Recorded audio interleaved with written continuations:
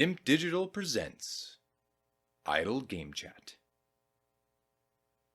Cool.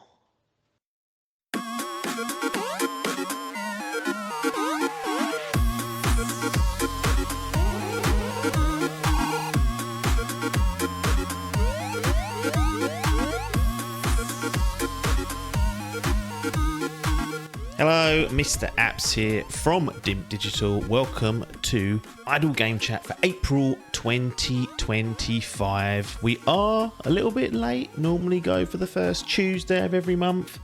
But as was explained in the last episode and on the Patreon feed, we decided to delay it a little bit because of the Switch 2 showcase. It's not often that we get an opportunity to look at a showcase like the Switch 2's was and see a lot of details filtering out and whatnot. It just kind of made sense.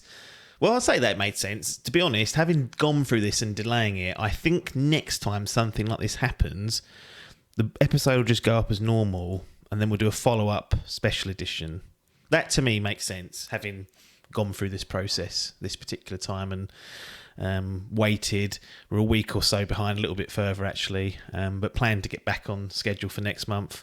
First Tuesday of May, you'll be expecting to see us. A bit of a shorter turnaround, but I think going forward we need to be a little bit more flexible because there was stuff in the tank kind of ready to go. Actually, there wasn't. That was partly because I knew we were going to delay it. So rambling at the start here, but essentially, I think next time we'll probably do a special edition. We'll try it. We're experimenting. We're always experimenting. But monthly podcasts, longer form, is the cadence we've settled into for 2025. So you can thank the Switch 2 for this being slightly later.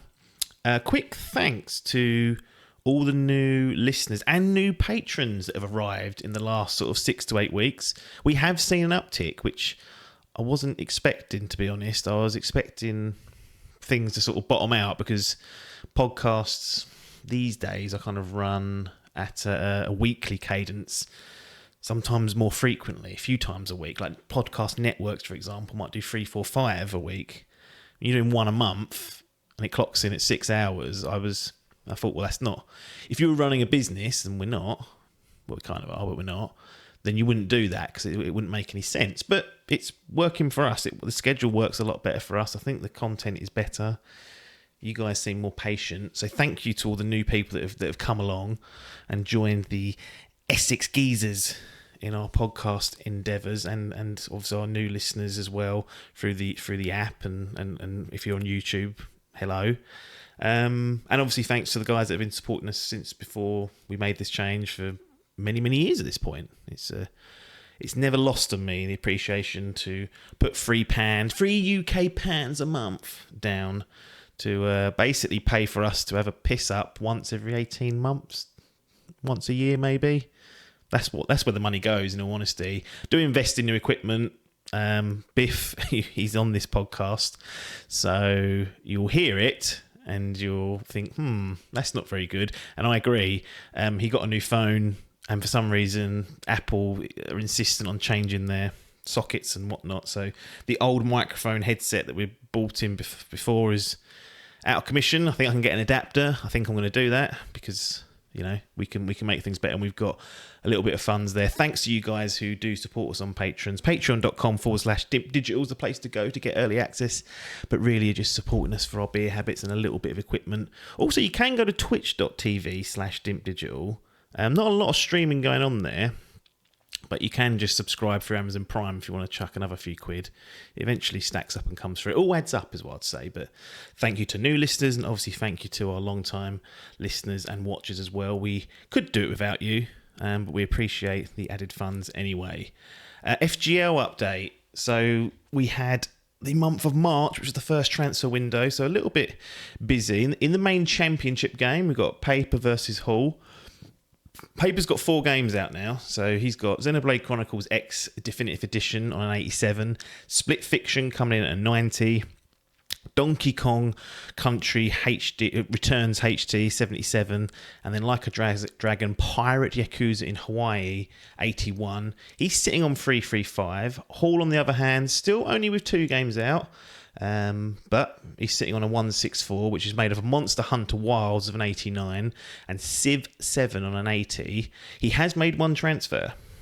Tony Hawk's Pro Skater 3+4 transferred in for Forza Horizon 6. This was before the Switch reveal, so he didn't want to hang around for that and see if there are any Nintendo games to grab. So Forza Horizon 6, I don't think exists yet, so that was a smart move to get rid of that, and we'll obviously see how the rest of his games work out. In other news, we've got Adcock sitting. Who's the lead in the Grand Prix? We got it, because I think it's quite... Yeah, Adkins is leading the Grand Prix. He's got 5 games out. Xenoblade Chronicles X Definitive Edition, Split Fiction, South of Midnight, Dynasty Warriors Origins, and the first Berserker, Kazan, gives him a 416. He's closely followed by Biff with 312. Then it's Salmon with 233. And then it's Logan with 169. Then Parky with 158.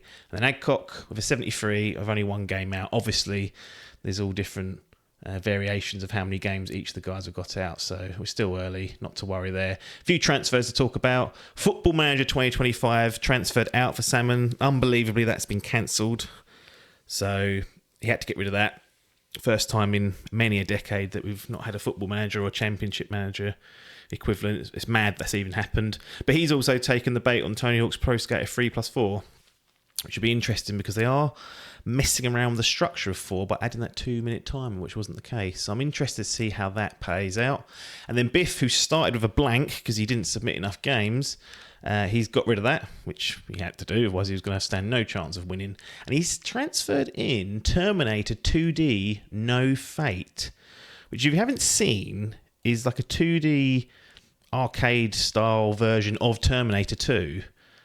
So it's got all the music. It looks like it's got the likenesses for the actors. Obviously, it hasn't got the voice acting and whatnot, but check it out. The one thing that concerned me about that game is I saw in the various footage they cut together for a reveal trailer or a gameplay trailer, I can't remember which one it was, there was a UI element showing how many continues the player had. So that for those that have been around since the 90s or even before that, continues were basically, once you run out all your lives, you get a certain number of continues to respawn maybe 3 more lives and have another go at it. You run out of continues and that was game over. And usually with your continue, your score would reset if I'm remembering correctly. So that was a little bit concerning because we're kind of grown out of that, but I'm not interested in banging my head against brick walls like that, but we'll see. Maybe there's an option to turn that off, or it's off by default, or it's like a challenge mode. Who the fuck knows? But that's the FGL update. As for this particular episode, we're going to talk about the Switch 2. Adkins featuring on all the segments, in fact. We've got Switch 2. Then Adkins is going to talk us through Avowed and Tony Hawk's Pro Skater 1+2. And then Biff, myself, and Adkins are going to revisit GTA 5. Spoilers. So if you've not played GTA 5, just know that that's happening. It's all time stamped. It's going to be the last segment of the show. So if you get past the first few bits and you're like, I don't want to listen to spoilers about GTA 5 because I've not played it, you can just skip to the end of the episode or just pause it and come back to it if you ever get round to it. So GTA 5, back from the past. Still waiting on GTA 6 news. Supposed to be coming out this year. We don't know. Don't know if we're going to see it. Is it going to be 100 quid? 80 quid minimum now, it looks like. Anyway, we'll get into that with the Switch 2 breakdown. Anyway, I've waffled too much, as I always do during these intros. Enjoy the show. See you next month. Patreon.com/Dimp Digital is the place to go if you wish to support us. But if you don't, we enjoy having you along for the ride anyway. I'll see you on the other side.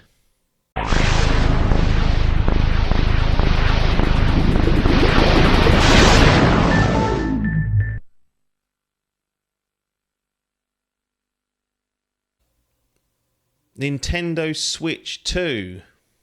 Dun, dun, dun. We have details.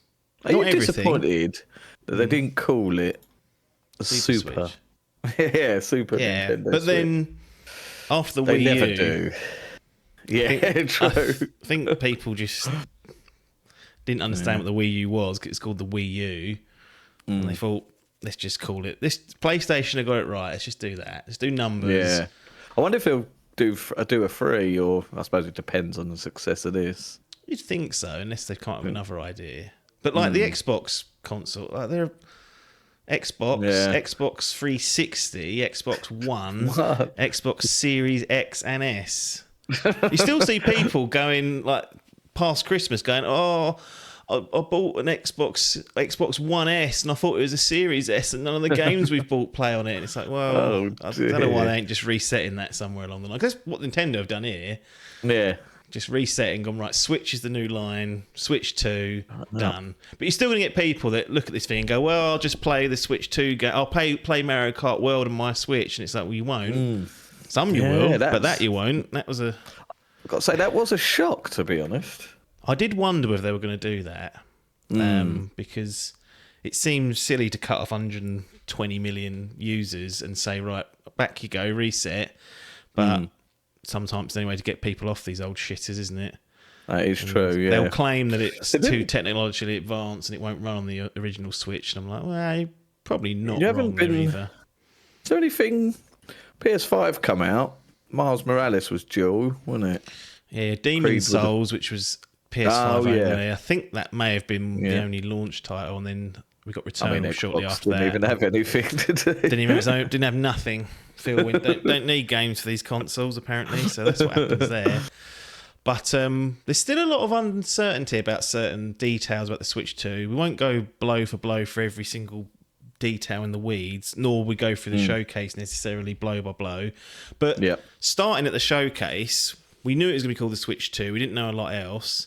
Nah. Just in terms of what the showcase was and nothing else, because there's a lot of noise actually after that occurred. But what did you think of the showcase itself? It was an hour and change. It crashed 45 minutes in through for me, and I think it did for nearly everyone. That was a common thing, so I don't know how that even happens for a pre-recorded. Out of sync as well. Yeah, like I thought it was half my of it telly because came that goes out of sync and I often have to reset it. And I was like, I ain't got time for this. I missed the announcements. But that was another thing. I was like, I don't know what they've done here. Uploaded the wrong file or something to the servers, but that was a bit of a howler. But hour and change, what did you think? Hour and change. Yeah, to be fair, I thought it was pretty good, to be honest. I did think they sort of showed off enough of it to, like, the stuff I wanted to know.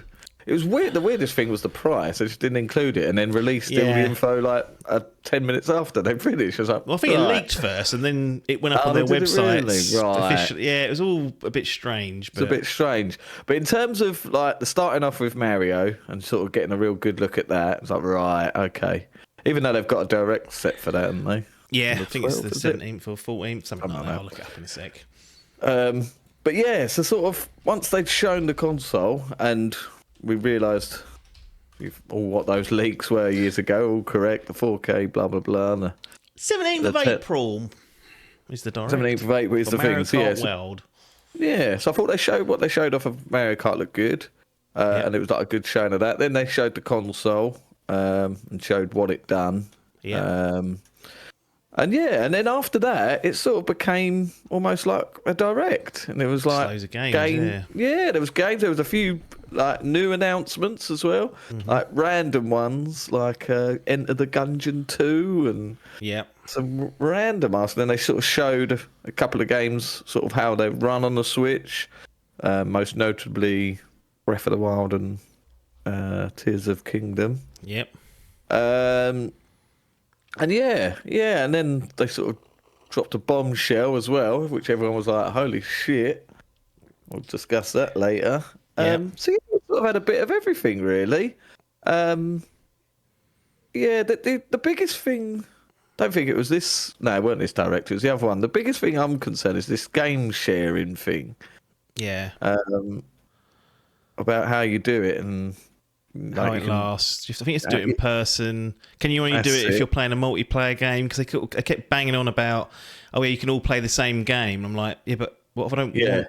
Like, I don't want to play in a lobby with this little bugger. I want to play on my own, and they can just someone else can play it at their leisure. So I feel like they need to flesh. Maybe I just haven't read into it because I just sort of wrote it off as something I doubt I'd use. But I'll tell you one thing I didn't predict. What the fuck was that C button all about? I did not anticipate that. I assumed it would be like the old C button of old times, like the old N64 one or the GameCube version, and no, we have a dedicated chat button. Game chat, the first paid subscription button on a controller, is what Carl Bosman said, and I was like, that is, because after a year or so, I think it's in March, you have to have Nintendo Switch Online to use that. So at some point it'll become a paid button on your controller. But that again had leaked before, like, 'cause I think they scrubbed out the character on it, and it was just a button, and no one knew what it was. And then that's it. Yeah, a few days before they found out it was a C button, and people started speculating that it was going to be N64 GameCube, and then they went game chat, which we'll get to at some point. Overall, I felt it was a good showcase, and yeah, it showed me what I wanted. Like I said, there's still questions, but just a few decisions are just like interesting. But stuff we didn't get what I was expecting to see. Some few surprises. I thought no Xbox. That's true. There was speculation that this is where we'll see Master Chief Collection. Oblivion remakes ready to go. That'll be here. Zip. Stuck a little in one of the montages. They stuck. Was it fucking Hollow Knight, Silks? Like no one's seen that game for 2025. I was like, come on. I think I found a trailer going back to like 2019 for that. And I was like, really? What the fuck? Never played the first one. Nah. Adcock nearly finished it and then stopped for some reason, and it's one of those games that when you go back to it, and he couldn't work out where he was. There's no map. That'd be too hard. Yeah, it's hard as well. It's not easy. No, yeah, I've heard it's a bit like that fucking Celeste in it. So it really get up. Yeah, I don't really have the patience for that. Like, even Mario sometimes when I'm playing that, I'm just like, nah, I can't be asked to keep doing this level. Too much. I very rarely go and get all the. I didn't get all the moons in Odyssey. I just did the campaign. Followed Peach around afterwards. She did a little world tour, but I know there's like 80 moons I didn't get. I was like, I ain't dealing with that, so didn't go through to completion. But in terms of the showcase myself, it was good. They showed off a fair bit. They squeezed a lot in, some waste of time for certain things that I just sort of eye rolled as it's there anyway. But I was a bit annoyed that they didn't have all the info in it, like the pricing, things like that. It was like we sort of left afterwards, like, so what's this gonna? What are we going to be paying for this? That was the biggest thing I assumed, because like, at the beginning of the showcase, they said like they showed Mario Kart and just said it will be a launch day, but didn't say the date.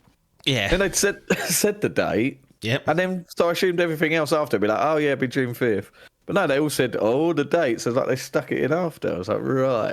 And it's assumed right at the end, or even then when they announced the date, that they were just going to show the date and come in at this price. Yeah. But no. Bit of madness. That was a bit mad. We've both secured a pre-order or two. It's there. We'll come back to keeping that OLED afterwards. as well. No OLED. They're not going to do that for a year. Same with those Switch 2 Lites. They'll be knocking around for cheaper in a couple of years as well, because that seemed to work very well for the original Switch. So I can see them just doing the same pattern as they did before. Yeah. But the headlines are, it releases the 5th of June 2025, so we're under 2 months away from that. So it's not that long at all. Less than that now. It'll be lurking in 6-7 weeks, so not long at all really, which is good. I like that. It's a quick turnaround there. Yeah. Price. So we've got two to work with here. Basic standard Switch 2 with Joy-Cons and dock. The standard bundle, the non-bundle I should say, just the device itself. $395.99, 396 UK pounds. I was scared they got this wrong. Right. Just because it just seems so mad how cheap you get in Mario World. Do you think this is their push for the people like me, trying to convince them to go, right, you need to start going physical? Come on. Maybe. Digital, sorry. It might be, because the bundle with Mario Kart World is $429.99, 430 UK pounds. Just for reference, the original Switch launched at $279.99, so 280 UK pounds. So there's 115 premium added onto that. Ignoring the Mario Kart World bundle because that'll tie into the pricing of games. Yeah. But the console itself coming in just shy of 400, and then if you want a game with it, like the main launch game, 430. What did you think of that price when it first come out? Was that on the high end? Was that about what you was expecting? Low end, medium? Well, I speak because the price of the PlayStation 5 Pro being a 700 Whopper. I was expecting this. And that 5090. Yeah, and exactly. Yeah, $2,000 for your 59. I expected a high price. Did I think it was going to be a 500? I was worried, but I would have thought nah, because there's still kids are going to want this. I mean, not many of them are going to get it, but some will. I don't think they will. Yeah, but I think I'm happy with the price, to be fair, in the current climate. I mean, as long as we don't get walloped by old Trump's tariffs. Well, TBC. Well, I mean, cause I haven't read the fine print. When I bought that 5080, they told me that even though I'd pre-ordered and secured a price, that could still change. Yeah, I think it depends on the retailer. Like Amazon are very clear to point out that they've got a pre-order price promise. Now, I don't know what happens if they were to change that. And to be honest, this market shouldn't be affected by the tariffs because it's not US manufactured. But for the guys that are in the US, obviously they've delayed the pre-order dates. As we record you this. Voted for him. Well, and apparently it's coming out today. They hadn't factored in the tariffs like many people had assumed. So I wouldn't be surprised if they crunch the numbers, come back and say, well, we know we said it was under $500. It's now $550. Like, that could be a realistic... I don't think that will happen in this market, but that could happen for the old Yankee Doodle Dandy. So that's something that's going to create more noise if and when that happens. They might just be pausing to see whether things settle down, because this whole trade war could be over in 2-3 weeks and back to how it was, or it might drag its feet. There's really no way of telling. But for us, we should be shielded from that to a certain extent.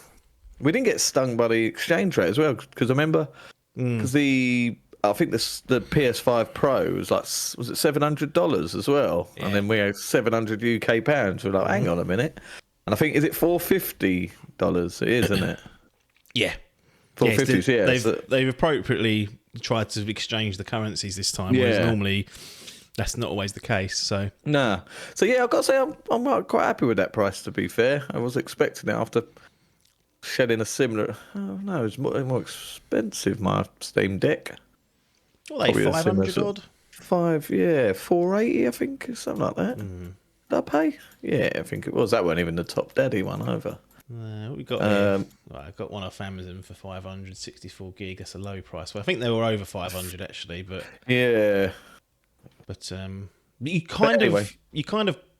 This is the thing. I think people are going, oh, you can get a PS. That's the same price as PS5, and it's well, they're 800 quid. I've seen them for 600 quid. Sorry, so I don't think you can get a ROG out. Although there's one on sale here for 389 from Very, so who knows? But you always are going to pay more than for a handheld, something that can do a handheld. You don't get bang for your buck. It's not a budget device. You're paying more than what the equivalent would be if that was just a normal console. That's just the way it is. Native Nintendo titles as well. Yeah. So from where I was looking, I had my head 450. I thought that would be on the high end, obviously. Yeah. So it came in just under with a game. Just under budge. Yeah. And so it wasn't, obviously you'd prefer it to be closer to 350 than 400, but it's not. And I wasn't really expecting that. And it wasn't over 450 or close to that, unless you chuck in Mario Kart World, which, for an extra 35 quid is a pretty good deal considering what they're doing with some of the game prices. So I think of all the things, I'm not that. There's been a lot of noise about the whole pricing of this thing. The console itself, I'm like, it's 15 quid more than what the original Switch was, but the original Switch came out in 2017. Cool.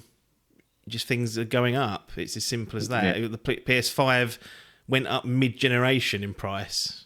Yeah. No update. Just, I can't afford to keep doing this.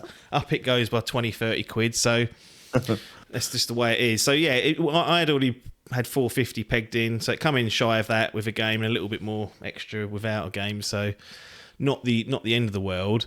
The one thing, well, not the one thing, there's many things in fact, but you know, whatever. Game prices.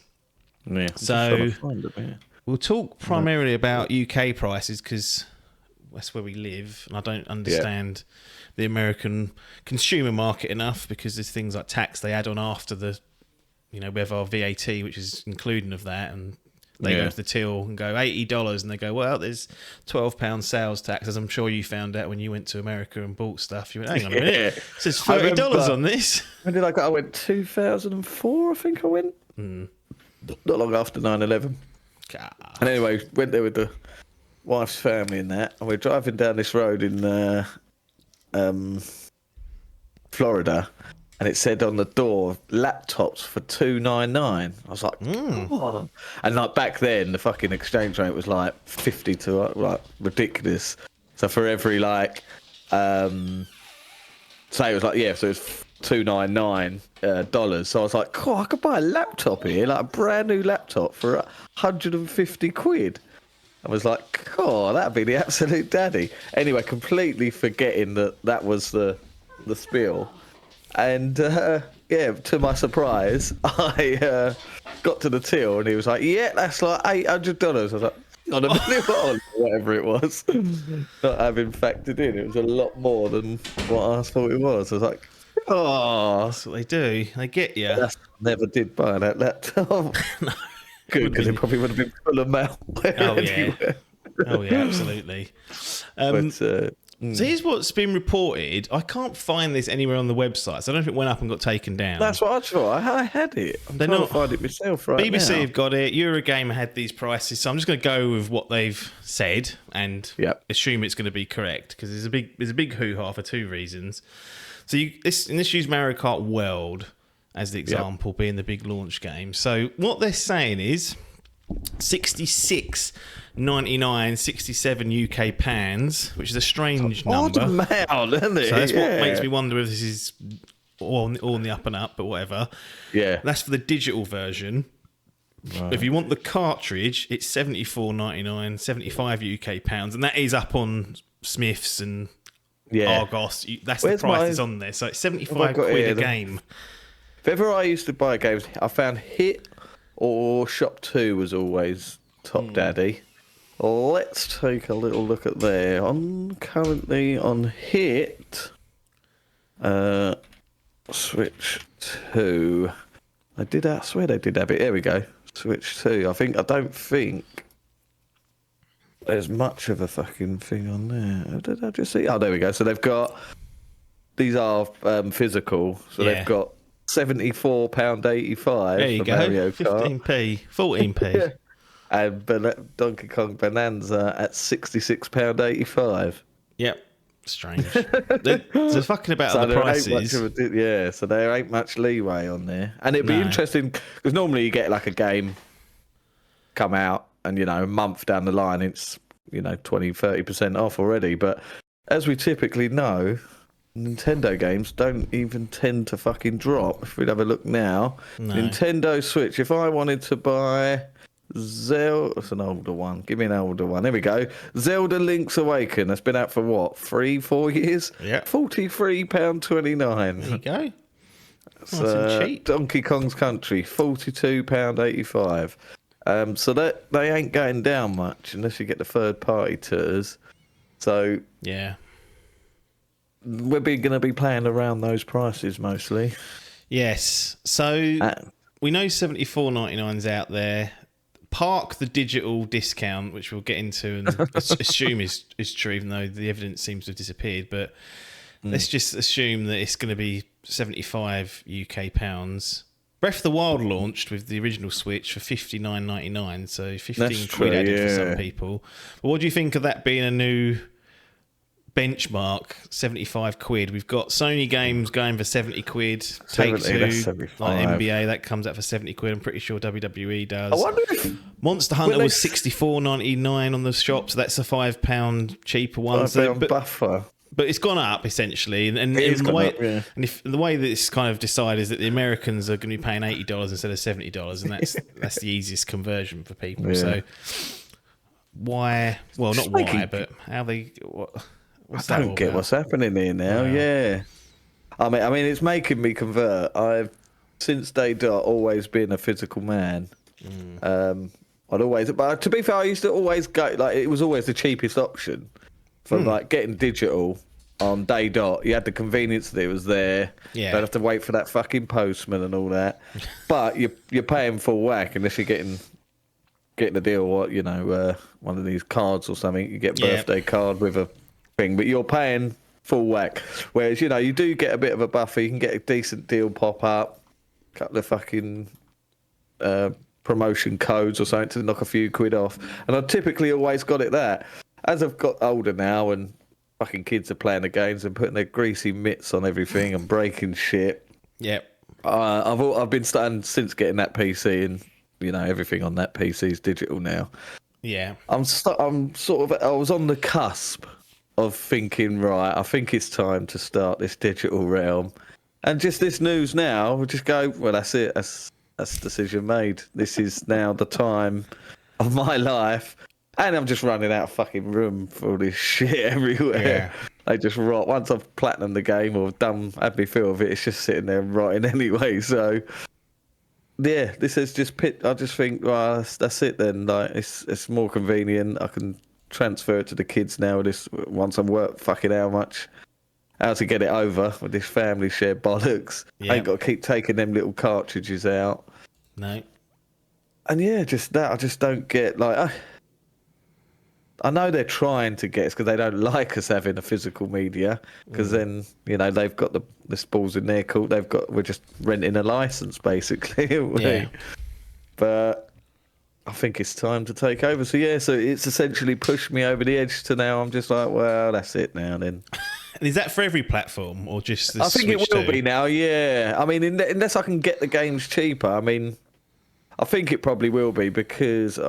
I haven't recently, but in the past, and notably if you listen to it earlier, so I've had disasters with postmen not delivering things, and like I say, the kids are playing games now, and just every time they take a disc out, like I've had games where I've played them, left them on the side, the kids have fucked with other discs, and now discs ain't working. I'm like, I have to try and con Amazon out of a Final Fantasy exactly. disc. So Send that it's back. because of that. But yeah, this like the pricing thing is just peculiar, and especially for that bundle. I looked at the bundle, I was like, right, $430, or if I buy the Switch, was it $395, and then I've got to pay another 70 fucking odd quid for the physical version. Yeah, and that's people are claiming it's the full game, but they've also announced that most of the games are going to be just, half a game. You won't even be able to play it offline. No, there'll be keys essentially. That's it, yeah. On the cart. I don't know which ones they are. It seems like it's not everyone. It's like a select. Some of like the I think the Switch 2 updated ones are just I don't know. Yeah, so I mean, for people that one of the reasons why people go for physical is for preservation purposes, and like if things go offline, they can still use it. Whereas that's it, yeah. When it becomes just a key, essentially, to unlock and download, that kind of nullifies that advantage. And if they are actually, because in the States, they're not doing the higher price for digital. Oh. It's the higher price of physical. It's $80. Because originally, I think Insider Gaming said, it's going to be $90 for physical and $80 for digital, but that doesn't seem to be the case. Seems like they're being able to order it $80. So whether and I'm wondering whether that now will backdate to the UK, just because I cannot find this digital version on any of Nintendo's sites saying $66.99. But you know what that means? That means digital and physical will be $75. And then there won't be any discount potentially. So I think that's a watch this space. Obviously, not thrilled with an extra $5 being added essentially to top tier games. In a vacuum, it's fine. Like if everything worked in a vacuum where Nintendo were the only ones that did it, fine. You just pick and choose, and you just determine that's I'm not paying 75 quid for that. I am for that. And you'll win those battles with yourself. But we all know that in this industry, it's copycat syndrome. Yep. Take-Two, Rockstar licking their lips at this, going, well, that's just opened the door for GTA 6 to be a bit of a boost. And no doubt others. So that's more of the ripple effects. NBA's always and FIFA's always they're always on the front foot, trying to... And they're the yearly shitters as well, which fucking winds me up. But, that's true. So that's the main annoyance of this, that it will budge things up by another $5 at least in these parts. Whether it's straight away, like I think if you're Sony, you say, oh no, PS5 is going to be 70. We've already moved it up from 60 in this before this generation, and for PS6 maybe you go, we're going to now do 75, whatever. But I think there'll be a few cheeky buggers trying this early on to see how it goes, and once it gets standardised, that's it. It's locked in. It ain't going to go back down again. So it's going to be 75 quid all round for everyone. So that's it's annoying. And then just the game prices that Nintendo have kind of put out there, like you said, Donkey Kong Bonanza. $66.99 for physical, potentially $58.99 for digital, if that's true.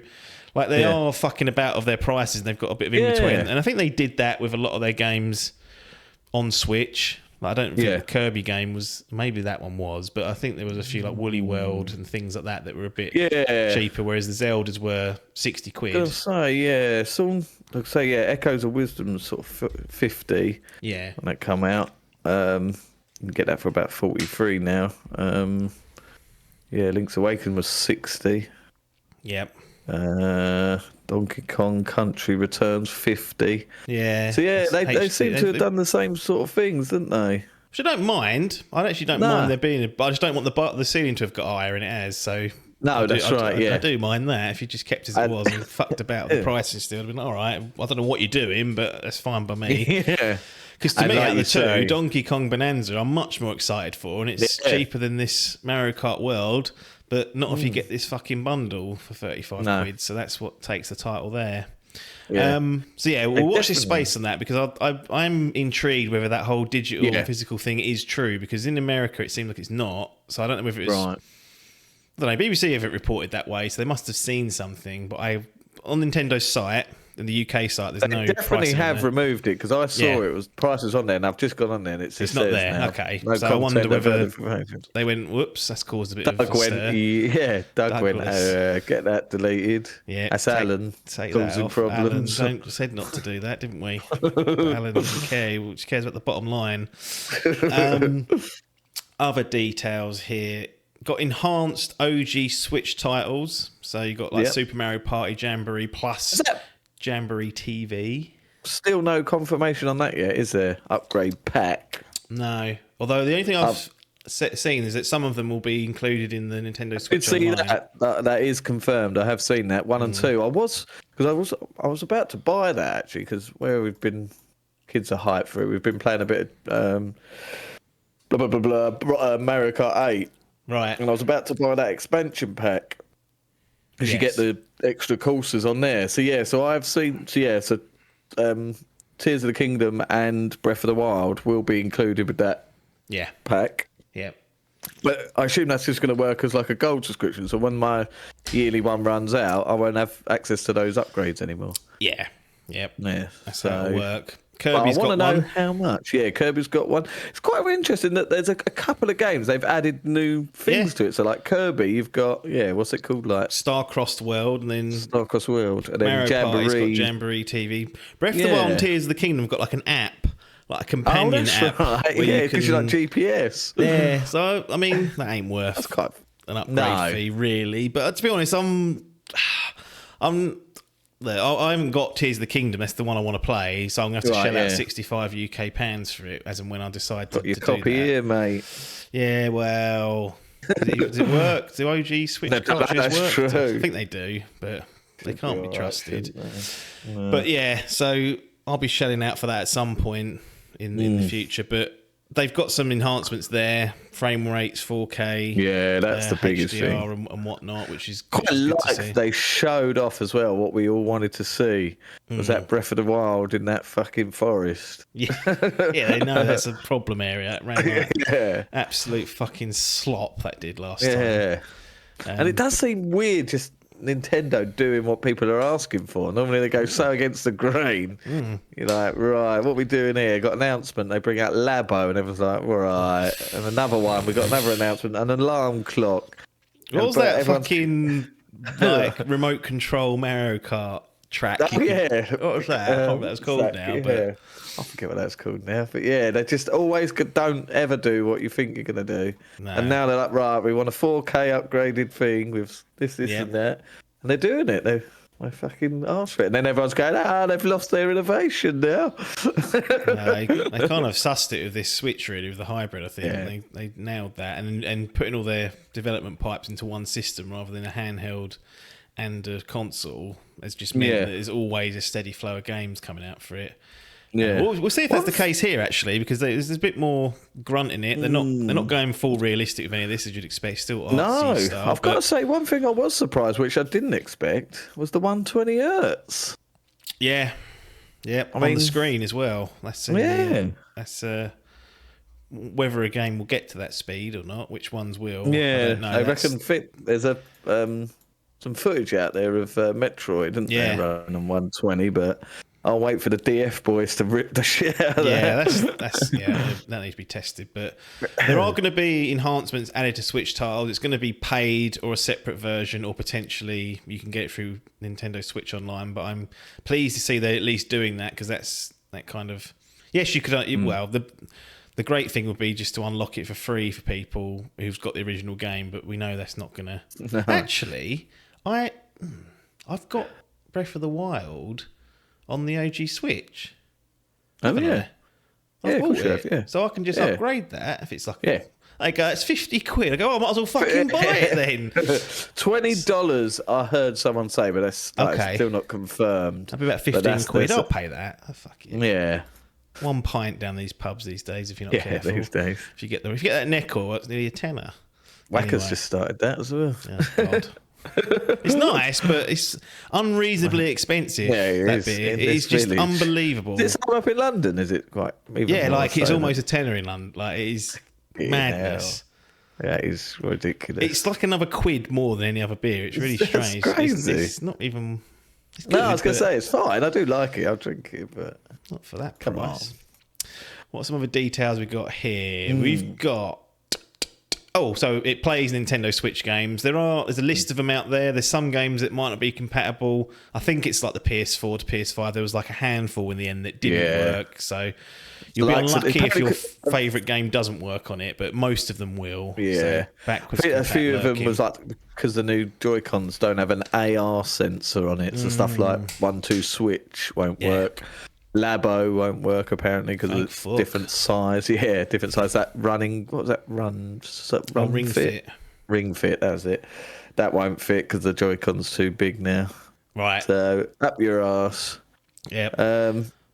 But so it's got it there at least. It wasn't the hard cut that I think people were fearing. They were smart enough to go, well, let's get these original libraries played, and maybe one by one, some of them will get some upgrade, although I'm not holding any hope that there'll be anything for a lot of the games. 256 GB of internal storage, which is a big uplift. Now, I've got some game sizes off the Japanese shop. These are translated, so who the fuck knows how accurate this is. So this is just to give people an idea of what a game might be in terms of size. Well, that's something I haven't considered, because one thing that was good about the digital realm is most of that is it does just run off the cartridge. So yeah, you didn't install it onto the... I didn't have to search, so I'm going to have to fucking buy one of these.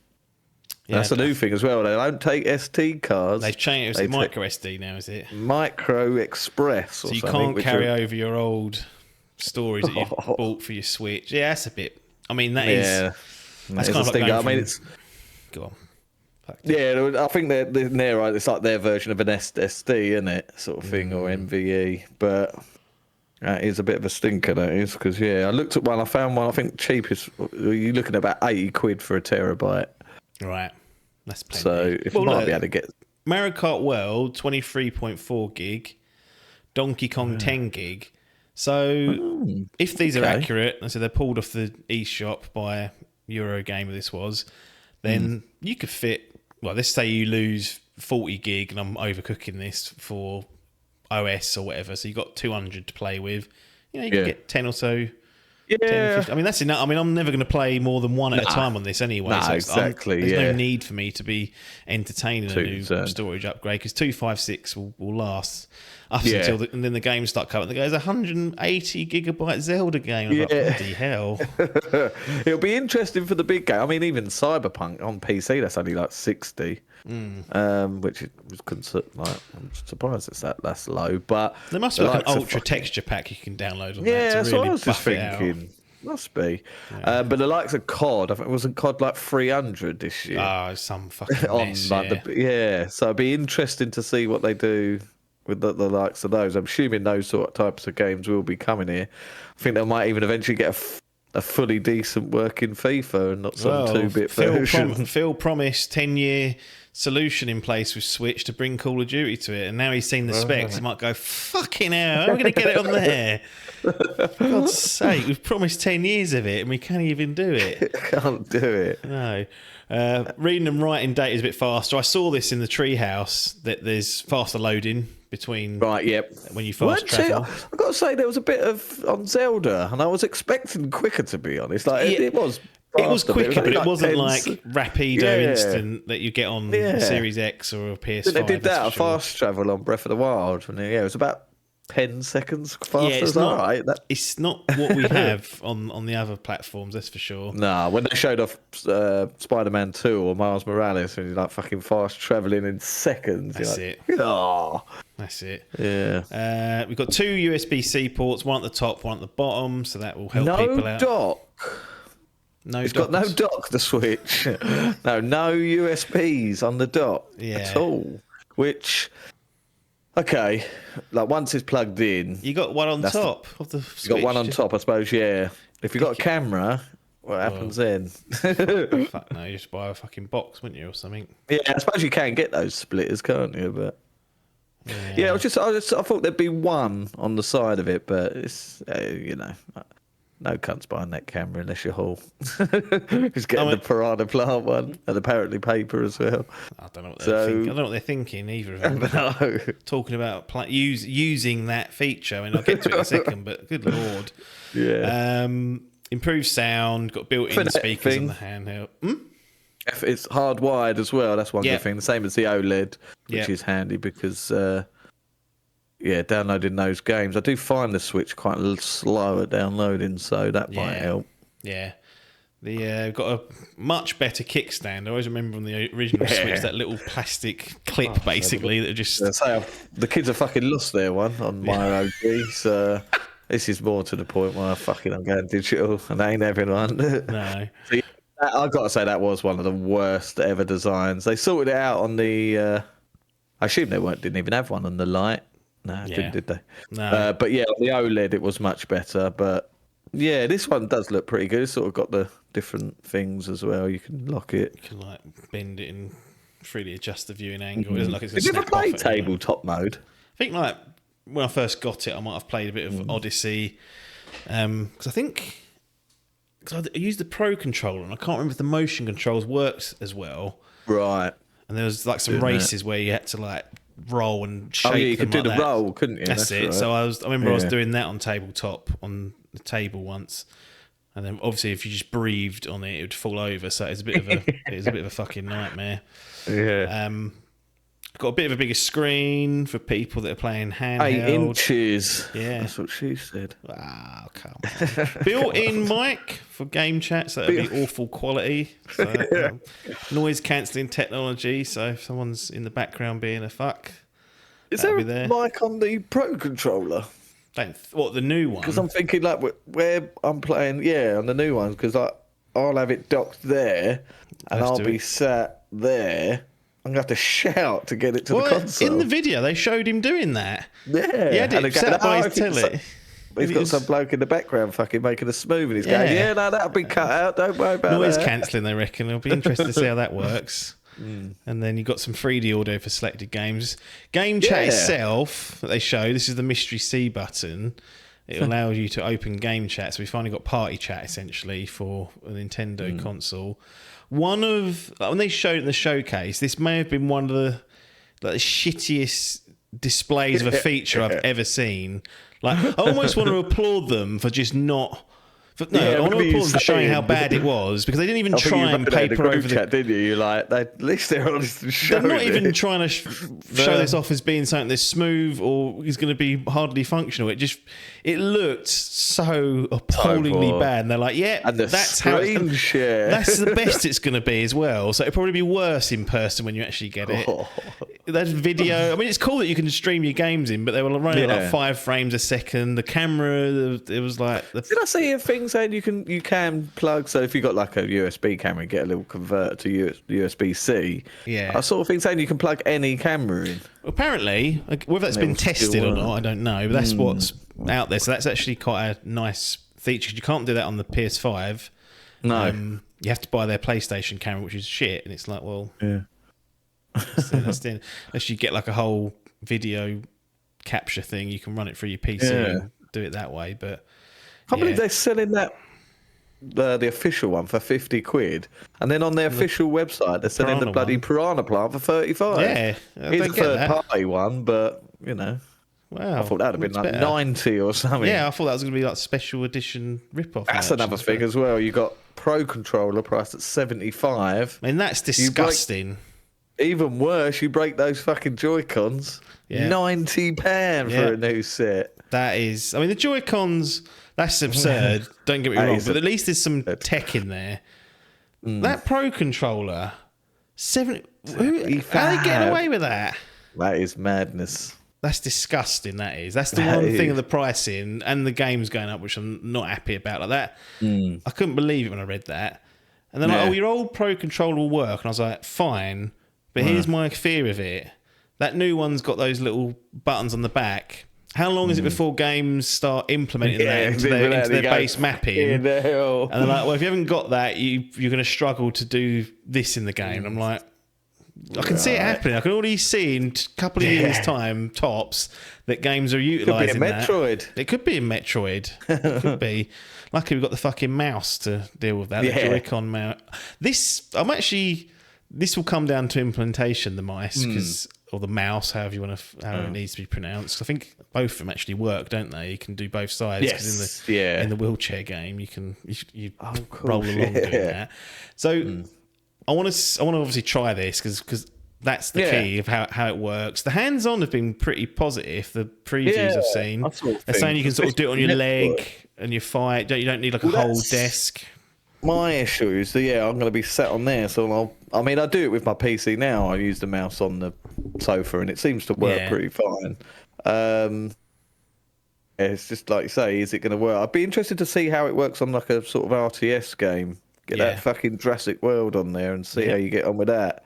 Yeah. But I've seen a few people saying like, it works well, but it does just feel like you have got your thing to the side, like literally pick up your Joy-Con now, and you're like trying to click it and stuff. Yeah, but. Yeah, it'd be interesting. It's a cool little feature. Yeah, I mean, a similar concern to Pro Controller. I am hoping they don't rely or design games around it too much. So obviously, like for Civ 7, which is coming, that's fine. That makes complete sense. But I saw them showing off Metroid with like mouse controls for like the aiming. And there's like a boss that comes up and it had 4 weak points. And with the mouse aiming, he fucking blitzed it because he had good accuracy. I was like, well, am I going to really, again, are they going to design the games in such a way that without the mouse being enabled, that you're going to struggle? I don't want that happening. No. Because I think there was... They tried to push fucking gyro aiming, didn't they? In one, was it in the thing one? Tried it in Metroid Remastered. Yeah. Splatoon, everyone always raves about that. Yeah, it's actually not so bad. I don't think. I think it's actually as long as it's not the main. Yeah, like you say, as long as they don't push it on you. Give me that control. Give me that £75 thing. Well, you get one day one Pro Controller? I did grab one pre-ordered, No, did you? but Yeah. that's one thing I'm like, can I just get away with that joy grip or whatever? It comes with that, doesn't it? Those little fake control. I'm like, because you know that that'll be on sale at some point. It won't be cheap still.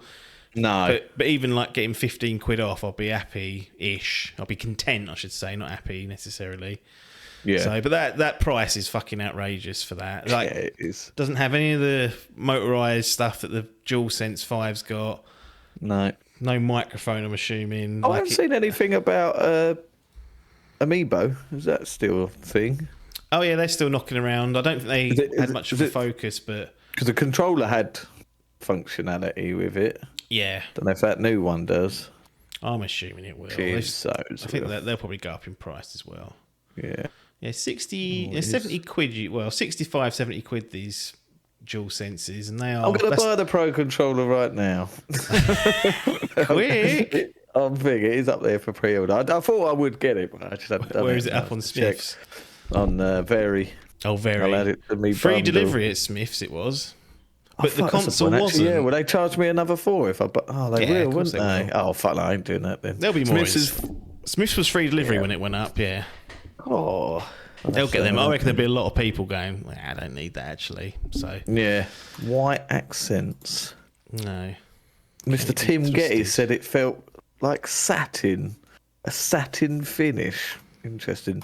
But was very, very positive on the indentated paddles. Said they felt so much better than... Don't tell them that, because those games will start having those paddles. And that'll be the end. You won't be using your OG Pro Controller. But I like the original Pro Controller. It was good. It was fine, but it wasn't... Yeah.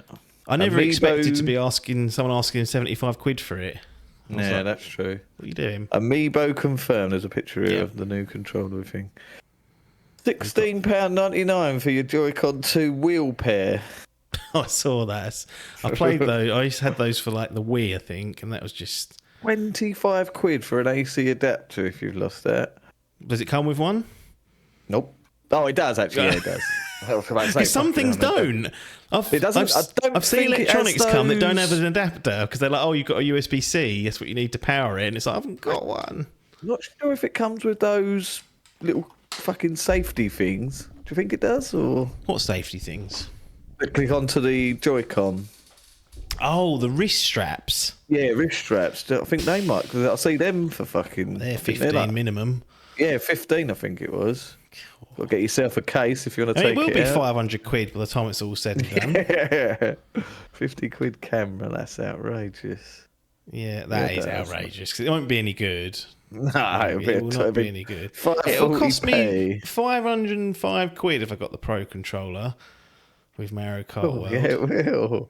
And you've got a charging grip here, 30 quid. That's disgraceful as well. It is outrageous. The accessories in particular are just... Oh, hang on. Is it $90? I think it's... The Joy-Con are 75 here. I'm paying their 90. Still. So I think maybe they're $90. Well, that probably would be right, wouldn't it? Yeah. But still, 75 for a new. I think the OGs were 60. Yeah, they weren't cheap. Yeah. So, yeah. I mean, you get them on sale, like you say, but yeah, it's all fucking... I'll tell you what's one big talking point, whilst we're on the subject of costing, and on the subject of games. Tariffs. A little game called Nintendo Switch 2 Welcome Tour. I am fascinated to see how much they want to charge for this. Apparently it's like under $10. Oh, is it? Right. But then there's why bother? Exactly. If it's like £6, why bother charging for that? You get Astrobot with PS5. Unbelievable. This time you get the welcome manual interactive, but you got to pay for it. I mean, that's got to be just packed in. That's got to be. It really is. Like, why? I don't need to know how to use the bloody things. I'm never going to buy this, but I would have checked it out if it was just installed on there, just out of curiosity. Tenner. That's outrageous. I can see that being $9.99 for your travels. I want the physical version of that as well. Oh yeah, Get that in your collection. Put that in there. That'd be 75 quid. what we got on this screen here? We're on the 120 frames, which is nice. Yep. 1080p, which I know people were. Even that's fucking Steam Deck's only 800. Yeah. I remember Logan always criticising the original Switch as 720p, but I was like, on a screen like that, you don't need it anymore. Yeah. Don't need 4K. Nah. Sure. I HDR don't think on there it. is a 4K handheld out, is there? No chance. LCD with HDR on selected tiles, which is nice. So the screen. Young Gettys as well. I'll talk about Young Gettys. He went to that event in New York, and he was like, his biggest thing was he's like says that OLED's the future, and even he said with that HDR, which the original Switch or the OLED never had, he said that LCD screen with HDR is on par with the OLED. He said like the colours, and he said the only thing he did notice was some of the blacks. Hey, come on, Gettys. Some of the blacks were not that dark, like weren't as dark as they've got grey on it, or tints of grey. Tints of grey. But he was very, very positive on the LCD. But HDR as well. Yep. Wasn't really. Be interesting to see how well that works with the old games as well. Will that be a? I assume it will be. Well, it should. It's that big an overhead for them to map it, and in fact, you can almost automate it to a certain extent. We've got some nice stuff about the dock actually, because I'm going to be playing in TV mode, so there is going to be 4K support for compatible games. HDR is supported in TV mode as well, so I could get the OLED HDR combo here. And another thing as well, they've confirmed, again, was not in this conference, but it's now been officially confirmed that it will have DLSS technology and upscaling. Upscaling, yeah. Mm-hmm. But why not put that in the thing? I don't know why. Scared, didn't they, for some reason? Ray tracing as well, will support ray tracing. Yep. So it's going to... Again, I'll believe it when I see it in front of my eyes, but I will say, like, playing anything on that Switch, really... on this OLED was just appalling. That is horrible, to be honest. I was doing the whole thing a disservice by not playing in handheld, but the only reason I did that is because that bloody Bowser's Fury only ran 30 frames in handheld and ran 60 on the dock, and I think that's the only game that had that. But this now seems like it's going to be looking nice on a big display, which is all I really wanted from this next iteration. So providing they can keep that level up, because as the generation goes on, as they get a bit more leery with their tech, I can see that maybe slipping, but I hope for Nintendo's first party, I think they're going to make sure it's good on, well, other than the Pokemon games, because they don't care about how they look, but everything else, they'll hopefully get up to a nice resolution, 60 frames, and I'll be well happy with that if that continues for 5-7 years. So pleased that they at least had a little bit of a focus on that, and it seemed to address my main issues with the original Switch, being that you put it on a decent TV and it was just disgraceful looking. Disgusting. Single bit of fucking anti-aliasing. Them jaggies everywhere. Yeah, it wasn't suited for modern displays. No. Even though it should have been at that age, but it weren't, and it was horrible to play. What was it? Pokemon Arceus Legends. God, it might be one of the worst games I've ever seen. It ran like gutter shit as well. It did, didn't it? Didn't even have a smooth frame rate. So hopefully that's I don't have much hope for the latest Pokemon game, that ZA or whatever it is. Because even the enhanced version of that they showed, I was like, it still looks like fucking crap. I don't know what Game Freak, Nintendo, and bloody Pokemon Company are doing, but they do not care about that franchise. So young Albert will be wanting that game because he's Pokemon mad. If I then buy the Switch 2 version, I can't ship him that. I'm going to have to buy it twice. I can't ship him the No, that won't. So if I buy the Switch 2 version, I ain't gonna be able to ship him the OG version, am I? I wonder if you can buy the OG one, ship and then get an upgrade pack. Upgrade pack, maybe. Possibly. Maybe it'll let you choose. Be cheaper than me buying forking out two of them. Yeah. Indeed. We talked a little bit about the Switch carts. I mean, they're going to run faster, the same sort of shape. Some games won't have any game data on them, which are going to be case by case basis. So people are going to have to watch out for that if that's what they care about. I'm not too keen on the colour of the of like the cases. I don't know why. That's another reason. Yeah, I said it was ugly. Hull liked it. He said he don't mind it, but I don't know. It just seems weird, all being all red. It just looks. It reminds me of. Do you remember when like some of the PlayStation games they done like a platinum version? Yeah. It was like it reminds me of that for some reason, and I don't like it. He doesn't like seeing that. I don't like seeing that. Joy-Con attached magnetically now. What do you think of that? I did see not a problem video for me, but obviously in that new youngsters running around. Yeah, that is the trouble. I did see a video of someone at that event, and as soon as he got the handheld, he said to the fella, he's like, "Do you mind if I try and pull this off?" Yeah. He tried to like without pressing the button. Oh right, yeah. And like the bloke was like, "Yeah, go on then," and he really did. He said like it did come off, but you really have to put some pressure on it, and yeah, it won't just fall off. So he was like, "Wow, I'm impressed with how that is," because yeah, I was expecting to go, "Oh shit."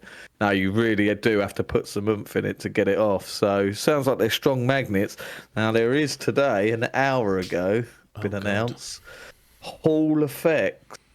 Oh I've not heard of this, but not on them. So acceptable to drift away. Gotta say, I have had with them fucking Joy-Cons, the OG ones. I haven't bought fucking legit ones for a little while. I keep buying these knockoff ones for the kids, but they just go in seconds.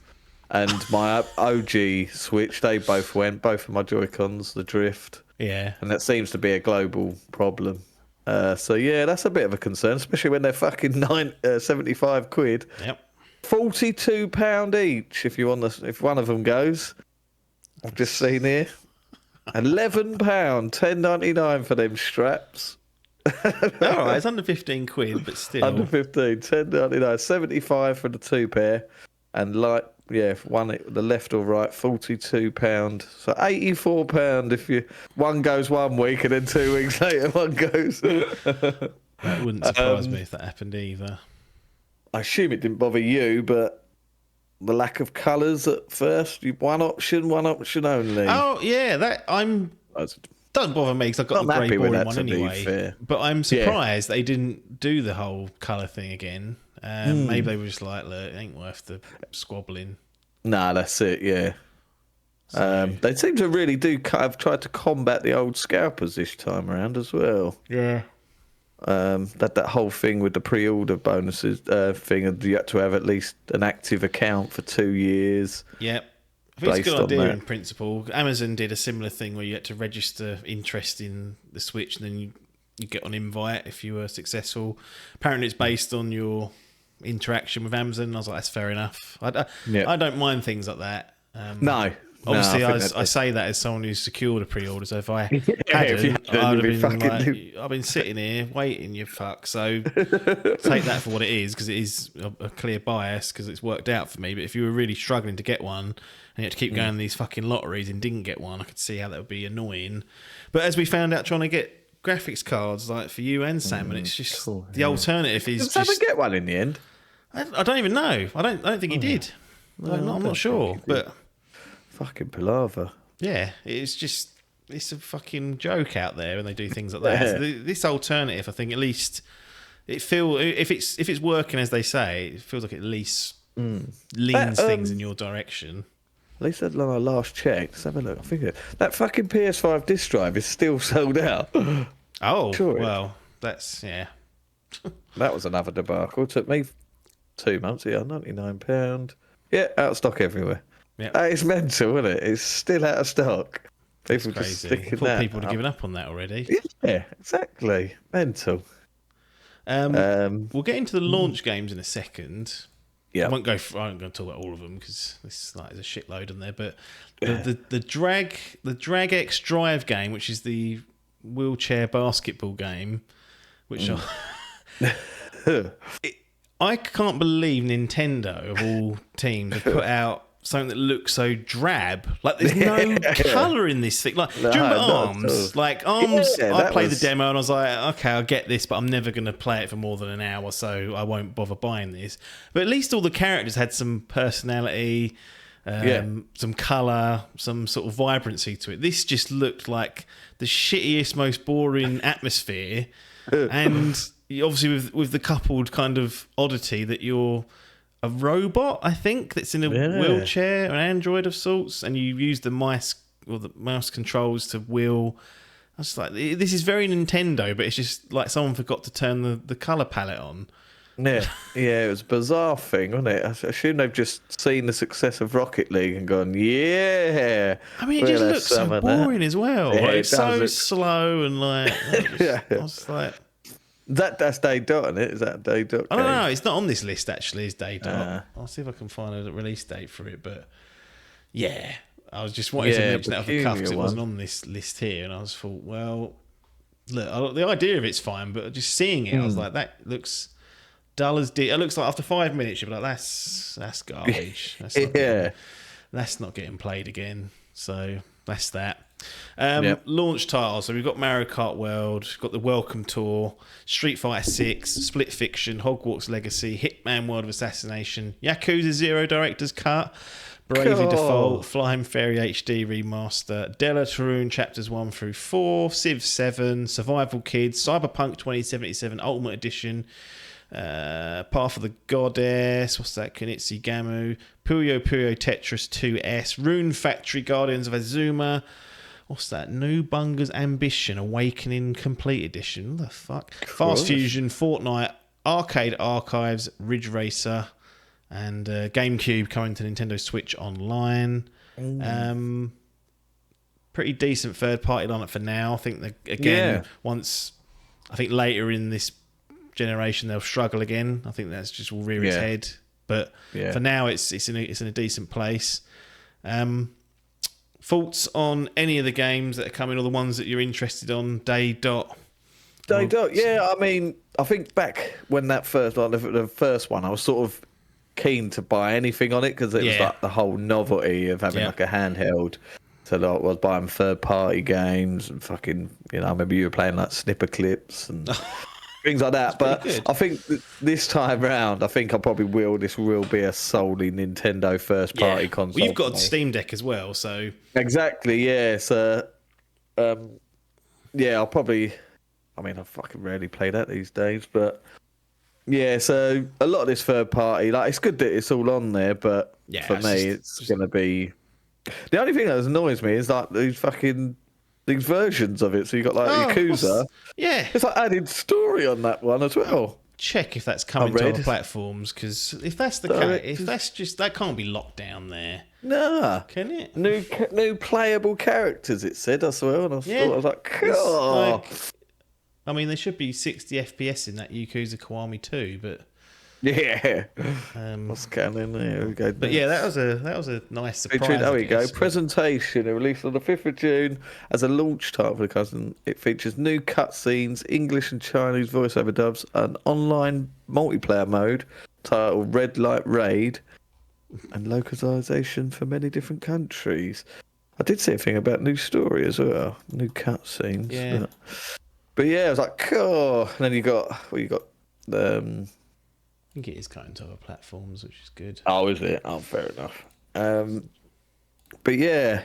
I mean, like I say, there's probably nothing there that I'll get other than what's it called? I can't see me buying any other version of some Tutton games. No. I certainly will be wanting to check out these Zelda updates.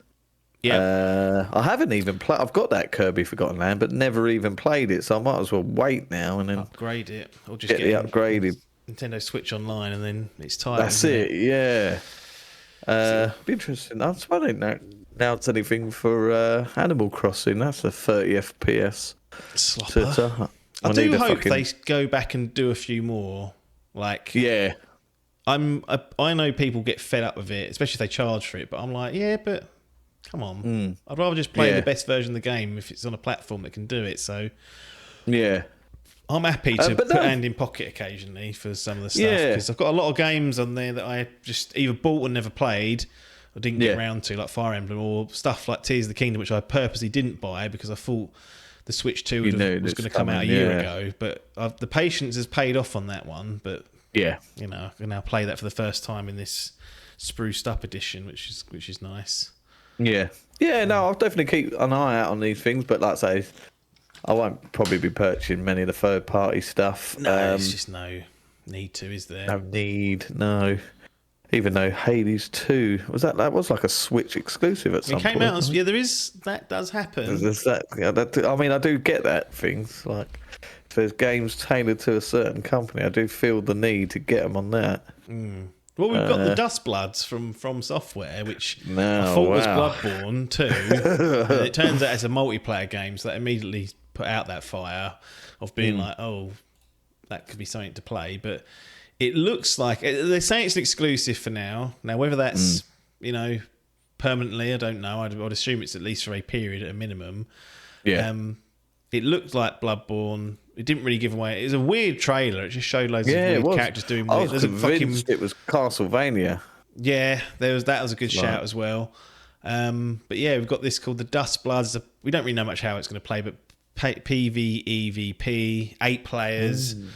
I don't think Night Rain is coming to the Switch 2. At least it's not announced, as far as I know. So part of me wonders whether this coming to though. Well, maybe it will. Then. There's part of me that's thinking, is this just like, oh, we can't be asked to port it to that, so we'll just give you your own. It's going to play differently because it's it's up to 8. But I was wondering if it's just like, oh, we'll give you a multiplayer slice on Switch, but.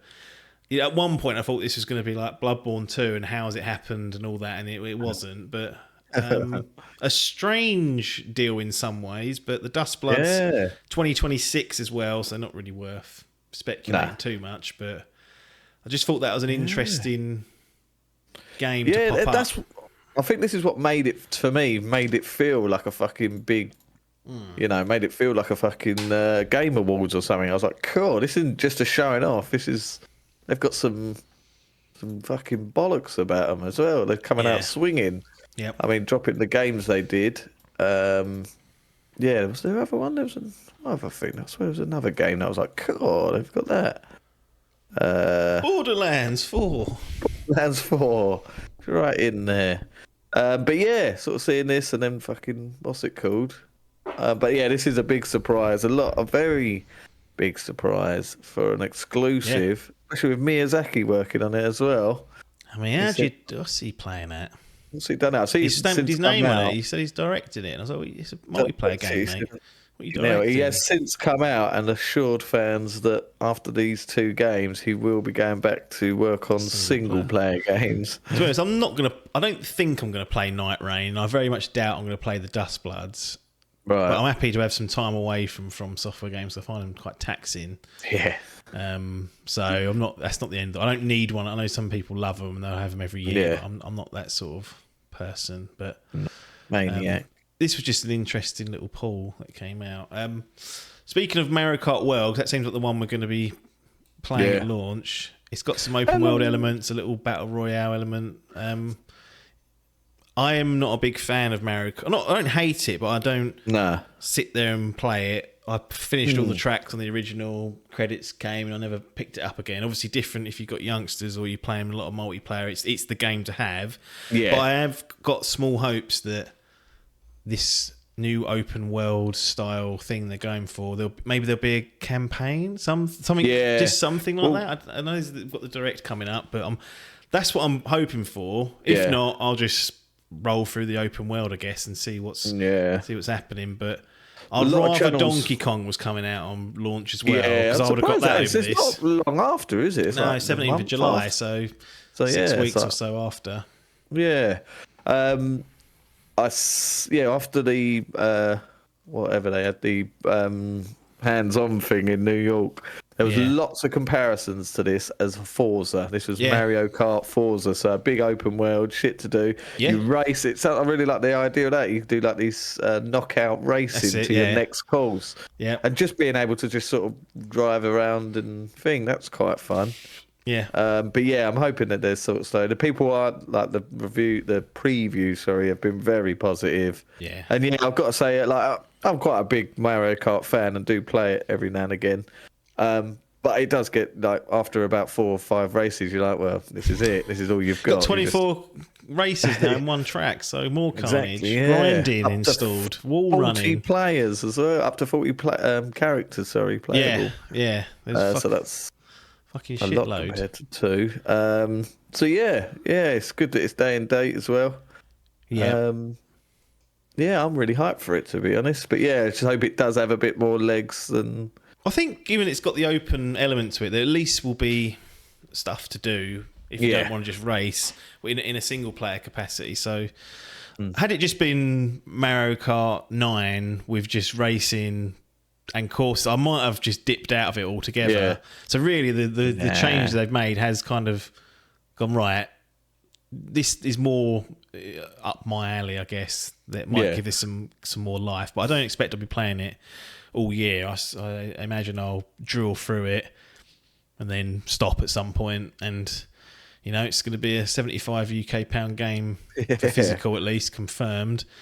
Do we get any free DLC or do we get paid expansions? I imagine we're going to get paid expansions. So all them kits, all those tracks from number 8 will be coming over. To be fair, they were quite restrained with 8. It felt like that was many years afterwards that those tracks came. It was, wasn't it? And that was, by that time I was completely checked out, so I was like, okay. It wasn't like it came within like a 9-month period. Like that felt like it was a good 5 years almost. And I was like, that's fair enough. Like, it's been sitting there 5 years, why not? But this could be like a new, I guess this will be the Mario Kart game for Switch 2, maybe beyond. Mario Kart World gives it you could just repurpose that to the next Switch and add things to it potentially. It'll be interesting to see if they try anything like that of this, because you have the core racing experience there, which is not going to change. It's still going to be fun, but if you can find other ways to expand it, who knows?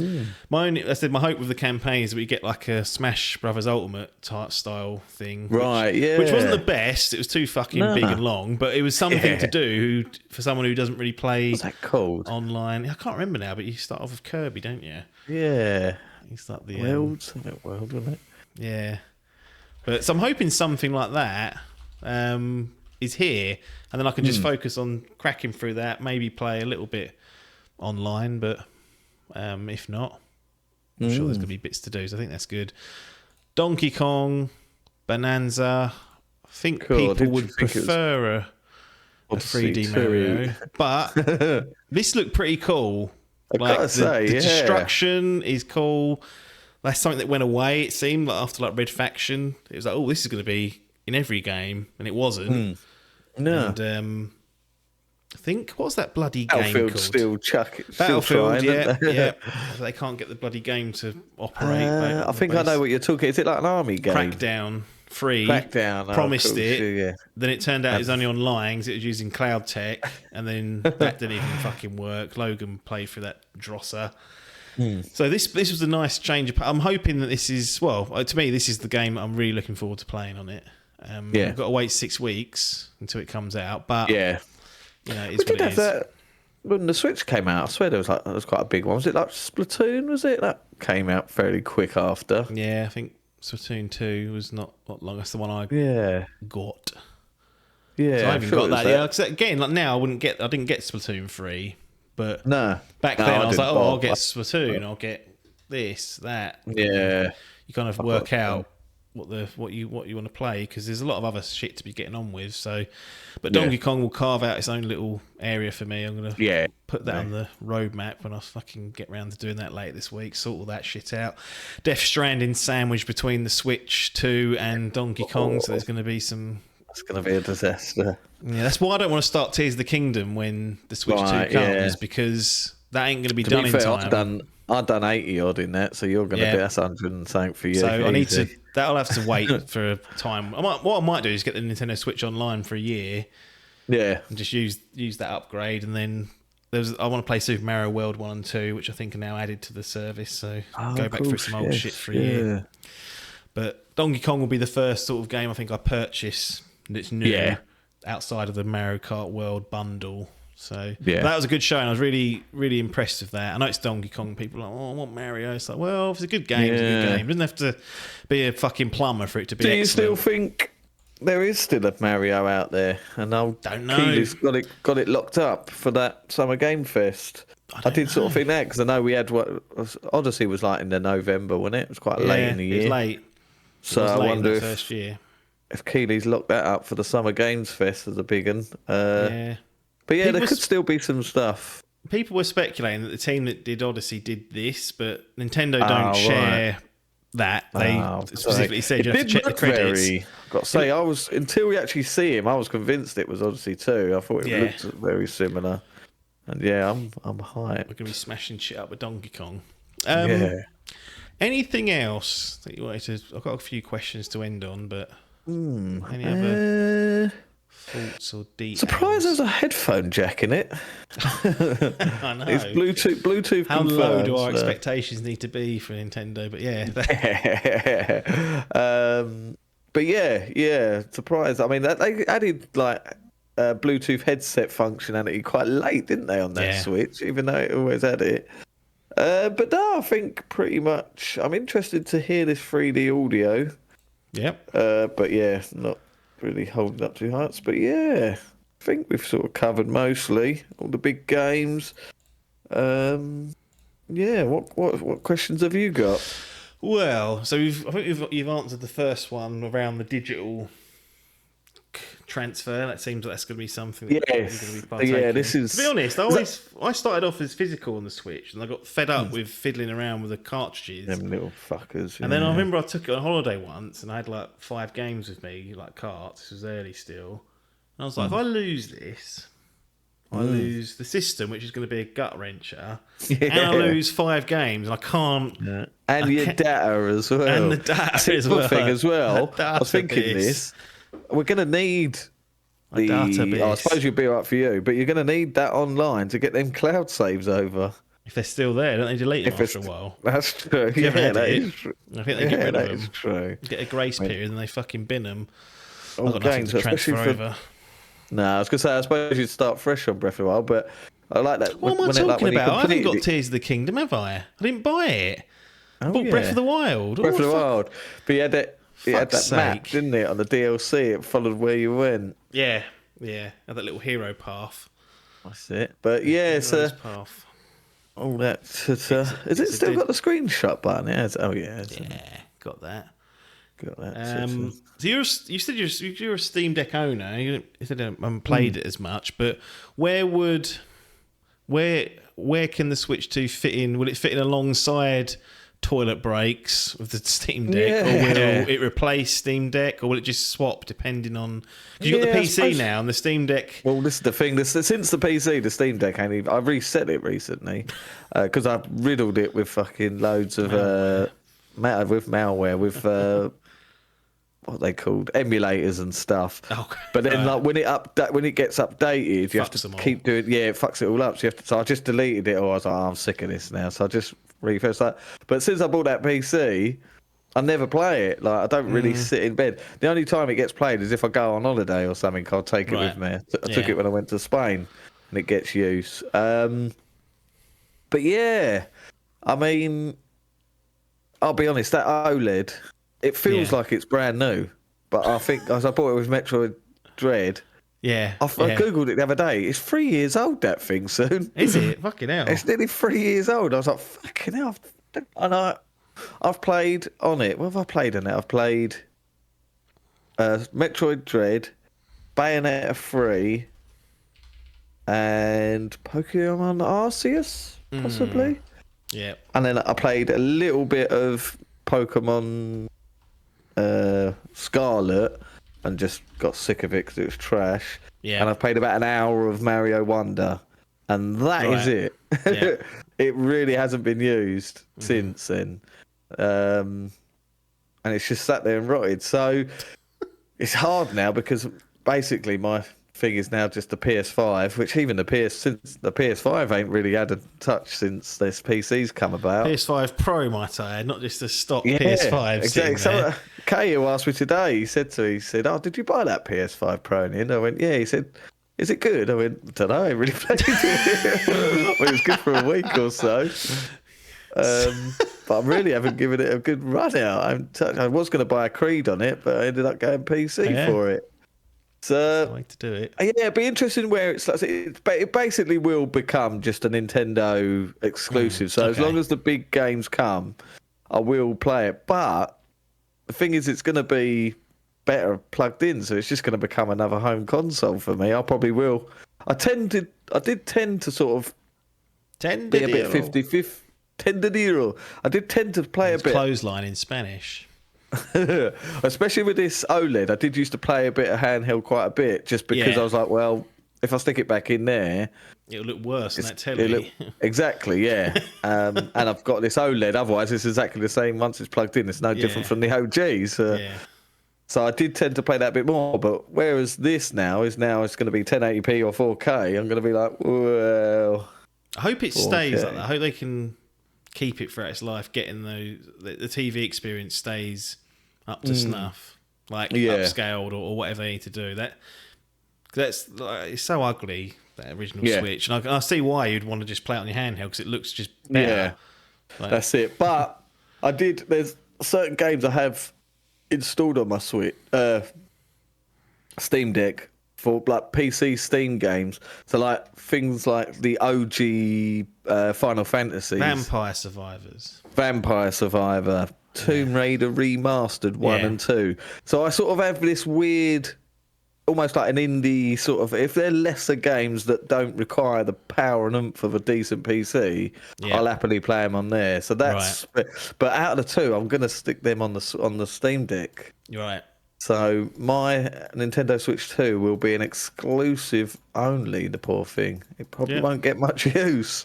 Well, but, depends I'm going to try and play more. Like, I've skipped a lot of stuff towards the back end because I was waiting for this, and I misjudged it by about a year, so it went wrong. But I've got games like I've skipped Kirby, like stuff like that I haven't tried.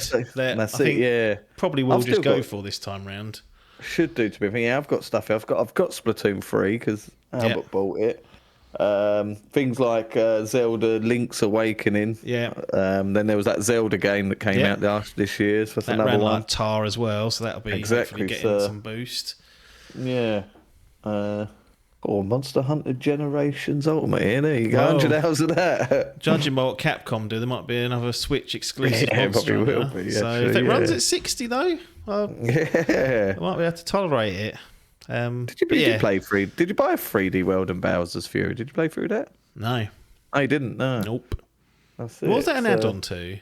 3D World, wasn't it? That's it. Sorry. 3D World, I don't know why I did that. But again, that's what I've got. I've got a backlog of games that I could go back to. Yeah. So I may well do that, because I know there's a lot of stuff that I sort of was like, I'll just wait. It'll be out in a year. And then I started this. I stuck about 5 hours into this little number. Yeah. Yeah. But again, they need a good old roasting. So this is what they're I'm probably saying the best looking games on them Switch. Yep. So get them upgraded. To see. That's it. Yeah.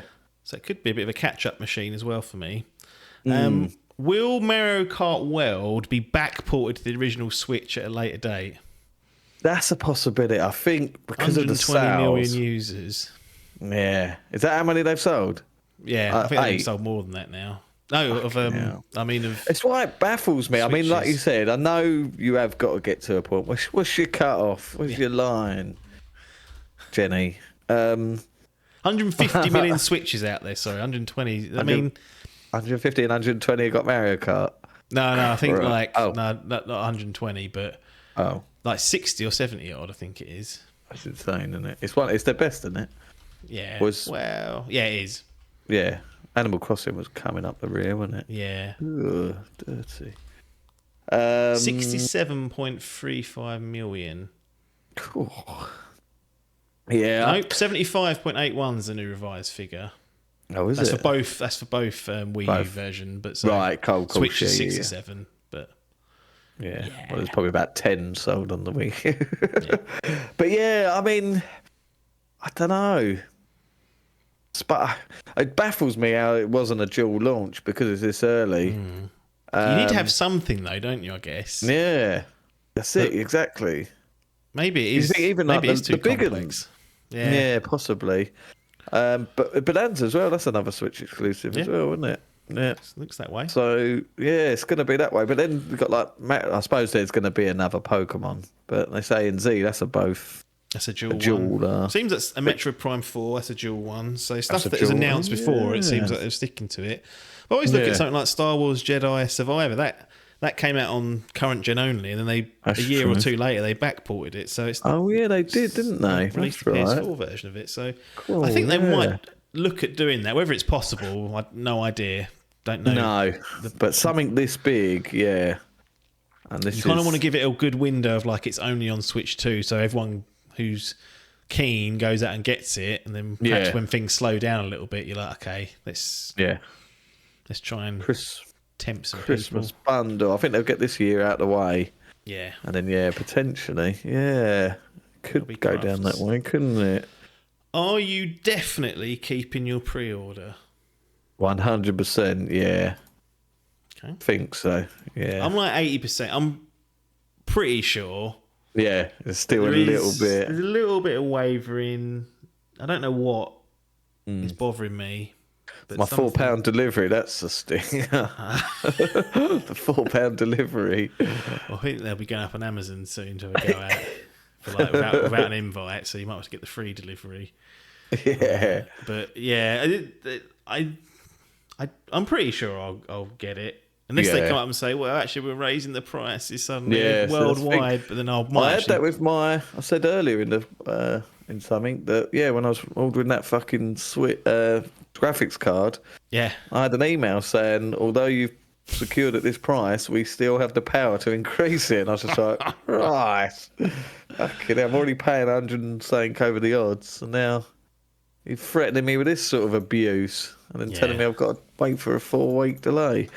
But I'm 100%. I mean, I was in two minds of ordering it because I've still got this OLED.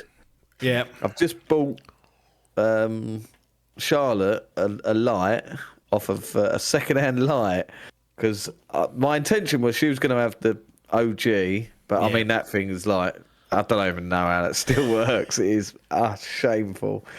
Albert, so I was going to give the OLED to Albert, but the way they've treated that one, I was like, I can't put it through it. But as soon as I get that new one, that's just going to rot. I'm never going to use it, am I? So I've done that for no reason at all. But you'll keep it, they've got it. Yeah, I don't know what to do. It just depends how, because he's definitely going to want to switch to eventually. Yeah. I will say this is one of the main things that keeps me tied into it. We've just seen a bit of a pattern of prices going up on hardware after launch because of economic reasons is the excuse given.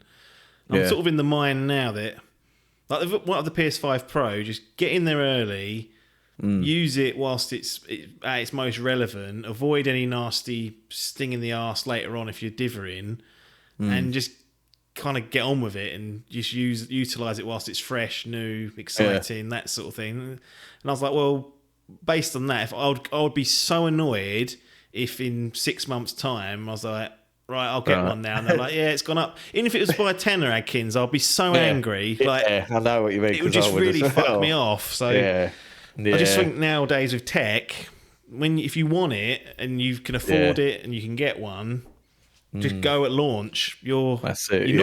It used to be that you're getting mugged off. You know, in a year's time it'll be reduced. In 3 years' time it'll be even cheaper. But we just haven't. That hasn't played out this last generation. Really, things have got more expensive. So bag it. I'm just fucking hoping that Xbox don't release a new console this year. No, I think. Well, next year earliest. I think. Yeah, that's too early. I think we had the PS5 Pro, didn't we? When was that? It was Feb? November. Was it the last year? Last year, it was, wasn't it? Yeah. Collecting dust until really Monster Hunter come along for me. That's right. Yeah. That's what really utilised it. Then up January. I was playing PS4 games on it for 2 months. Yeah, that's right. 2,000 on a fucking PC, and another 450 on a fucking Switch 2. 900, I reckon. One for Albert. Yeah, they got the what's it called? Xbox sponsored handheld coming. Oh yeah, the Asus. Asus thing. fuck me, I can't buy anything else this year. God, So at least it has. At least Nintendo has their own slice of content. yeah, like it's not. that's right. It's not that Xbox Series X. Bless it. I mean, I guess it's just fucking redundant now. I was going to flog it, but I thought the only saving grace I have with it is it's backwards compat with them 360 games I've got. So I thought, I better keep it that. But other than that, I don't think I'll ever use it now. I even said to Yellow Boots, because he's still rocking his Xbox One. Yeah. And he wants a GTA 6. I said, well, you just borrow my Series X when it comes out and just buy the game on that. Yeah. Because I ain't going to play it. That's the way to do it. Yeah. But yeah. So it's a maybe. It's an 90% I'll keep it. Yeah, I think because mine's done now, I'll keep that now. Yeah. Because, even if the kids fucking put their mitts on it, I'm like, you can use your old grotty Joy-Con. That's a good thing. They can sit on that sofa with their grotty old Joy-Con and play it, and they ain't got to touch it. I was surprised that any of the old shit worked. I thought it was going to be a complete reset, like what Sony always fucking do with their controls. They're like, no, they won't work. Off you go to get a DualSense. So the fact they did that, I was like, okay. And you had the USB-C camera, plugged in. That was not expected. So, I mean, it's minor, but it does add up, especially when you first get it, because you haven't got to desperately go out and get new shit for it. No, you that's can just reuse your old stuff, so that is handy. Oh, imagine that. Another Pro Controller and a thing. 75, 2 lots. That Pro Controller is like 40%. It's going to survive this window. I've got a feeling I'll bin that. Yeah. Yeah, 75. Do I need it? Does make a difference because those Joy-Cons are shit. I was going to say, yeah. Tough. Yeah, that's how I will buy that. I think. I've got to say that Pro Controller is one of the better controllers. To be fair, that Switch 2. It's done its job. But did you cut that off? Did you with the thing? What's that? Sorry, that go to the skip, the Pro Controller. That went along off to the nephew as well. He got that. Although the videos I've seen, he never plays it, so I should have kept it in hindsight and used it for the Switch 2. But I didn't know that at the time, so I was expecting it just to be written off, to be honest. So I'm pretty sure. Yeah, it's not hanging around here. Got so many fucking controllers now. But there you go. Question for you. Uh-huh. Will you buy the expansion, the online, anytime soon? So what does that have extra? So you get I need Game Boy. Mario Kart 8. Have you own that? Do you own that digitally? I think so. I don't know now. I don't know. I won't be playing that, Adkins.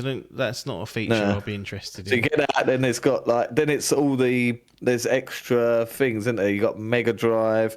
Then I assume that GameCube one is on the. Will be expansion pack only. What I'm after is Game Boy. I want to play Super Mario World. No, Super Mario Land 1 and 2. I think they're on the Game Boy. Is that part of the expanded universe? I think it is. There's Game Boy Advance is on there already, it says. Yeah. And you got NES, SNES, N64, Game Boy Advance, Mega Drive. Maybe it's through Game Boy Advance. You can play some old Game Boy games on it. Possibly. Well, they're doing a year's membership on that CD keys for $25.49, and that will include the upgrade for thing. And you get the Animal Crossing DLC, which was some Paradise Island shit. Yeah. Splatoon 2 DLC, something. I didn't actually. I think that was a new campaign. I think. And it is on there. Oh well, I'll have. That's what I want to play. Is that? Yeah. So I'm thinking of grabbing that soon. But I think you can buy that at that price now, and then activate it in June when it. Yep. Things that'd be worth getting, but wouldn't be a bad idea. Yeah, but no, I reckon I will keep me pre-ordering that. It seems like quite a few. Few of the boys have bought it, and it's only really Biff and. Well, Salmon's Game bought one then. No, he doesn't play. I think he's realised, but he might have pressure put on him by younglings. So that's true. At some point, it might not be his choice. Because Biff was late to the Nintendo Switch party. Yeah.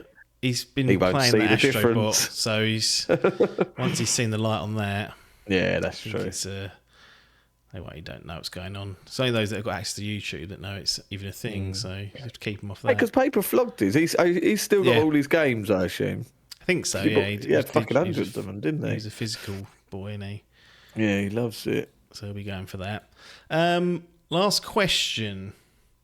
How does the Nintendo Switch 2 sell?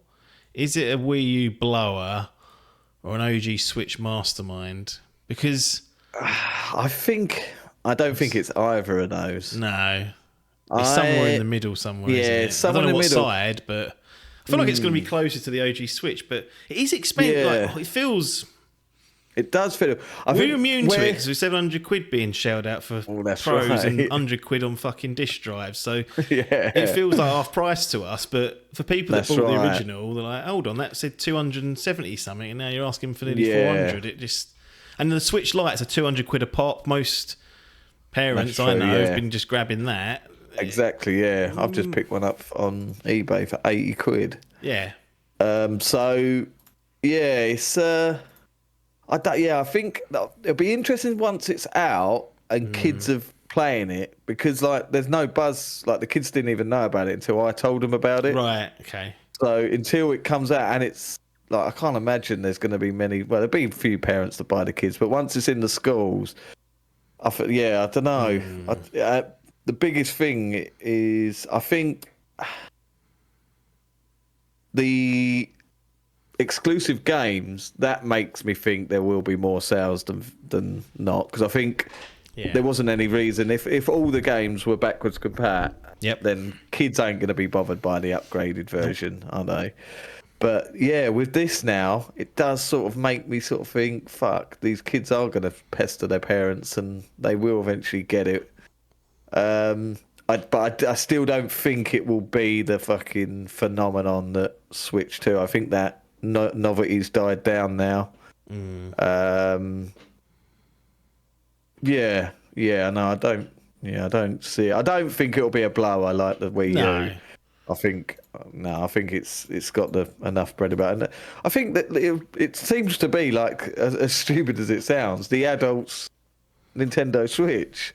Well, you're not wrong. Like with the 4K and the upscaling, like exactly, the youngling's not going to know about any of that or care if it's running at 25 FPS. No, which makes me baffled as to why they were so like the kid-friendly fucking streaming stuff with the camera and the chat. The fact they've gone for like they're telling us about the DLSS and this 4K up-res 120 hertz. You're sort of thinking like, well, they know where their market is with this one.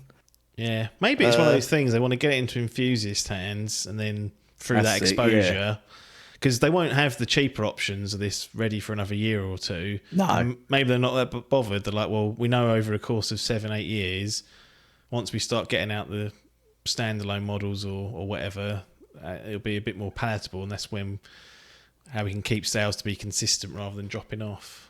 But do you think it will sell out straight away and it will be a struggle to get to? That's a good question. Crimbo.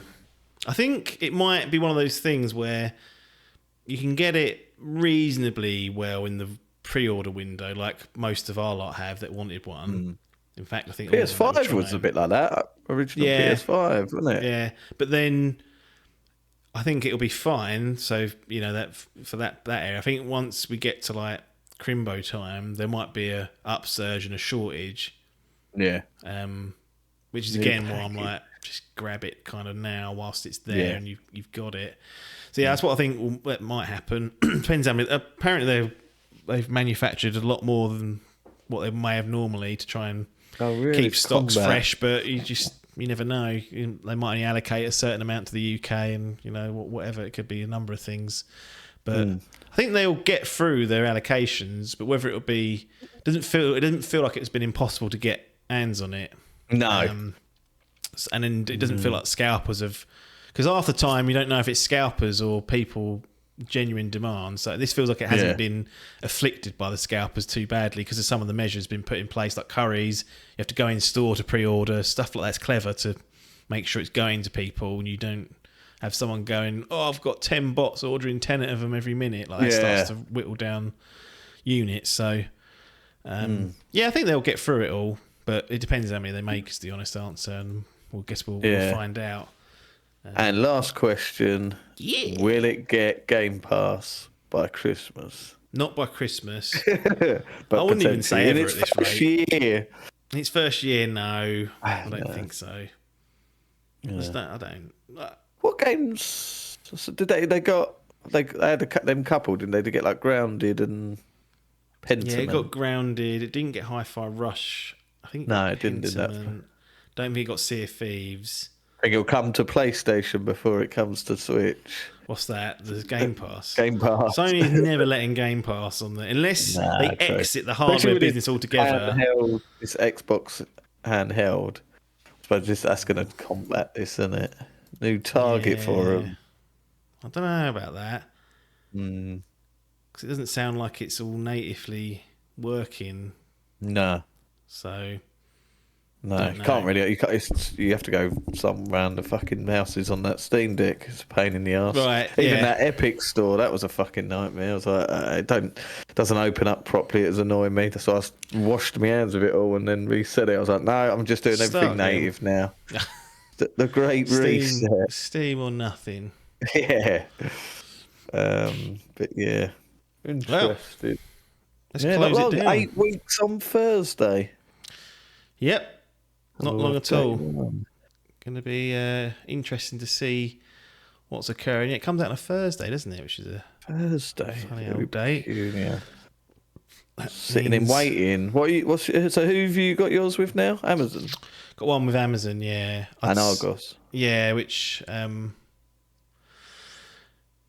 well, Adcock sniff. So I don't know. Yeah, so if Sam or Adcock are after one, then it's kind of there, but they've taken the fucking money, so at some point bailiffs will be around to collect for that. So yeah, I'll probably just leave the Amazon one, although they fucked up my Series X. That came a day late. Oh, that's right, yeah. Fucking ruined the start of this generation. Missed it by a day. Slops. So people say, "Oh, Argos aren't reliable. Smiths aren't very." It's like, well, nor Amazon. They fucked it. So if they're doing it, anyone can fall foul of that. You just get unlucky. One's doing click and collect, are they? They're going fuck off delivery. Hall's doing it, I think, in Smiths. Oh, is he? Smith. Yeah. Oh, Smith's now, is it? Yeah, I think it's where Did he do it in store then? Did he, or did he? I don't know if he went to the store actually. He didn't actually tell us how he did it. He may well have gone there, and they might have had an allocation. That is the safest way. Yeah. So we got our PS5s. I see. Yeah, that was during the peak of COVID, so actually we didn't know whether we wanted to get it or not. And Rozzers everywhere as well. Yeah, Rozzers there. Yeah. So that is the way to do it, but it means leaving the house to go and pre-order it, which I refuse to be doing that. Yeah. I don't be leaving this house at the best of times, but there you go. Right, nice to Switch 2 rounded up. We'll be back at some point to give some impressions, I guess, once it's out and about. But let's start playing some games. Yeah, need to make sure that roadmap is well and truly crystallised and in place, so I don't get snarled up with Death Stranding and Tears of the Kingdom and Donkey Kong and Mario Kart World all fighting for real estate. It's going to have to be mapped out properly. But that's it for the Switch 2 for now. As usual, we'll see you on the other side.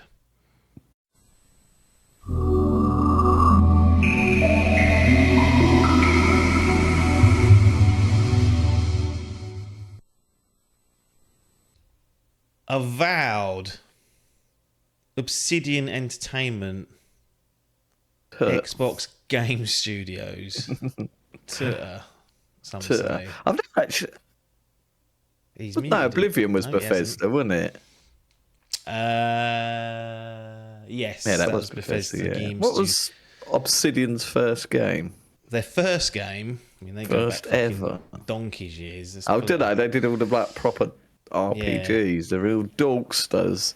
They did the second Knights of the Old Republic game. Oh, did they? Because BioWare did the first, didn't they? Yeah, Neverwinter, Alpha Protocol, and then Fallout New Vegas was the one when I was. That was their big one, yeah. And even back then, I didn't know they'd done it. I weren't really paying attention to that level of bollocks back then, but that's what they did. They do seem to be like an RPG company.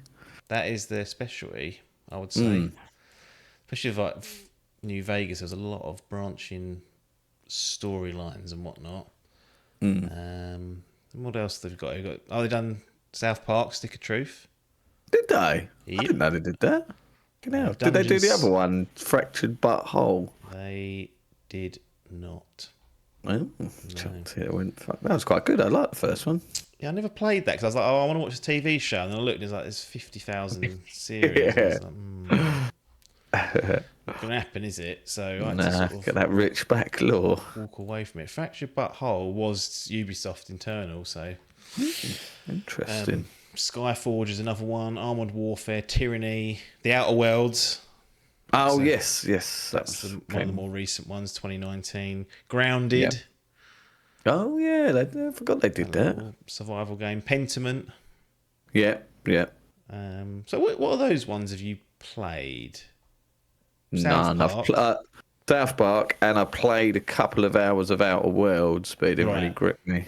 Interesting. Okay. And then this is based on Pillars of Eternity, isn't it? Yeah. As well. I've never played that either. Well, how's that getting through the filter? Well, You're supposed to play the whole trouble. series. Yeah. How long are they? They're like massive. To be honest, they're like Diablo style games, aren't they? So I probably would like them. ARPG. Yeah, it's like I heard sort of like a CRPG as well. I can't put my finger on it. It's kind of like more story based, so it kind of falls into like 100 hours for the completion. Yeah, I mean they're adding a turn-based mode to one of them. Oh yeah, it's an RPG with D&D like combat. Can take well over 100 hours to complete. Yeah, 2015 for the OG, and then I think 2 come out 2018. So they've been dropped. So I guess my initial question for Avowed is, actually, let's do this. What's the headline of Avowed now that you've played it and finished it? If you were to say, look, there's a little headline here just to recap at a high level thoughts of the game, what are they?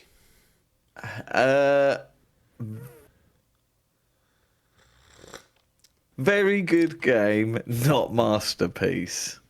Oh, okay. Not an ad kids game. Interesting. So the reason why I asked, I was expecting, because basically the score of this got like an 82 on OpenCritic, so it's sort of like it's good, but not in the great category. Yeah. And I knew you had Game Pass, and I thought, I wonder if he's going to try and go for this. And I realised this was quite I thought it was a long game. I think it's pretty meaty. Not in the 100 hours, but over 40. No, certainly no. Yeah. It's mad that we say that's not even long. It's only 40 hours. 40 hours. It's only a working week. That's it. Exactly. It's only a week's worth of work. Non-stop. Sat there. God, so that's interesting. So you had the Game Pass subs. That's still running as we record this. It is currently, yes. It will be kept now because I think this is part of the reason why I think I got it. Oh no, I tell you, it was Ninja Gaiden was the reason I got them because that got dropped, and then I knew this was coming south of midnight, and Doom, so it'll be kept up until then. But no. So this was based. I mean, I had one eye on it, but it was a lazy one eye, and it wasn't really going to be intentionally played. No. I don't know when I didn't play it day one. I don't think. Or did I? I thought you'd put this on, play it for a week, then walk away and be like, I'll get back to it.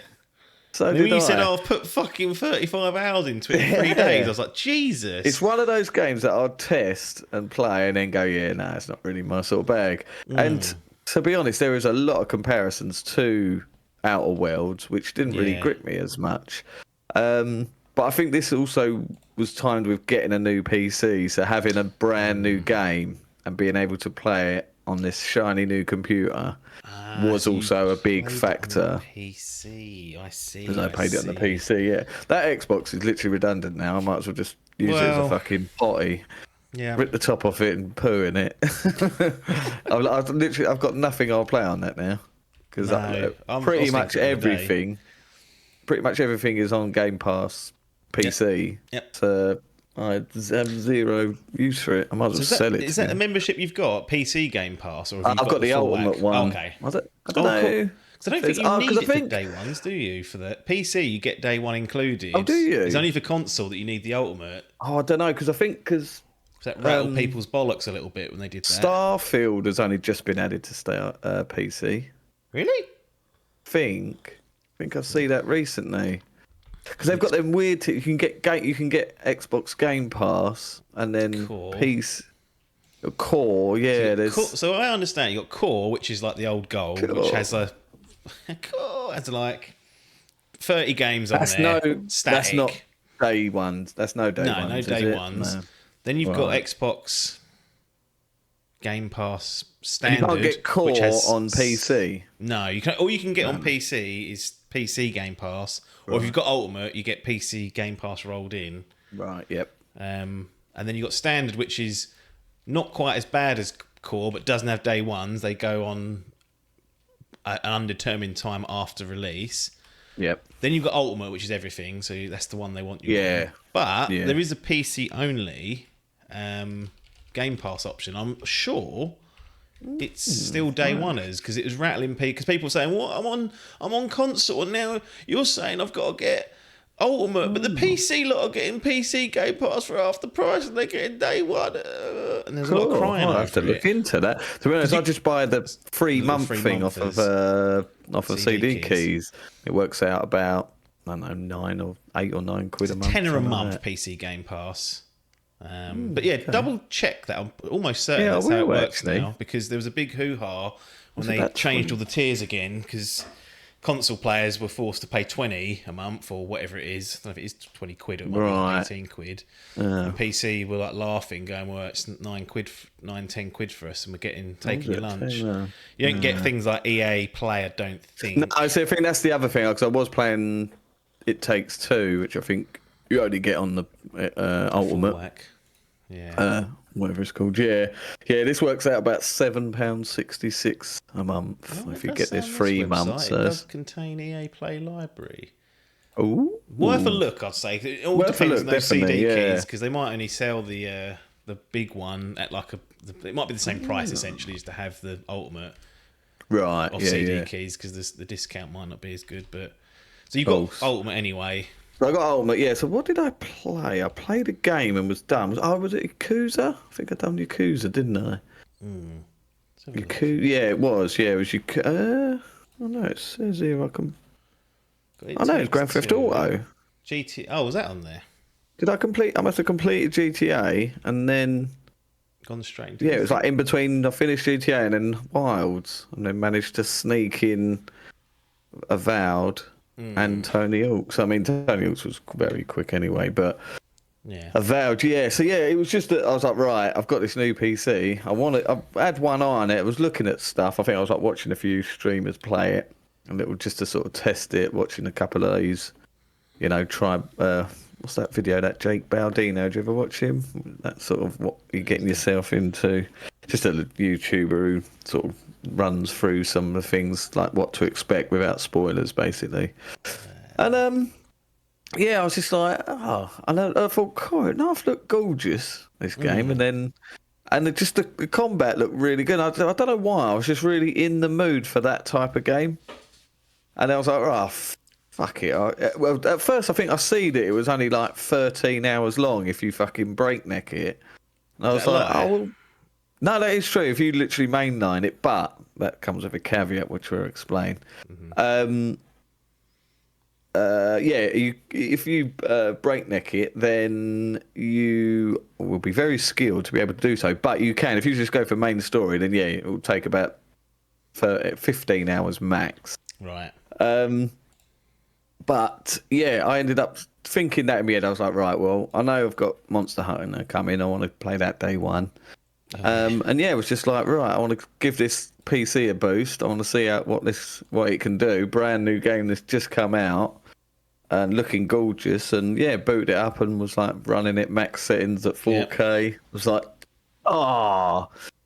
and then I don't know what happened. It just sucked the fucking life into me. I was like, I was just really enjoying it. It's like, I mean, the thing is, with these RPGs, they're not. It's funny because these aren't my type of games. Like, as much as I loved Skyrim and I'll tolerate Fallout, I've Tolerate realised. Fallout, you fucking fiend. Say that in front of me. I've realised what I don't like, and it's the constant barrage of conversations in an RPG. When I like having the options to chat, but my brain, I have to go through all of them.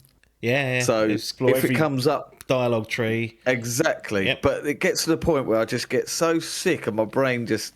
Will you shut up, Gob? And it's like, you're talking to me. It's like, well, I'm trying to hear what you're going to say, Exactly. Gob. I found this extremely excruciating with Forbidden West. I found that. I just found so much of that conversation. They fucking waffle as well, and she waffles. Waffling, and this is an absolute... One thing about this game... What's going on here? I think the word is exposition. Right. So there is so much exposition because of the lore of... Pillars of Eternity. It does a good job at storytelling and sort of tries to set the world, but because that sort of lore is so deep, there is so much exposition, and I'm trying to cram it in. They try and cram it in, and there's like the storytelling, like a lore building, is incredible in this game. If you're there for it, if you really want to suck it up, especially half this game went over my head because there's a lot for the fans. Is it all voice acted? It's all voice acted, yeah. And you're Except silent, you. though. That's fine. You are. No, you are. No, you are. Wait, hang on. I'm going to have to double check that now. Maybe you are. But the NPCs, it's not reading, it's all like voice acted and back to you. I swear. Are you voiced? I can't remember if you are or not. Oh, you're sort of unvoiced. Yeah, I think it's only in cutscenes, if I remember rightly, actually. Yeah, I can see that being... The main character of Avowed is silent protagonist, meaning they don't have any dialect or voice. I'm sure there was bits where you did. They grunting, going... Yeah.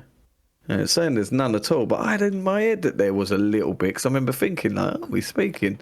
But anyway, mate, the majority of it is you have these companions that you could... Was there 4, I think? Yeah. Not loads, is there? It's not. No, it's not loads. 4 or 5. Who's there's 2 slappers, 2 fellas. Yeah, I think it's 4. Sure, it's 4. Yeah, 4. Anyway, so you can only take 2 at a time, so you have to choose who you want to take with you. Yeah. But yeah, like I say, there's so many NPCs. There's like side quests to do and stuff, but you just go to like different areas. There's 4 big areas. Yeah. 4. Yeah, 4 big areas, and they each get harder and harder. It's open world, so you could go to any of them at any time. Are they? Do you have to like travel to get to them, or can you just walk seamlessly? No, you have to travel. Yeah, Okay. Yeah, so they're like big. It's a bit like what's it called? But not connected as Monster Hunter. But so they're like big worlds, but big open things. So there's a lot to. They get bigger and bigger. But yeah, you can just fast travel to each of them, but they're not interconnected. Well, they are, but there's like a door to the next area, but it's through just through a black screen. Right. Yeah. Okay. Yes. But the biggest thing in this game is enemies are tailored to. They're not. You're essentially level gated, but you are level gated to your armor's attributes and stats and your weapons stats. Does your character have a level or not? You do, but it's pointless. It don't really. Right. All that is to unlock the skill tree. Okay. So you could be the top level, but if you're still wearing armor that you first picked up, you'll get your absolute arse handed to you, which makes me wonder how people were getting through it in 13 hours. Getting through it if they're speed running it in like 13 hours, then they have to be insanely good at the combat. Or just sort of running past enemies and not engage it and having it on the low. Sounds like me playing Elden Ring. Just run past it. Just run past a lot of them. Because summon something for the boss, hide away in the corner. Do the same with Monster Hunter. Shoot that SOS flare up, and then I'll just take 15 minutes to get to the monster and sit on that mount and go, hey boys, do the work. Yes, just walk to and go, I love it when you see that, the little skull. Go, lovely, I'll go and carve him up. Thank you. Brilliant. So because so many people think this game's really hard, but it's because they're breaknecking it. Yeah. Okay. And they've not upgraded their gear. And they really push exploration on this game, which is like the best thing about this game is just going and finding. Like, you got the fog of war thing, so you just go off and find, and you come across a chest or a little fucking cave or something. And it's the stuff you find. Then once you find your gear, you can upgrade it, and there's so much loot in it. And then what happens? So each piece of every weapon and every gear has like a level. I did just see a picture. I can't remember how many there is now.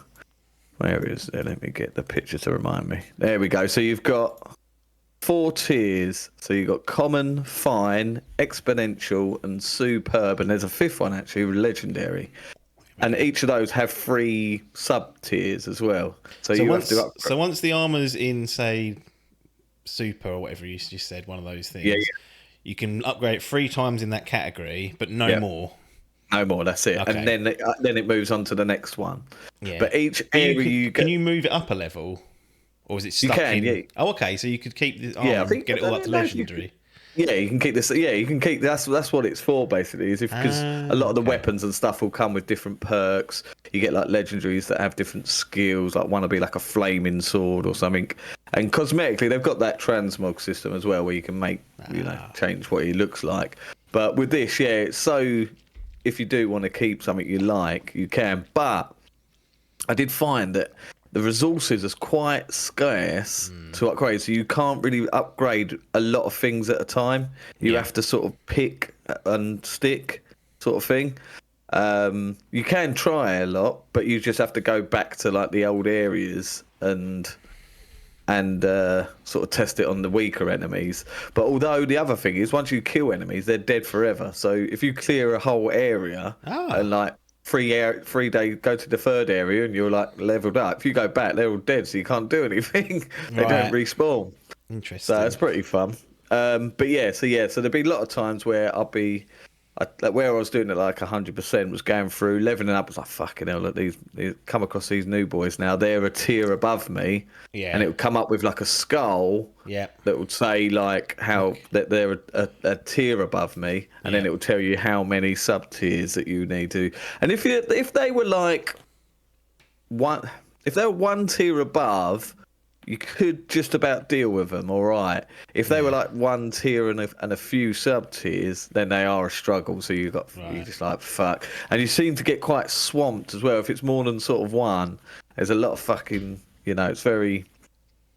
But the best thing about this game by far is its combat. The combat is incredible. That's one thing like a lot of people say about Skyrim, say like it's an incredible game, but its actual combat is pretty rare. Shit. The sword play, the parry system, the sword and shield, and the magic in this game, it's so clicky and snappy. It just works so good, and that is by far. It just feels good to run around and just fight. That's all you do. It just incentivizes you to. You're like, I just want to get engaged with this combat. You can dual wield, so you can have like 2 swords. There's guns in it. There's wands for spells. You get this thing called a grimoire book, which is like a book of spells, and you can have a wand. So you can have like 2 fucking fireballs at once and stuff, or you can have a sword and fireballs. There's just like endless sort of shits that you can sort of deal with. But like I say, it's hard to experiment because once you find a new item, you can go, oh, okay, well, I've got this. So if you if you were upgrading something that you've had from the beginning and you liked, then you find something new, it will be the same level as that. So then you can sort of decide, should I keep this or should I start putting my points into that? There's a bit of experimenting, but towards the latter stages, I was like, well, I don't want to, because these resources are getting harder and harder to come by. And the money in the game, like, it's hard to get money, like the stuff that costs the prices. It's like those fucking Nintendo prices. I don't know, this world of Avowed has been. It really does cost a lot to get those sort of things, and it's more incentivizing you to go out and fucking loot everything. Go into people's houses, go into the caves, go into these camps, loot everything you see. Loot. It's a bit like Borderlands as well. It sounds like a lot of loot in this fucking game. It is a looter shooter, I'd say, but it's not as arcadey as a looter shooter. And that is by far the leveling system like that is the the gear. I've never had a game like that. It's quite. I don't know if I liked it or not. It was good, but it did also make it feel a bit like sort of Assassin's Creed Origins, where you're like you get level gated a lot. Yeah. You're like, oh. And it'd be like you fucking I spent like 10 hours on clearing this whole area, get my fucking gear. I'll be like, right, let's go. And then you go to the next fucking area and then a level above you. And you're like, oh, for fuck's sake, now I'm weak again. You're like, bloody hell. But I assume it doesn't scale to your level, as in the enemies aren't scaling up with you. They're at a set level. It's just that it's hard to get on par of them when you first arrive. Yeah, it's when you first arrive. It'd be brilliant if you play this game backwards. It'd be fucking New Game incredible. Plus. Yeah, I think there is a lot of new, and I think that's what they said as well, because it is a short experience. I think there is, and there's another thing of this game which is brilliant is the decision making. It does impact your story, and changes happen throughout the story depending on your results. So I think it probably is set for people who want to have multiple run throughs and sort of choose different choices. I'd love to go through it again, to be honest, once if there's nothing on the plate. But yeah, just what else are you interested in? That was the main crux that really did suck me in. That combat, exploration, loot. What on the loot side of things, can you ever find something that's a higher tier than what you've got? Okay. And then you can't use it until you get to that. So there's like a level thing as well, like the level as well. But if it's too high, you can't use it. Did I have one that was too high, or did I? No, maybe you can. Hang on, maybe you can, because that doesn't make sense. No, I think if you you very rarely you'd find one that's like a whole tier above. Right. So no, you could use it. I don't know what I'm talking about. I'm thinking of fucking Creed here now. What I was trying to get is there like armor you can find that's a couple of tiers above that can help you out, or you? Yeah, there's like, it's not like a what they call it, a fucking world where it's been generated. You know, what's that fucking word? Generated. What No Man's Sky was.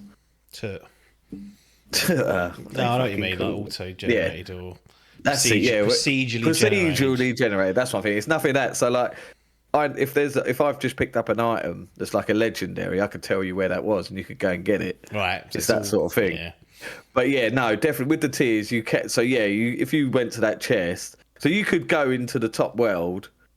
Go and just run to that chest and get that armor, and then you'd absolutely kill like the first area. You'd be so overpowered. And are there items in like the first area that are of that tier? Not in the first area. No. In the first area, it sort of levels you up the way you progress through. Yeah. So yeah, but you could go.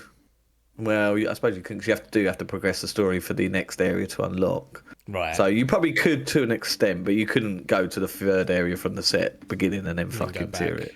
No. But yeah, but you do come across sort of like ones that are tiered up, but they are very rare, saying that. Yeah. So let's talk about you mentioned there's a lot of variety of the combat. Are you picking like a class when you first start? Are there stats and things like that you got to worry about with your character, or is it equipment or more equipment based than? It's more equipment based, I'd say. There is the stat. To be honest, the character thing is simply lore based. So you pick your backstory of your character, and that will, because you're called a godlike. This is all something to do with the bloody Pillars of Eternity thing.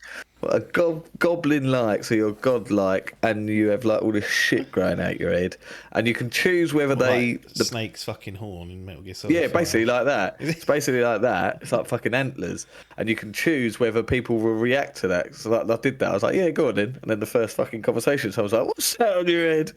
I was like, oh, he fucking picked on me. Oh, another bar inbound.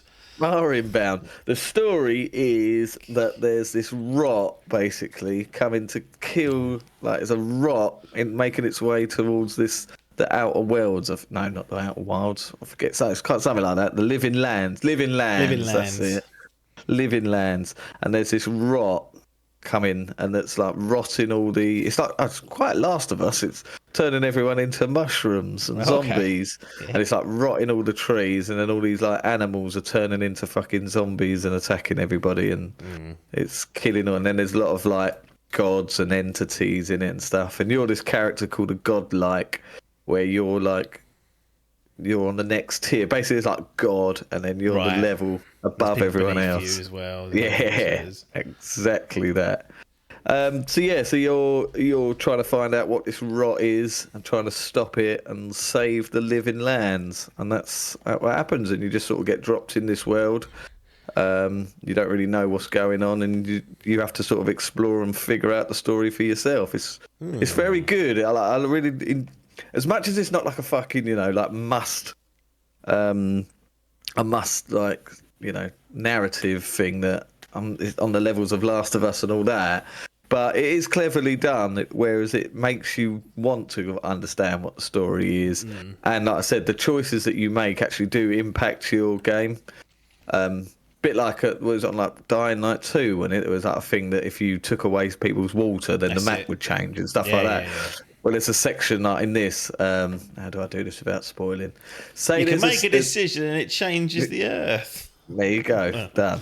It does that. So it's not the Earth, but yeah, there's a decision, and so that there could be a whole section of the game that you just wipe out because of your decision, and whether you go with a certain faction that will atone for later, and yeah, it's very clever. But it's the writing and that. The companions. Yeah, probably the weakest part for me. Fuck's sake, only 4 of them. No, it's only 4 of them. Can you take 4 of them at a time, or is it like 2 at a time? No, it's only 2 at a time. You can, which is pretty good. But you never sort of feel. I thought I was like waiting for the one mission where they took them all away from you, and you're like, oh fucking hell, I need them. Yeah. But it's very much like, what is it like? When did you have companions and you could get them to do shit? like I suppose it's essentially like Mass Effect. And that's one of the things, because one of them is voiced by the geezer that does Garrett. Yeah. And he's probably the best one, to be fair. Good. Kay, I think his name was Kay. But they all have their own stories. Some of them are a bit, eyebrow raising. Are they like quests that you can do? These yes, stories? Yeah. So they sort of pop up. Basically, you have a camp that you can go back to just to like save and sleep and upgrade that's where you do your upgrading of your items and stuff. And when you go back to a camp in each area, then your companions will be in that camp, and they all have like a little icon above their heads, and that's when it indicates when you have a conversation with them. And then they'll go, oh, I think when we arrive at this new area, we should go and visit this place, and that will spur their thing. But yeah, there's a few of them are interesting, but a few of them were a bit like, oh, right, yeah, no. Every game does this now. Okay, we'll do this. Bit eyebrow raising. But yeah, just character-wise, they were a bit weak. I don't know, very bit weak. There wasn't any that sort of stand out. Oh, he was a really cool character. They're all a bit annoying in a way. Yeah, that's you got like not ideal. So like Kay's the Brew, who's sort of sword and shield, does a bit of magic and stuff, but he's mainly sort of, he does like odd stuff, like he'll do like a fucking charge at something, and you've got this little dwarf bloke who's like a rogue. He does like arrows and sort of far away attacks. He can do some cool stuff, so he can like shoot arrows that send like vines into the ground and hold people in position. Right. And then you can fucking lever of them and do it. And then you've got 2 sort of like alchemists that can fucking do magic, and one's essentially just a healer, which I had her for the whole time because that was fucking handy. Because when you do get stuck against some enemies, I did die a few times in the car. Like a lot of people do find this game hard, like I said, because they're just going through it, and then that leveling system ain't clicking with you. It did take me a little while, to be fair, to really realise how it works. And like I say, I fucked it up for myself because I was just sort of like, I was trying to level up loads of shit at the same time, and I was like, what's going on here? Why have I not got enough resources? And then realised, I was like, oh, fuck, shit. It's like to sell a load of crap, collect a load of resources, and then when I started focusing on one item set that I wanted to to do. There are sets in here, so for your Witcher brain and you like your gilded sets, you might go down that route. Yep. Absolutely. Yeah. So the girls, there's one healer, and then the other one's just your typical sort of wizardy type thing. But yeah, like I say, they were helpful. You know, they like help you. They sort of tell you, and there's like some. If you go to an area where you haven't got a certain skill, they'll sort of make comments being like, "Oh, you can't do that. You need the other guy." Right. And it's sort of a little helpful. Or maybe we should go and look over there for that chest over there, and then you go, "Oh, fucking hell." So they're quite handy in that. But yeah, I just sort of found them a bit dull, to be honest. There wasn't any standout cool ones like Garrus or who was that bald chicken? Mass Effect. Mass Effect. It was the big old Jack. Oh yeah, Jack. That was it. Well done. You pulled her out my arse. I went to try and nail her, and she was like, "No, you've been flirting with someone else, and there were flaws." Like, oh fuck. really? She's caught me. Yeah. So I'll just do it to everyone. I was like, right, you got to just play the numbers game here, and one of them. That's it. Yeah. I'll get the romance scene, and then she. So I'm doing in Shadows. I'm shagging everybody. I've had a girl and a boy so far. Bloody hell. Bisexual. Yeah, I don't think there's any romance in this. You can conversate and stuff, but no romances in this. But yeah, so like I say, so much lore, a lot of exposition. I've got to say, it did sort of overwhelm me at first, and because it's like Pit of Eternity is quite a nerdy game. So it's like from the living lands on the planet Hoth on the living Legend Nile. Here we have the red nipples fighting off, and you're like, all right, mate. But I tell you one thing it does do that's really good is it has that added lore thing. Do you remember what Final Fantasy 16 had? Yeah. That where you sort of like start any word that like in a conversation, it will come up like highlighted, and you can. All you do is press like X, and it'll bring up and tell you what that is. Yeah, that's handy. So like they have like a different word for humans and stuff like that. So it's really active combat lore or something like that. I can't remember what it's called, but that really did help. But yeah, like I say, there is so much exposition where you're just like fucking hell. And yeah, it's just those type of games like because the combat was so fun and engaging. I just wanted to do that. So when I was in a conversation that was like going on for about 10 minutes, and my brain's going, well, you've got to look at every option in case you miss something. Yeah. And I was like, oh, for fuck's sake. And then I started reading it quicker than I was, it was saying it. So I was like, pressing it. Yeah. And you're like, what happened just then? Yeah. And I was like, I remember by the end of fucking Forbidden West, I was just like, don't care, skip. I was like, oh, this is bad. I shouldn't really be doing this. I feel like I'm missing half the game. But there's so much of it. And there's that type of thing where I was just like, But a prelude to a game we'll talk about probably on the next month. Did you skip any of the Monster Hunter story or any of the campaign stuff for that? Because that was fucking dire. See, that I was gonna say, yeah, there was a lot to it in there. No, I think I might have done actually. Some of the side quests, I think I did. Oh right, yeah. Yeah, I think I was just like, I don't care. I've got to go and get whatever. Yeah, I'll go and get it, mate. I don't need to hear your boring story, especially from that little fucker. Can you just change your attack on your weapons and your attacks, your combat method on the fly? And there's no So I think it sounds like the character thing's quite light. So it's not like you go down a path of like skills. You've got two, so you could have two. You've got two loadouts that you literally press the left D-pad and you'll switch. So you've got so you can have two weapons at a time. Like so, you could have a gun or an axe. Yeah. Press left, and then you can have like a sword or a wand or whatever. So I had like one that was like a mage with loads of magic. Because there's a lot of like hidden places when then you'll need like a fire spell to burn a cobweb or something. So I used to have like an axe or a sword, whatever was the strongest, and then a shield. And on the other one, I'd have a spear or a bow and arrow, and a wand or magic just to get it. Yeah. And so like I say, you can just literally sort of switch on the fly. Your armor, obviously, that's just set to 1. Yeah. But yeah, you've got to keep that upgraded. Does that have different unless it perks as well? The armor, like Yeah, you can add okay. stuff to it. You can add perks to it if you like. Little Like you can add gems or whatever. little gems, yeah. And then the leveling system, you literally just have like a box standard leveling system, and that every time you kill something, that goes up. Anytime you find anything or clear anything.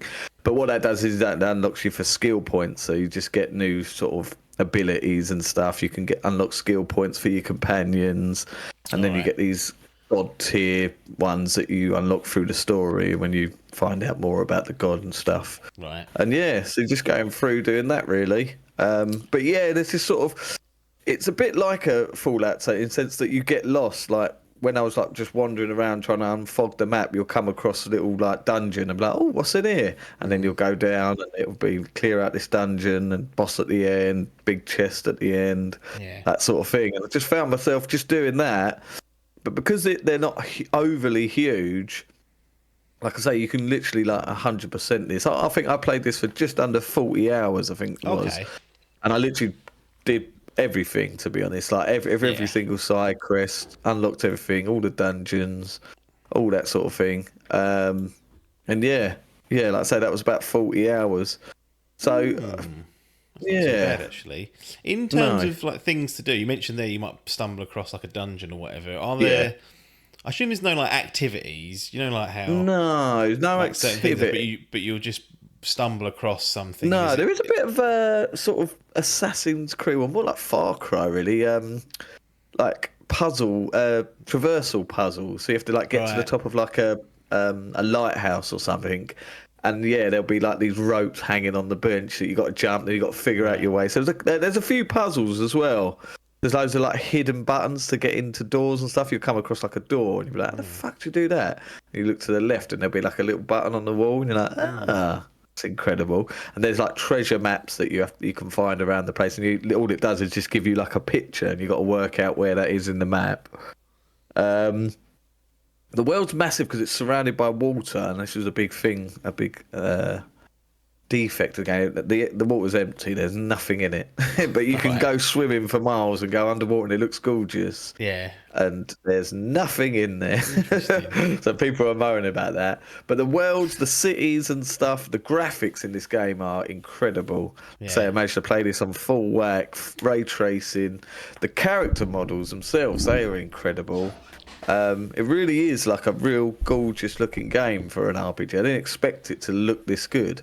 It's like and I think because of the art direction they went for, this sort of like, it's very fantasy, very Skyrim-y sort of fantasy, but because it's sort of quite forestry, it's got a lot of like sort of what's the word? Fucking flora and you know that word. Are there any like animals to hunt knocking about? Not really. No, there are sort of a few in the game, but you don't really hunt them, to be honest. No, it's more just like a variety. There's quite a variety of enemies. So you'll go to thing and there'll be like these little fucking dinosaur goblin things. Oh, right. And then you have like skeletons. Then you have like fucking crabs coming after you. Then you have a pack of bears, wolves.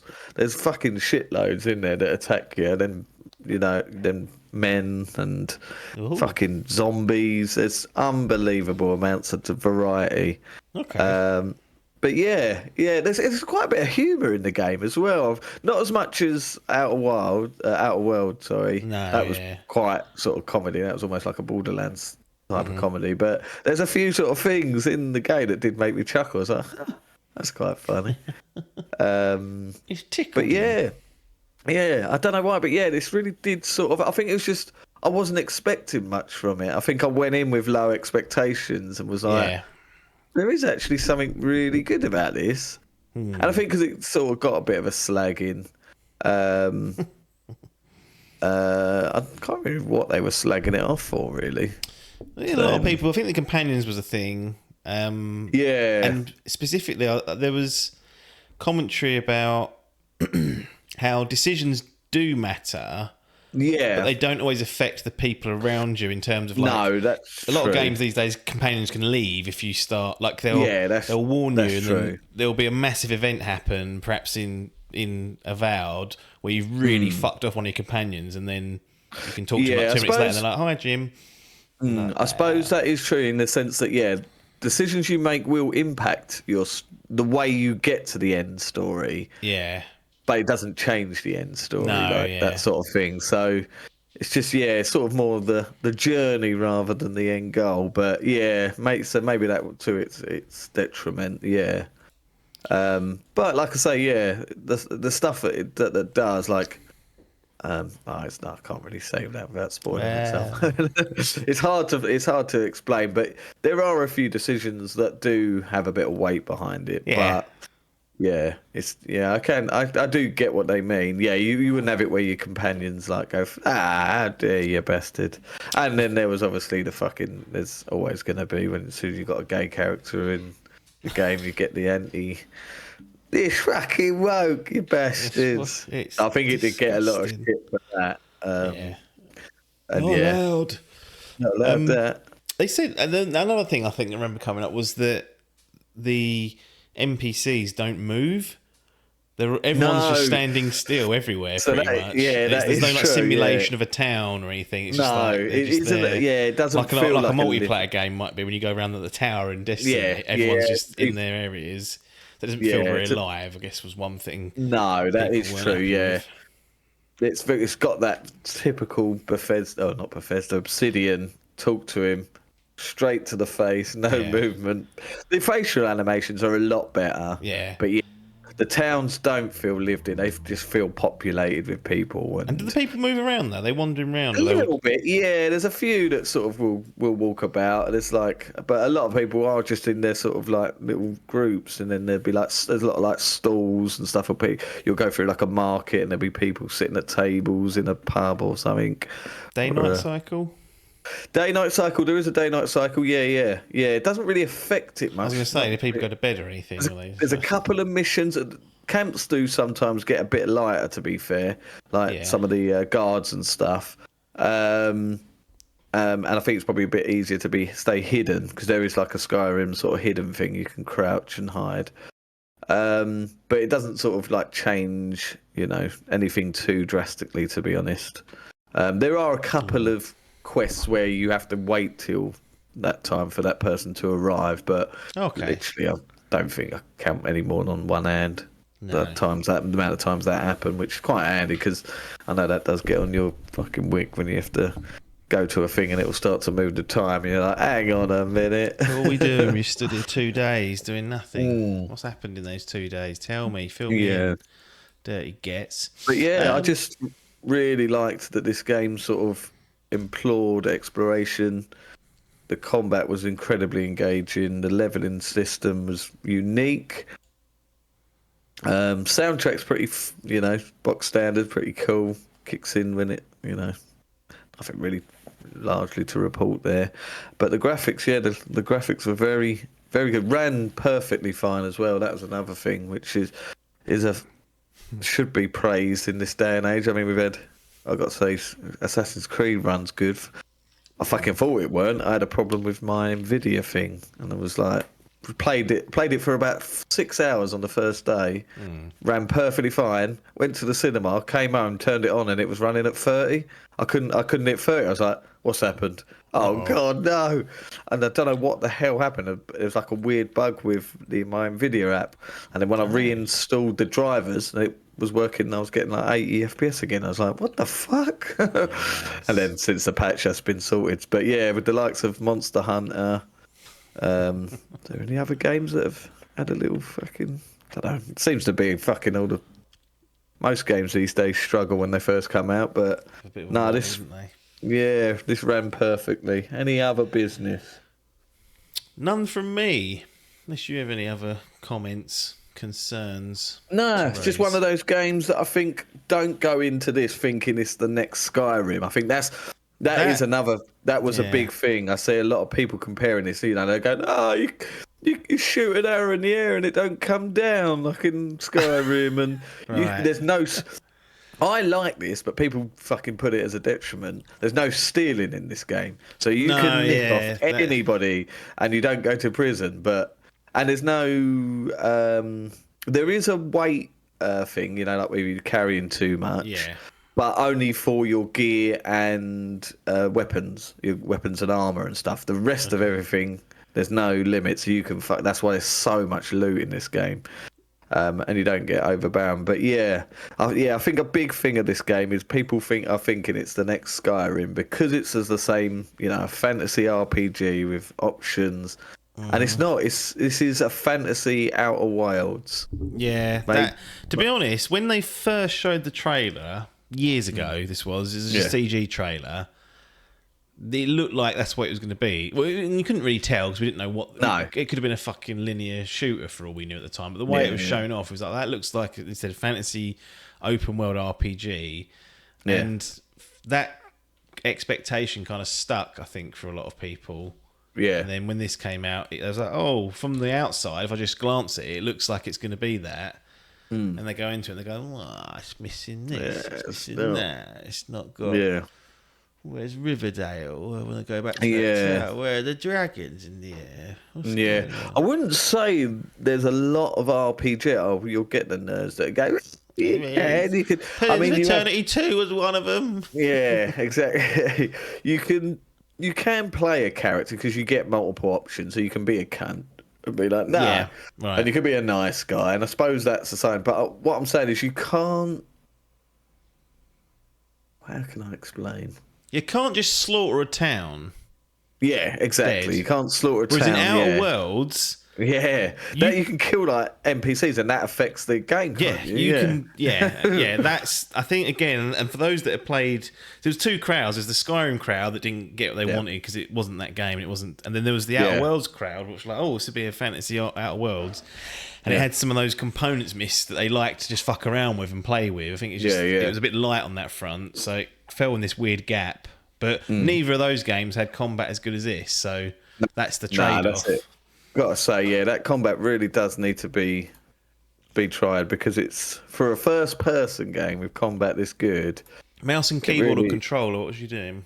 Oh, I went with controller. To be fair, I did have a little go with the mouse. Sam's gonna fucking murder you if you he will. I think I would be more inclined to use it if I had a decent desk and a decent monitor. But this old thing, I've got this old chair that's from fucking IKEA or something. I just find it uncomfortable. Exactly, I've got my little station there. I fucking put my controller on. I'm away and dandy. And it's just as good. I get mouse and keyboard's good for these fucking clicking heads and all that. But it was. Like I say, I went into this with low expectations. Was just basically a test, using it as a tech demo to see what my new rig could do. And ended up fucking falling in love with it. It was like, I took a day off work to play, I think, and I was like, even considered having another day off. I was like, I can't, it's costing me money playing this game. I just got really... more on the Game Pass subscription. I really got sucked into it, and then I was like, fucking watching all these videos of like, how to improve your build and stuff, and what's best to do and when. Without that, would it have been a struggle? No, not at all. No, okay. I think I probably would have known it. It probably would have taken a longer to figure it out on my own because there's so much exposition. You sort of stuff goes over your head, and it's all there for you. It's all in the fucking glossary and all that. But I just quite enjoyed watching other people play it as well, just because it's that sort of fun thing of like some of the missions. As though there's nothing, no fucking like set pieces or anything like that. But just to see how people sort of tackle camps and stuff and where they go first, I just sort of found myself watching videos, and then it was like tricks and tips. But no, I think if you went through completely blind, you wouldn't struggle. I think the biggest learning curve is how to deal with this gearing system, and I think because that's not a norm. People will just play this like any RPG and expect that once you start getting XP, you'll be going, well, I'm leveling up, so I'm thinking. And then you'll just come across an enemy and you'll be like, what the fuck? Why is this so hard? One-shotted me. What's going on here? Yeah, exactly. I've gone in the wrong area. Yeah, and it doesn't really do a great deal of explaining it. It does, it does it to an extent, but I think they need to really hammer home that this That's is the important essential. thing. Yeah, it's not your level, it's your gear. No, no. Okay, it's interesting. Interesting. You've charmed me on this one. I definitely want to give it a go. Yeah, I've got to say, like I say, it was not the type of game. You are 100% correct. It is the sort of game I would have played for 4 hours, gone, yep, that looks nice. I'll finish it next year. It's a game. Yeah, that's it. I've played 2 hours. I'll finish that, and that'll be on that backlog for 4 hours. But I was like waiting to get home from work to play it, and was just fucking hounded it. And then once I got the job past, short, saying, "Oh, I can't make it." Those whoever had those windows done that month, those poor fuckers. It's better shit still on this one. Piss off, love. I've got skeletons to buy. Should have put it on xCloud and just played it in the van. Yeah, oh god, yeah, could have done that. Maybe we did buy fucking them phone holders, didn't we? So you can put it on your controller. Yeah. Get that fucking bad. But I'd be interested to test that now with my fucking 1K internet. Yeah. See if it actually does run any decent. Send that rig back and just stream it to the old one. Being the fucking lot. But yes, was like I say, I just went in. I think I went in the right mindset. I think if I would have gone in the same with this and gone, right, this is going to be. This is going to be Mass Effect mixed with Skyrim. This is going to be the new fucking. Well, to be honest, this might have been one of the ones where the review scores helped. Yes, it didn't come out as like 80 fucking 9. It was like low 80s. It's like, okay, I know what that is. But yeah, you think it'd be all right, and then you find things that are actually to enjoy about it. Yeah, so they're not. Nothing in the 80s is normally terrible or bad. There's normally interesting stuff lurking. Yeah. So not to be sniffed at or avoided if possible. Avowed then, this fucking gallery. I assume it's going in the self-storage. Yeah, it's definitely going to go in the gallery because it got completed and because I didn't bin it. I found enjoyment in this, and I am in. Yeah, I'm in the Shadow game. Warrior in there or Suicide Squad. Doesn't know. Self-storage. Now the question is, will it join Far Cry 6? Will it join Ninja Gaiden Sigma? Will it join Tekken 8? Or will it join what we got here, Astrobot? And it's got it's got platinum, gold, silver, bronzes. It's going to join with whoever is in the silver category. Oh, I thought you were going to get a gold. To be fair, move the cells around. To be fair, I think I enjoyed it as much as I would a gold, but I think because of that expedition out of my fucking life. I think if it weren't a Pillars of Eternity game and it didn't sort of overbear me with fucking lore, like I mean, it's all there for the people that want it. Yeah. But for someone coming in from someone who's not in that, gets that fucking that rich backstory. It's just something. I don't know. It didn't really. There's a big question that a lot of people asked after this is like, does this make you want to play a Pillars of Eternity game? And to be honest, no, it doesn't. Which, the way it done it was clever how it done it, and it was there for you if you did. It didn't make. Well, I say it didn't make you have to. It did. That's why that was the problem. I found it did fucking bear me down with too much fucking toot. So yeah, I think because of that. Story being, it was fine, but it wasn't. It was a good, interesting story. I think it was expertly written.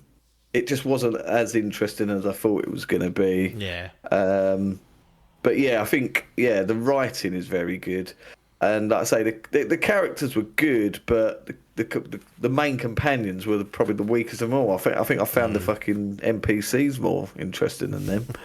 Like, they don't even move. Let me play with her. She's brilliant. Yeah, there was some woman who owned a brothel. You can't say that. Yeah, I was going to say there was this woman that you have to do quests for, and she owned a brothel. And I was like, can't she be my companion? Yeah. Can you go in the brothel and start messing around? You can. Yes, you can. Oh. Well, not that way though. Nothing sexually. Not like the fucking Witcher where he just fucking gets his you can't do anything pants now. off immediately. No, that's unfortunate. No, there's nothing like that.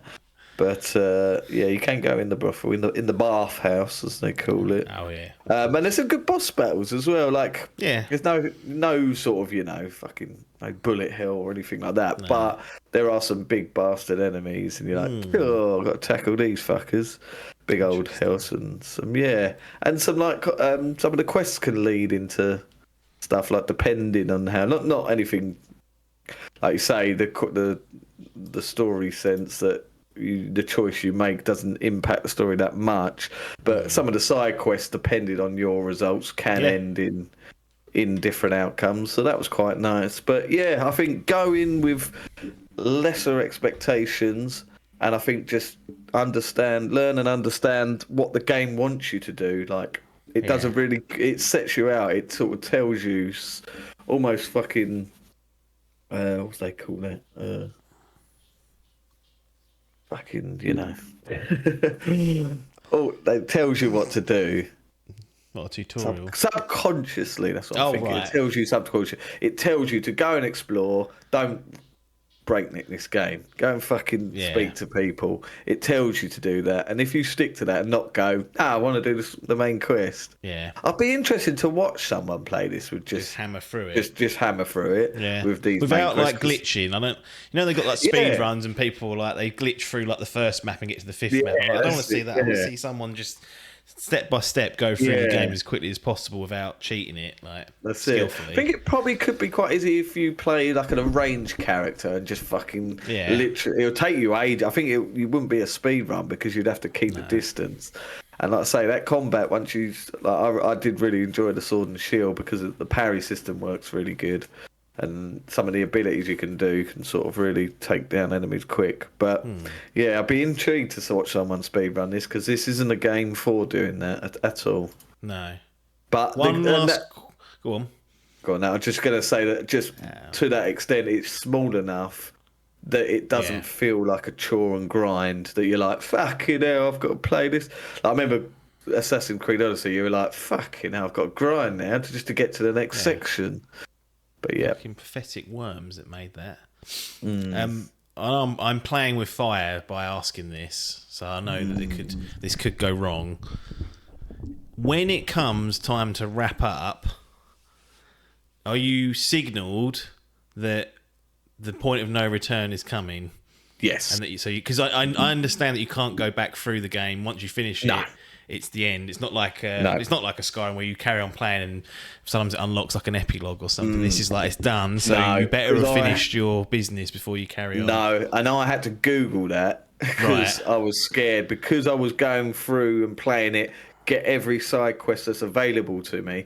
But in the last area, I was like, well, I've still got half of this area to unlock, and I was like, I ain't done the fucking main mission yet, and I didn't. I thought, well, I know there's going to be more than one main mission on this last level, but I didn't want to do the first one and then go through it and then fucking half me side quests get fucking locked out because I've progressed too far. Triggered it, but no, there is a point in the story.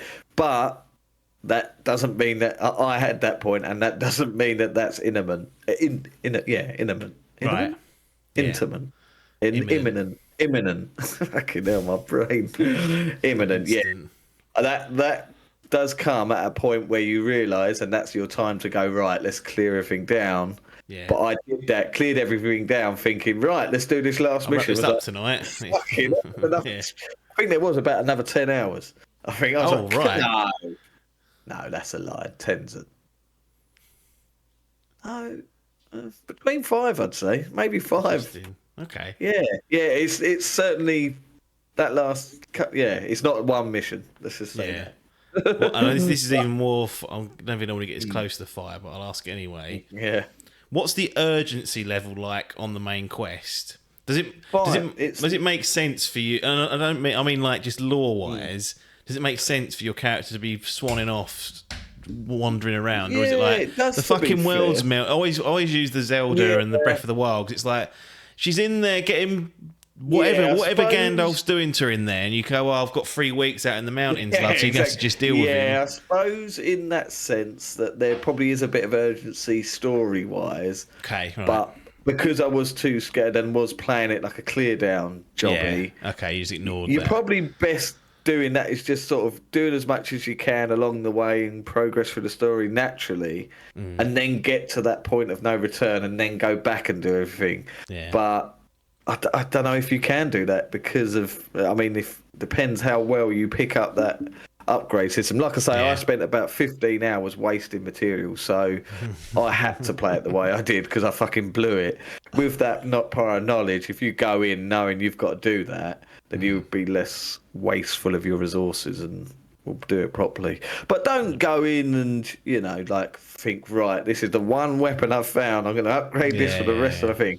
It does, like, certainly that first area, that it gives you enough variety in that. You can get until you get to the second act easily to really think about what your loadout is. And even still, like I say, you'll fucking level that weapon up, you'll come across a chest and you find something that's exactly the same level, or if not a tier above, and you're like, oh, okay.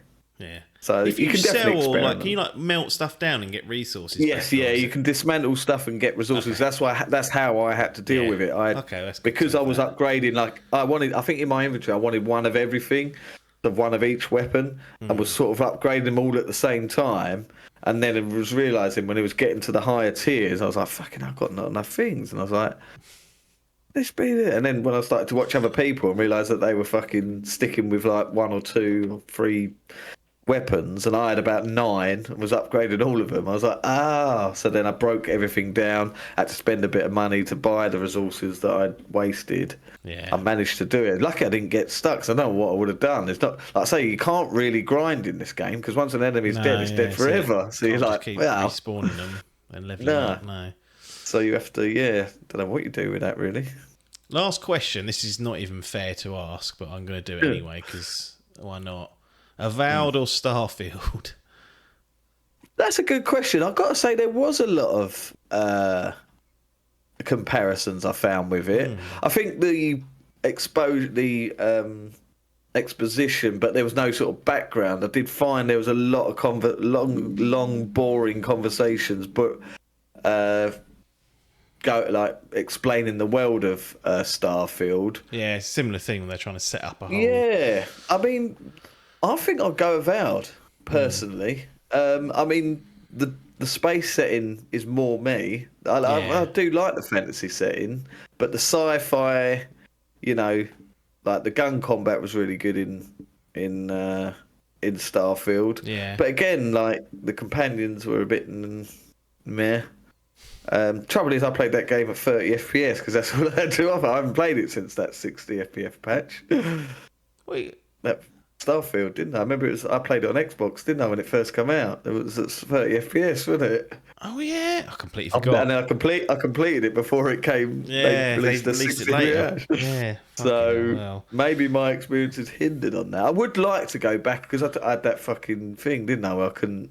The whole point of the game is fucking. New Game Plus. New Game Plus in it, and I couldn't do Game Plus because I had that glitch that fucking crashed every time the credits happened. So I should go back. I would like to go back actually on my Powerhouse and give it another turn. But in terms of enjoyment and how I felt going out, I'd say Avowed. Just about. I'd say they're very level games, to be honest. What did I give Starfield? Silver, yeah. So it's in the same. Yeah. So I'd say there's not much in it. He's not a hypocrite before you write it. No, in the same tier, so have that. I'll give it a 9. In the comments already. Yeah, and shorter as well. So yeah, that's. I think that's the thing because there was a lot of Starfield I missed because there's so many worlds and stuff. Whereas I literally did everything there was to do in 40 hours. I mean, you could get 70 or 80 out of this in one playthrough if you literally, read every single book and take everything in, explore every single. I mean, I explored every inch. I'd done every side quest, every chest, every blah blah blah. But I was sort of, from point to B, point to B, point to B, point to B, go there, da da da. Fast travel. I don't think the only thing you can do is fast travel to your camp. Right. So you've got the 4 worlds that you can fast travel. Yes. Pretty sure. Oh no, there is there. I need to figure out if there is or not. Can you fast travel to the towns? Does it have like a checklist or anything of stuff to do in the world, like icons or lists or? No, not really. No. You just have. No, it's just like a quest log. You've got, let's say, treasure hunts that you can do, side quests, main quest, bounties as well. There's always a bounty board in each town, and there's like bosses that you have to go and go. Always clear them. Each of them have got about 5 on there, so you go there, hand them in. Yeah, I can't think of anything out there. You can definitely fast travel to the camp. Like I say, there's always like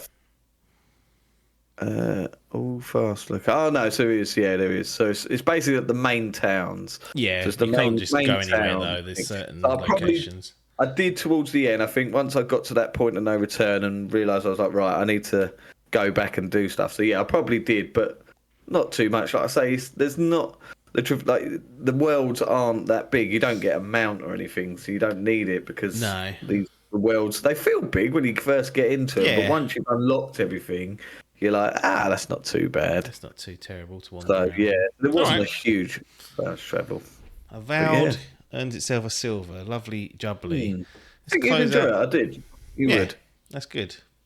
Good to hear. Tony Hawk's Pro Skater 1 and 2 to close the segment out. So this is the compilation double pack remake of Tony Hawk's Pro Skater 1 and 2 double pack released in 2020. So how did it take to 2025 for you to get your fucking teeth into this? It didn't. This is a second playthrough. Oh, right, okay. Yeah, I played it. I was late to the party. Let me get my fucking I PS. thought you'd played this, and I was like, you couldn't have done, could you? I don't think I've ever reviewed it, but I was a bit late to the party. When did the wife bought it for me on a birthday? I think. We can end the review now. Gold done. Gold done. 2020. 2020. Yeah. So I think. When did it come out? 2020. Oh, it did. I unlocked my first trophy. September. I assume that was the first one. December, I had it. Yeah. So I was a few months out. Okay. So played it on PS4. Yeah. Loved it. Played it both. But I reckon I only played it for about 10 hours originally. I mean, it is. I sort of played already on the second go, but it is a very short game. But anyway, when they released the that was the PS4. I played it on the PS5, but PS4. Yeah. They released a upgrade, but it wasn't a freebie one. It was a £10 upgrade. Right. I never did that. I did intention to buy it, but then they must have chucked it on PS Plus because when I recently got PS Plus, I was like, oh, that's on there. Oh, okay. So, don't know what I think must have been the announcement of 3 and 4. Or was it just before? I think I played that. Yeah, I think that's tickled me to go back and do this, and I haven't yet. Yeah, but I plan to because they're fucking great games. I was going to say, remake, port, whatever you want to call it. Remake, exactly that. But to be honest, to the untrained eye, I could not tell you what those upgrades were because I remember it ran at 60 on the PS4. Yes, would have been playing it on the PS4 yeah. Pro. So I'm assuming there's a resolution bump. I think you can play at 120 as well if you really want to. But other than that, I mean, my eyes weren't telling me. It looked just as good as it did in the first one. Pro edition. Yeah, probably. Is it Pro enhanced? I don't think it is. Nah. But yeah, so just ran through it again, got all the little goals and stuff. Actually did do all the... there was a few trophies I didn't do, so it was like going and getting all those little fucking aliens and unlocking the characters and stuff. I mean, I was tempted to do the platinum, but it's like 100 hours. Oh, is it? Is it an absolute Apparently, yeah, you've got to grind not literally grind. You have to grind to get to level 100, and the only way you can get XP is by completing every single challenge. And those challenges are fucking sickening. And they're not the things you got to do in the 2 minutes. These are like separate little. No, it's separate. So it's like doing all the like fucking GTA 5. It's got all that in the checklist. Yeah, it's like that. There's like one that's like ollie over one gap, then fucking manual for the rest of the map. Do a 900 manual and jump over there. You're like, oh bloody hell! Oh right, so you have to do that exact sequence. Yes, you have to do that in multiple differences in all different things. Then it's like fucking just all weird. Then it's loads of online. There's a couple of online trophies. Then there's like Creator Park trophies. Oh, It is. I think it says on there it's Get out like of here. 70 to 100 hours minimum. I was like, cool. And it's not enjoyable. I mean, these games are so good because of that 2-minute timer, getting shit done.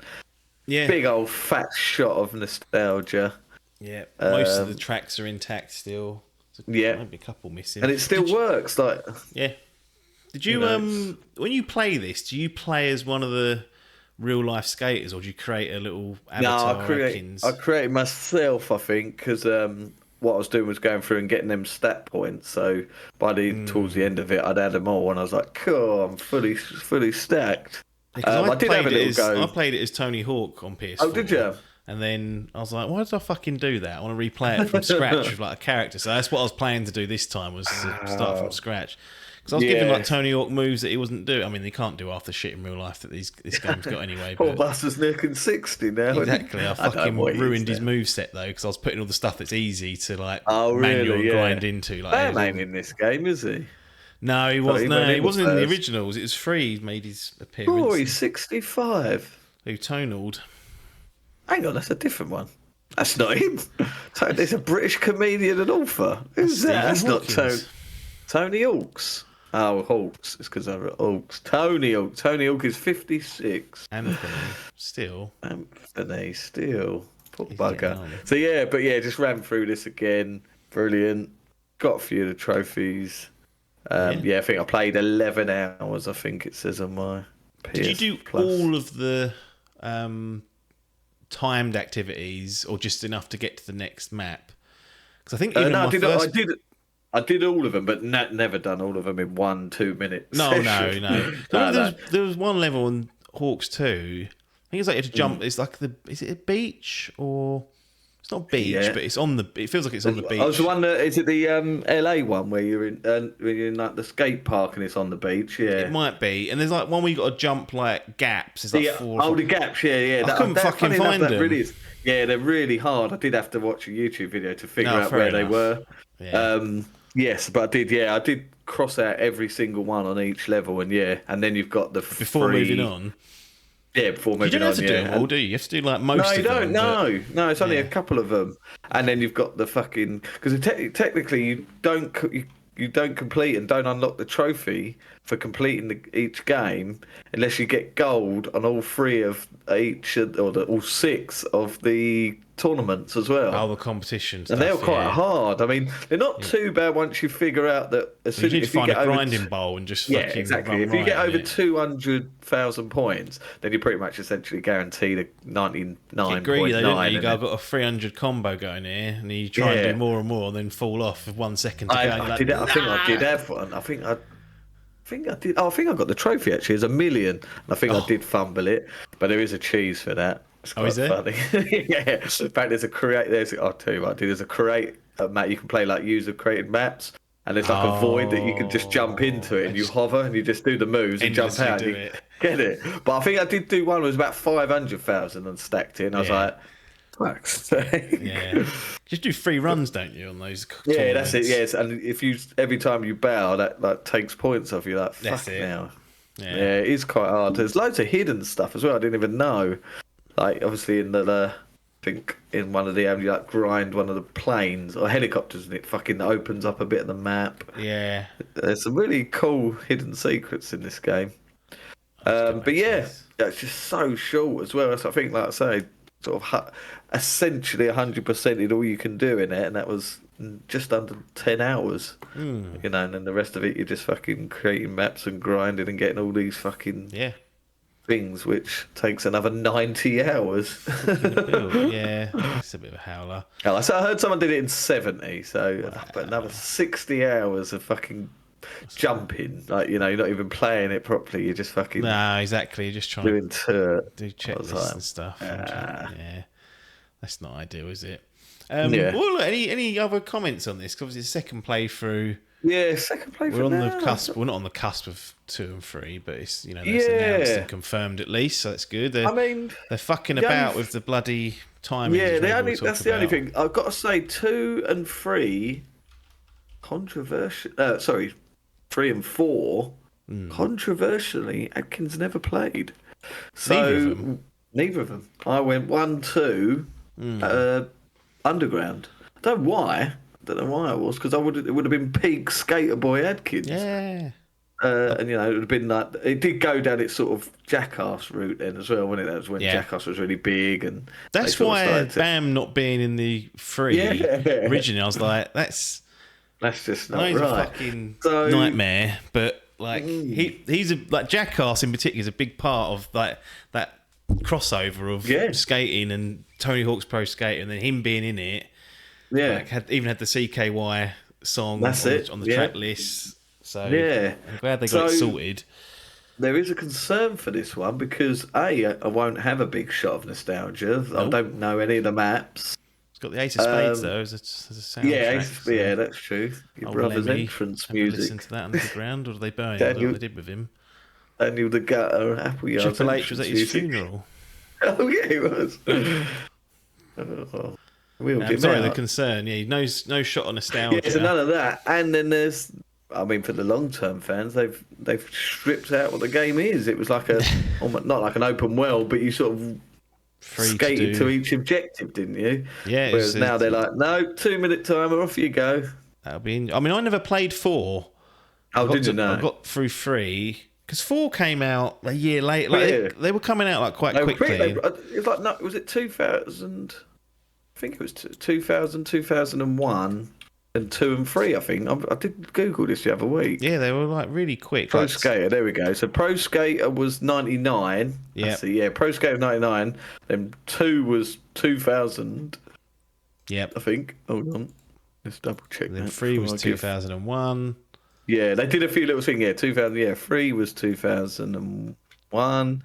All in October. 4 was 2002.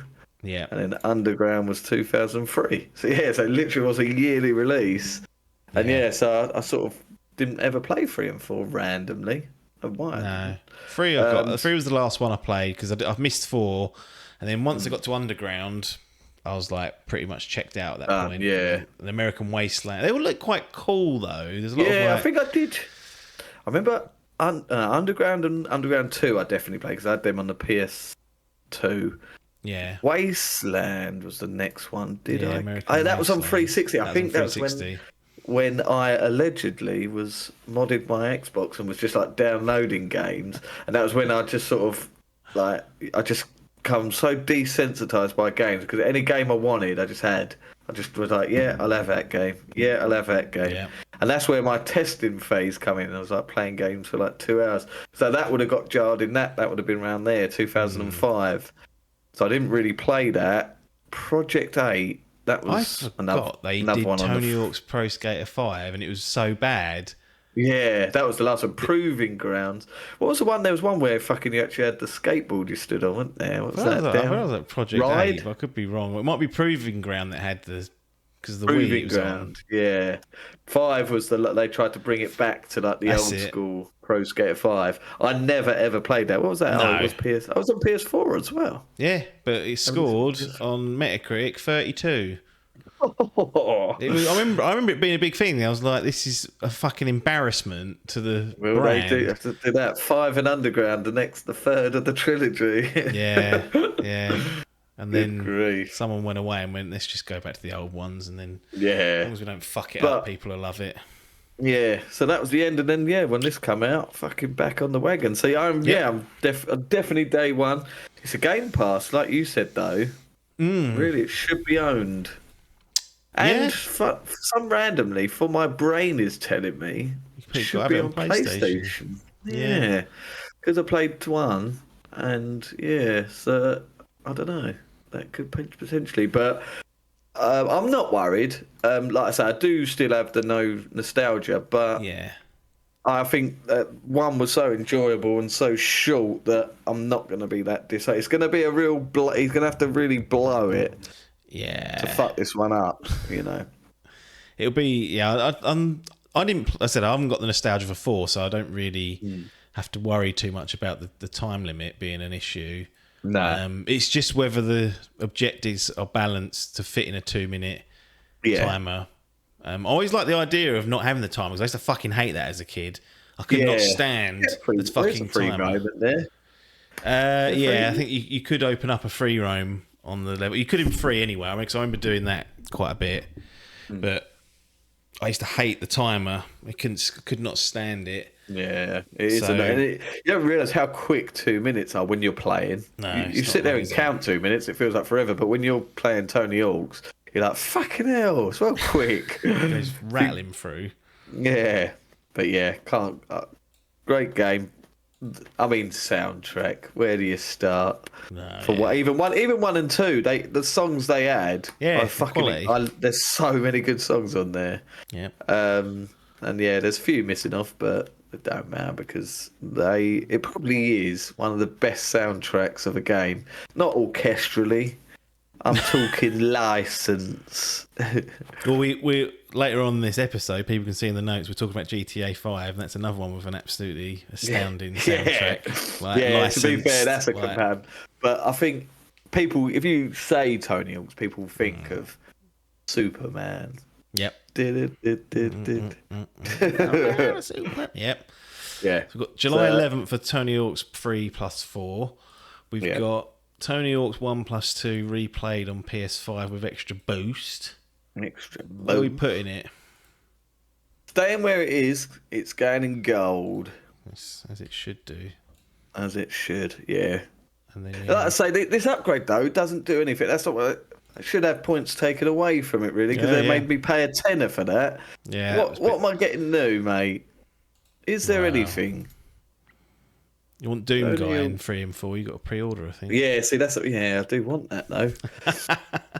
Because he won't be included in the Game Pass. But this is the other thing. There's loads of add-ons to it. So if you do play it on that, you won't be able to get all the cool shit unless you pay for it, and then you don't own it because as soon as that subscription lapses, they go, "See you later." See you later. So you have to be a bit careful. I'm just gonna fucking buy it, I think. And then Yeah, I think I am. But yeah, I July do is a want bit that. of a thing. fucking blow because that Donkey Kong. You got Donkey Kong, you got fucking what you said yesterday. I forgot about that. Fucking Death Stranding. Yeah, that's There as well, wasn't it? June. That is. Bonanza comes out. Come on, you pricks. 17th of July. Really cool. So it's getting a bit. As much. Getting cluttered, isn't it? And what was 3+4? I just said it, didn't I? Yeah, June. July 11th. July 11th. Fucking Cool, a hell. week to do that. Wait, mind you, if it's 10 hours, quick. Yeah, you could probably rattle through. And to be honest, that's not too bad to have. No, if you have two you on the don't- go, Donkey Kong. Yeah. But I don't want Death Stranding hanging around too long. No, true. I'll be interested how big he's going this time. Is he cutting it down? Or is it going to be I'll do fucking 100 double the hours. length of the... Yeah, I was going to That's the say. trouble. I won't be getting off that quick. That's for sure. No. Oh, Right. dear. Tony Coming Hawk's thick. Pro Skater 3+4 gold, Avowed silver. That is a good evening's work. So there's a couple of games out there for people to Yeah. go and have a look at. Go and find them. Go and play something. Stop fucking not playing. No. Even if you're I've got playing to the say, same I've been game. doing good. I've hit the ground running this year. I've What played am a I lot, on? but not a lot of games. No, I'm 10. I've Hour completed 80 on 10. GTA 5. That still ain't done. I know we've got the review. We've done the review. It's in the. It's all review. out of order here, but expose the business. That's recorded and it's going at the end of this episode. I'm going for the 100%. He's doing So, it. I'd like It's to. getting played still. Then obviously we've had Monster Hunter. For those that are wondering where that is, there's a title update that's out as this publishes. So we're gonna have a Can gander this of that. PC update get in, and then I can just anything bad I've got to say will have be to see. eradicated. But We'll have to or see. the will it, because I'm going to have to go through that campaign again to hinder my experience. Yeah, But that's supposed to be chucked out tomorrow. yeah. So that will be coming. That's what I've been stuck. Well, I say I've been stuck. I've been just playing long games. Death Stranding Director's Cut Platinum, 120 Yes, hours. 100. Ghost of Tsushima Director's Cut Platinum, Yeah, you don't 60 have to. hours. Off the back of Metaphor, 100 hours. I mean, Oh, a bit silly. that is incredible. the only isn't it? respite I had was Silent Hill 2, and that was still over 20 hours and a fucking horror. it? So Oh, play I would them love extra to play slow, though. that. I'm too scared now. it's very good. Yeah, I would like to try it. I don't, oh, you didn't? You found it all right, didn't you? Just going in at 2. Yeah. No, Yeah. no law required. Nope, because the way it works is 1 and 3 have links. 2 was like the 2 and 4 have links. Don't put that number 2 on it then. I know, but this is back in the day. They weren't thinking of that. Yeah, true. Nowadays, I say don't be doing that. Well, they did. I suppose they've got to because it's the same game, but yeah. No, interesting. But that's Crufts there. Anyway, Avowed and Tony Hawk's 1 and 2 done. Lovely jubbly. Lovely. We'll be got another segment coming out of sport. What it is, but you can see it in the show notes. It's not a spoiler, is it? GTA. That is a spoiler cast though, or spoiler conversation, I should say. Oh god, it is. Yeah. I mean, you're mentioned this. Mental if you haven't played that game by now. Yeah, of course. I mean, it's just. And to be honest, we didn't go as deep as I thought we would, but you know, that's there because we are talking about very specific stuff, endings and all other stuff. So it's why it's at the end of the episode, so you can just skip through it if you don't want to hear those. Maybe you're replaying it like I was and forgot stuff. So get on with it. Anyway, we'll see you on the other side.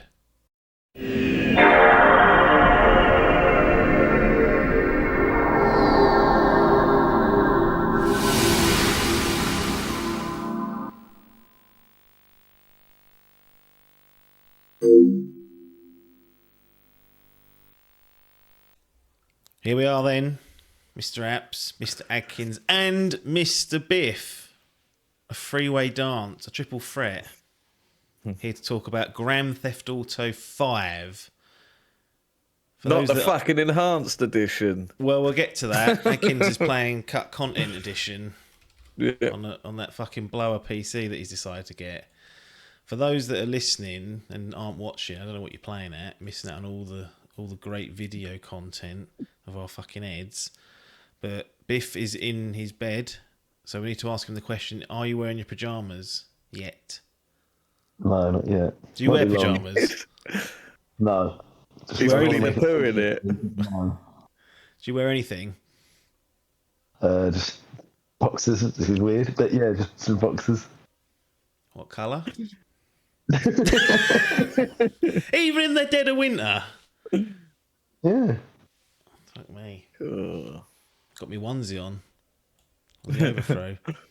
Adkins wears just a t-shirt and no pants or anything. I just Winnie the Pooh it. Yeah. Is that what he does? That's because he does look like, doesn't he? He ain't got any trousers on, I guess. He's got no trousers, just a t-shirt, knob and bollocks out. Has that Piglet got any trousers on or wearing anything? Or is he... He's got like a little onesie on. Has he got a onesie on? You have to Google Piglet now. The audience can tell us. Yeah.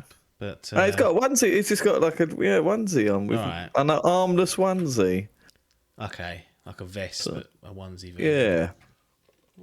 So Winnie Pooh, dick out. Well, that's what can happen. Anyway, this is about Grand Theft Auto 5. 2013 this came out. September, so right before the PS4 and Xbox One. So this is actually a PS3 and Xbox 360 game. Now. It's nearly 12 years old. Remastered more times than Skyrim. What's it had? It had one on PS4, had a separate PC edition, which was kind of, I don't know, in conjunction with the PS4 version, but it wasn't far off.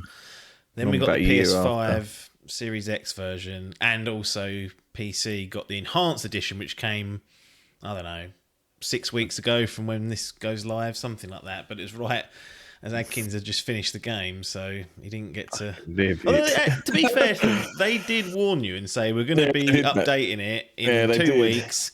Be patient, and you broke neck it. I fucking just went, right, that's it. And got costed.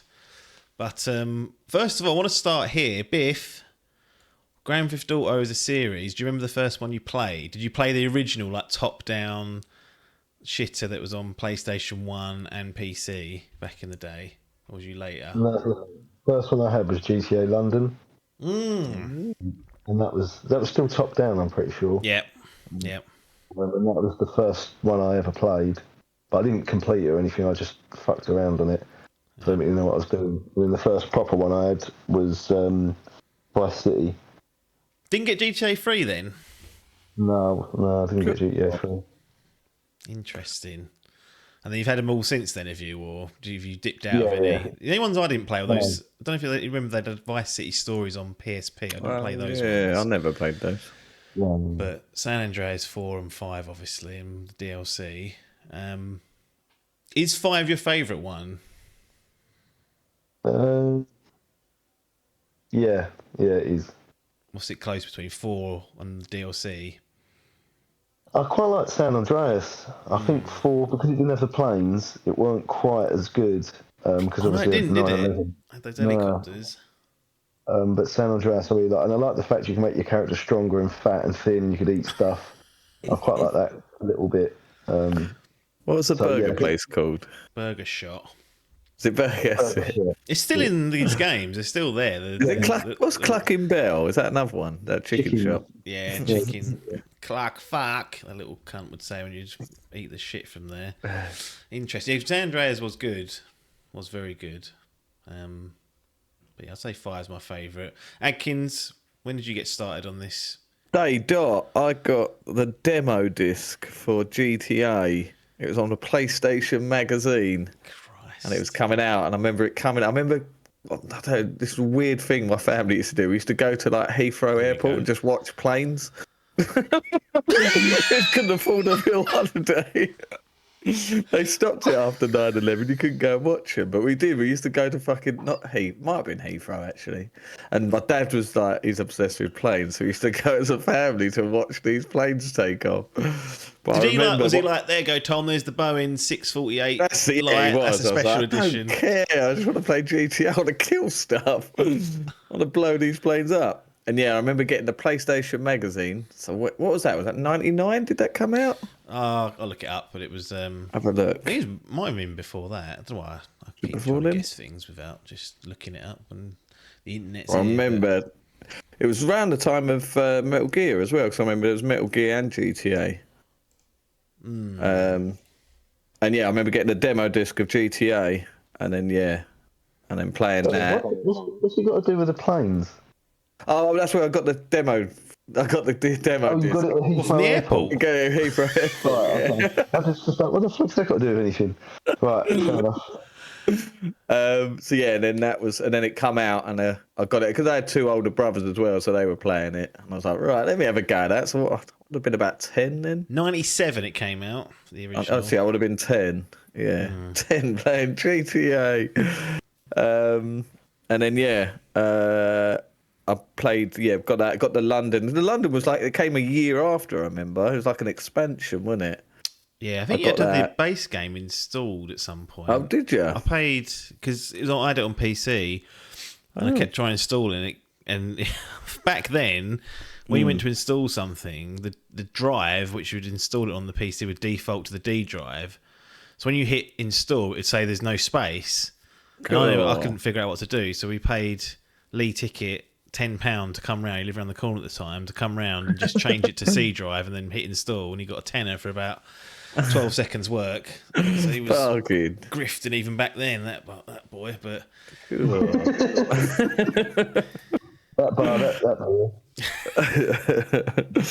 and then, but I had it on PS1, and it was a separate game. You had to buy it. God knows how much it was back then. And then played 2. And then 3, got 3. I remember hanging around with the Unwin twins, fucking playing 3. That's how far back that was. I remember playing 3. I never completed. Was it based on their life, 3? Yeah, it probably was. Dirty rats running around. God, customers of this. Played 3. I don't think I ever completed 3 either. Fucking hell, Adkins. I think the first one I completed was Vice City. I didn't ever complete 1 because 1 and 2 are fucking well hard. You have to do it in. Yeah, I couldn't do one go. I did London because there's 2 Londons. There's 61 and 69. I can't remember which ones. Oh, that's right. I got through, but I got through London, but never the original because they were. No, 1 and 2, and then never finished 3.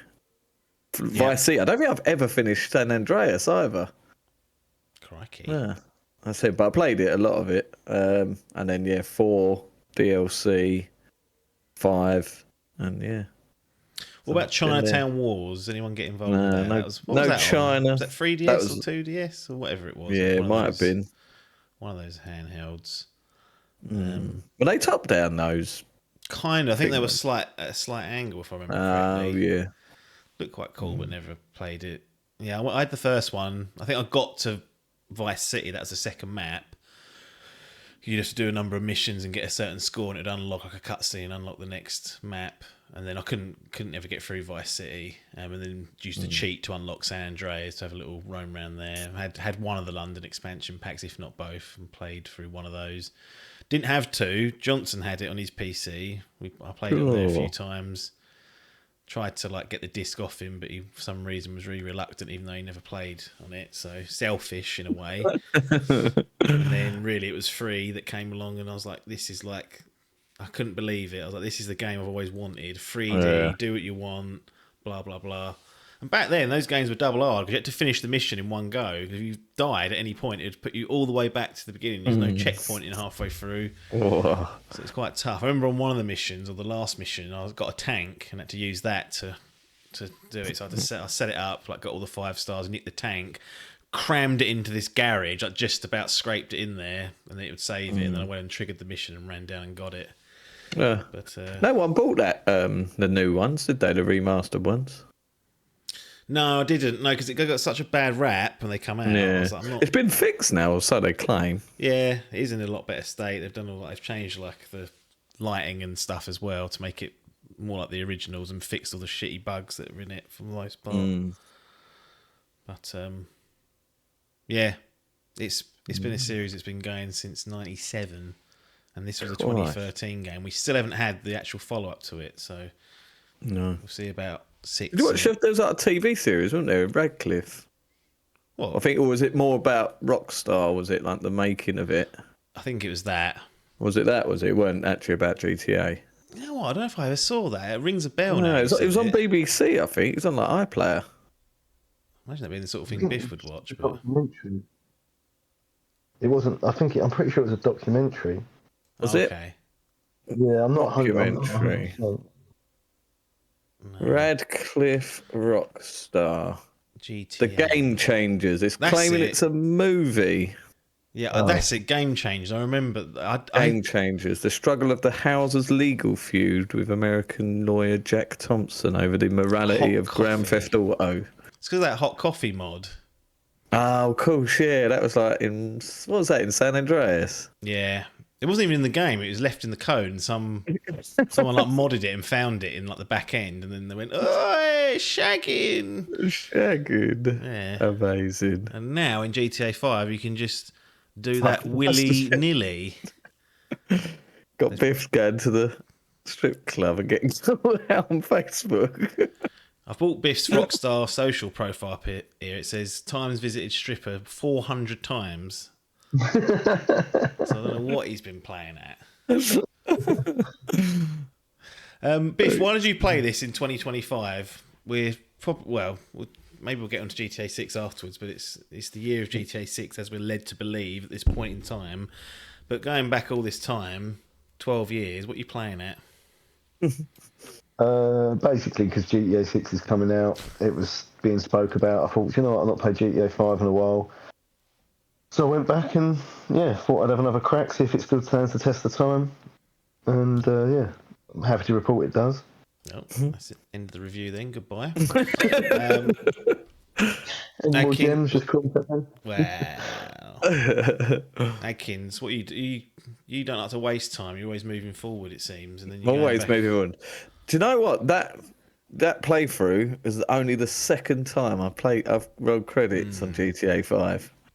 So back when it was, when was it? 2013. So I would have done it. When did it come out in that year? Was it early? September. So it's quite September. late. So I may have completed it in 2014. And to be honest, I've done like a handful of missions. When the PC version come out, I bought it and played a bit, but it was just more fucking about because I'd already... I think it was only a year after, so I didn't really play through the whole thing. I was just mucking about. Never actually went back through it. And then...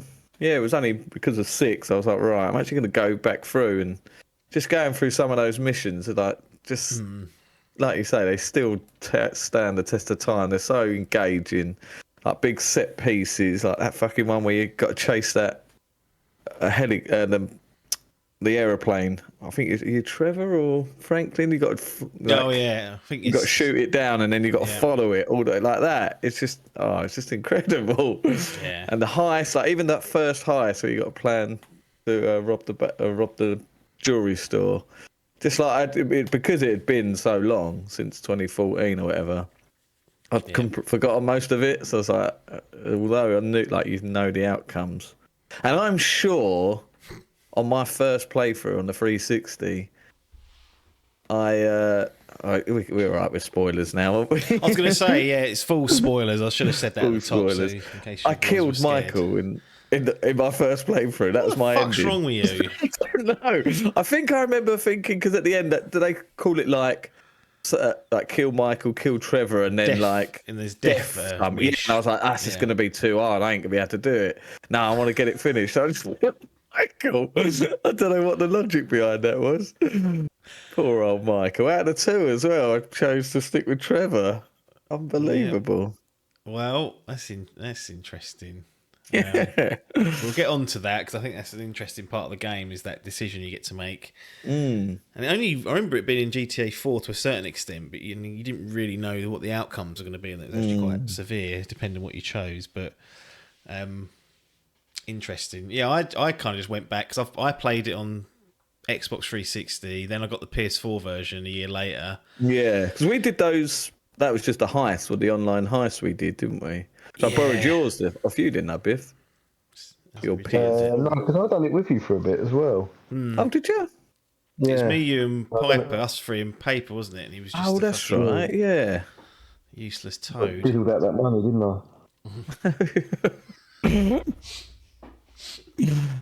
I? Excellent. You should have followed the process, do everything in order. Get the extra 2 million payout. Yeah, GTA Online, to be honest, I probably won't speak about it that much after this because at least I didn't go on it this time round. No, I didn't touch it. No interest in it, but that's still obviously fucking massive. And I reckon between the two online playthroughs I had, which one on 360 and one on PS4, I must have chucked in 150 hours just on online. So it came out after, didn't it? Is that right? Yeah, when it first came out, I felt like it was quite a while after as well. It was supposed to come weeks after, and they had a bit of a stinker trying to get the heists working. So it was kind of waiting for it, and then it became what it became. I did remember going to. If people stopped playing it online, then they'd make a new one. And it was annoying me because it just seemed. It just didn't seem to lose popularity, and more people were playing it, and then they kept releasing stuff. I thought, if you fucking idiots stop playing it, they'll make another game. If you look at the gaps between the games, like I think there's 1 year between 1 and 2, or 2 years, and then like three. It's like max. It's like 3 or 4 years, and now like what's this? It's 12 years since 5. Yeah. It's not fucking great. It's released October 2013. It's about a month after. No, a month. But the heists were the ones that came later. Oh, right. I remember that they had an absolute howler trying to get them working. Because that was, we almost spent many hours on that. Maybe we'll touch upon that later. But yeah, I hadn't played it since the PS4 version. So this is my third time going through it. And I was like, you know what? I'll go through it again. Why not? It ain't that long. And then it's taken like 70 hours. Because I wasn't doing the missions. I was fucking about. Yeah. Doing other things. It kind of sucked me into all the stupidity that you can get involved with. Let's start at the basics, Biff. It's a 2013 game. This is a PS5 version that you played. So Adkins is on PC playing Legacy and Enhanced version, which we'll get to.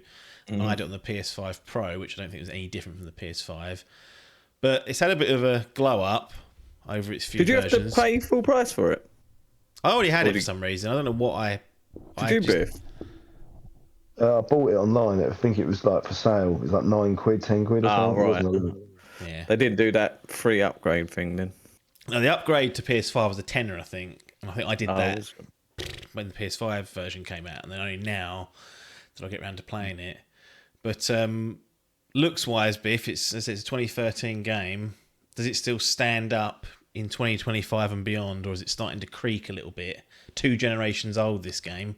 I got my finger caught in the back of this chair. Hang on a minute, you carry on. Looks like he's up your ass. I said feel the dead air, Biff. It's loved it. Laughing at me. Yeah, I mean, it's not, it's not going to be one of the best PS5 games you'll play looks-wise. I've just played that Wukong, and that looked really, really good. But it still looks pretty decent. I mean, you wouldn't go, God, this is horrendous, but by all means, I think it's sort of, it looks like a game that's been touched up and, in places it looks a bit, there's a few explosions and bits that crumble and you think, God, that looks a bit bitty now. But on the whole, I think, it does still, look really good. Yeah. And Adkins, from your perspective, you got the Legacy Edition and then a little bit to play on the Enhanced Edition. Yeah. And how did it look before going to the Enhanced Edition? Still pretty good. It looked really good. I was surprised at how good it looked, to be honest. And then, after playing that and then getting a little taster of the new version, and it looked even better. And I was like, oh, for fuck's sake. How good is that in Enhanced Edition? Is it like... So it's that... Yeah, it's really good because of the ray tracing. So that everything changes, all the lighting and stuff. There's some comparisons if you type it in. But yeah, it really does boost it up. I think it's the textures that are increased as well. And then this thing, because when I read it, it said that it was just for the online, because apparently most of the online stuff was missing on PC. Yeah. But it weren't. It was that fucking campaign as well. I was like, oh, for fuck's sake. Yeah. Right, back we go. Yeah, you sent me a few pictures or screenshots that you take on your PC, like when the rain came at night, and I was like, "Cool, yeah, that does really does." Quality. But even it's like you said, in its native version, it still looks pretty good. It's so well optimized as well. Like it runs on most people. I mean, it runs flawlessly on that Steam Deck. Right. I know it is a 2013 game, but to see it running like a game that big in a handheld, you're like, Christ. Yeah. It was really good, and my last version of it was the 360, so 720p 30. Well, if you're lucky, getting 30. Yeah, it was the PS4 60. No, this is what I was going to say. It's the first time I've played it in 60 FPS. Move. And it kind of needs it because I think one of the negatives that we'll get onto are the controls are a little bit sluggish and whatnot, and that does alleviate it somewhat, but not entirely. Biff, you had it on like the quality mode, didn't you, to start with? Oh yeah, for quite a while. And then I said go in the settings and change it to performance or whatever it's called. Play that for a little bit and then switch it back, and you couldn't believe what you'd been spending dozen so hours on because it was running at 30 FPS rather than 60. Talk us through that experience. Well, I think it was like playing it on 360, basically. It looked awful. But I didn't really notice it because I was just like, oh, it looks, it's looking rough, looking at its age. And when you've done that, I was like, fucking hell. And it's it just runs so much smoother and it was just much, much better. But I'm a bit clueless with stuff like this. Just turn it on and just go for the first thing. Got to always check it, I say. Always check it, and if you can, chuck it on performance mode. Unless it's Final Fantasy VII Rebirth, because that really does dump the game. It looks like a PS3 game when you turn performance mode on. It looks fucking awful. But yeah, I knew because when I looked in the settings and I saw it was default to quality mode, I was like, I bet he's playing it on that slug setting. I bet any money. So I had to tell you, and I was like, right, go in here, change this. Leave it for a while, then go back, and you'll realise what's been happening. Because I put it on for a minute or so, and I was like, Jesus Christ! But before, that's how it used to run. You didn't have an option. It used to run in that slug mode, and that was it. So it was nice to finally play it in with a little bit of smoothness. I alleviated to the controls being not all that. I played it. Go on. I played it like a Gears of War game this time. I was like proper cover and shooting. Like when you're going through those missions. I suppose that is the way it is in those the shooting missions. You get fucking put down quite easy if you haven't got your body armor on. Like it don't take a lot, I noticed. I remember I got knocked over by a car and this fucking cunt just shot me with his SMG and that was it. I was dead. I was like, well, that's a reset of the mission. So you do have to be a bit careful. You can't just steamroll through. Nah. And you don't regenerate health, all of it anyway. You regenerate up to half. And What you've I got to pick fucking up hated health is things. dying in that Blaine County. If you're not near fucking one of the things, you get like the hospitals like fucking miles away. I was like, for fuck's sake. That's a reload. Yeah, I did do a bit of fast travelling this time as well. Got the old cab out. Bought the cab. I've completely forgot that was a thing. For like about 10 hours, I was like driving up that fucking freeway going, oh, this is a long old drive. I was thinking, hang on a minute, I'm sure you can do something here. Yeah, you just jump in the cab, then you can skip it, and off you go. Off You you didn't get in the go. cab and just sit there then and watch the journey unfold. No, Relax. you can do that, can't you? I've done it for a few short ones. I was like, I'll just put this on. So I went and did something else, and then It's I'd come back and lovely. you'd kind of be there. But do you think, Biff, that the controls have aged somewhat? Did it feel sluggish to you, considering?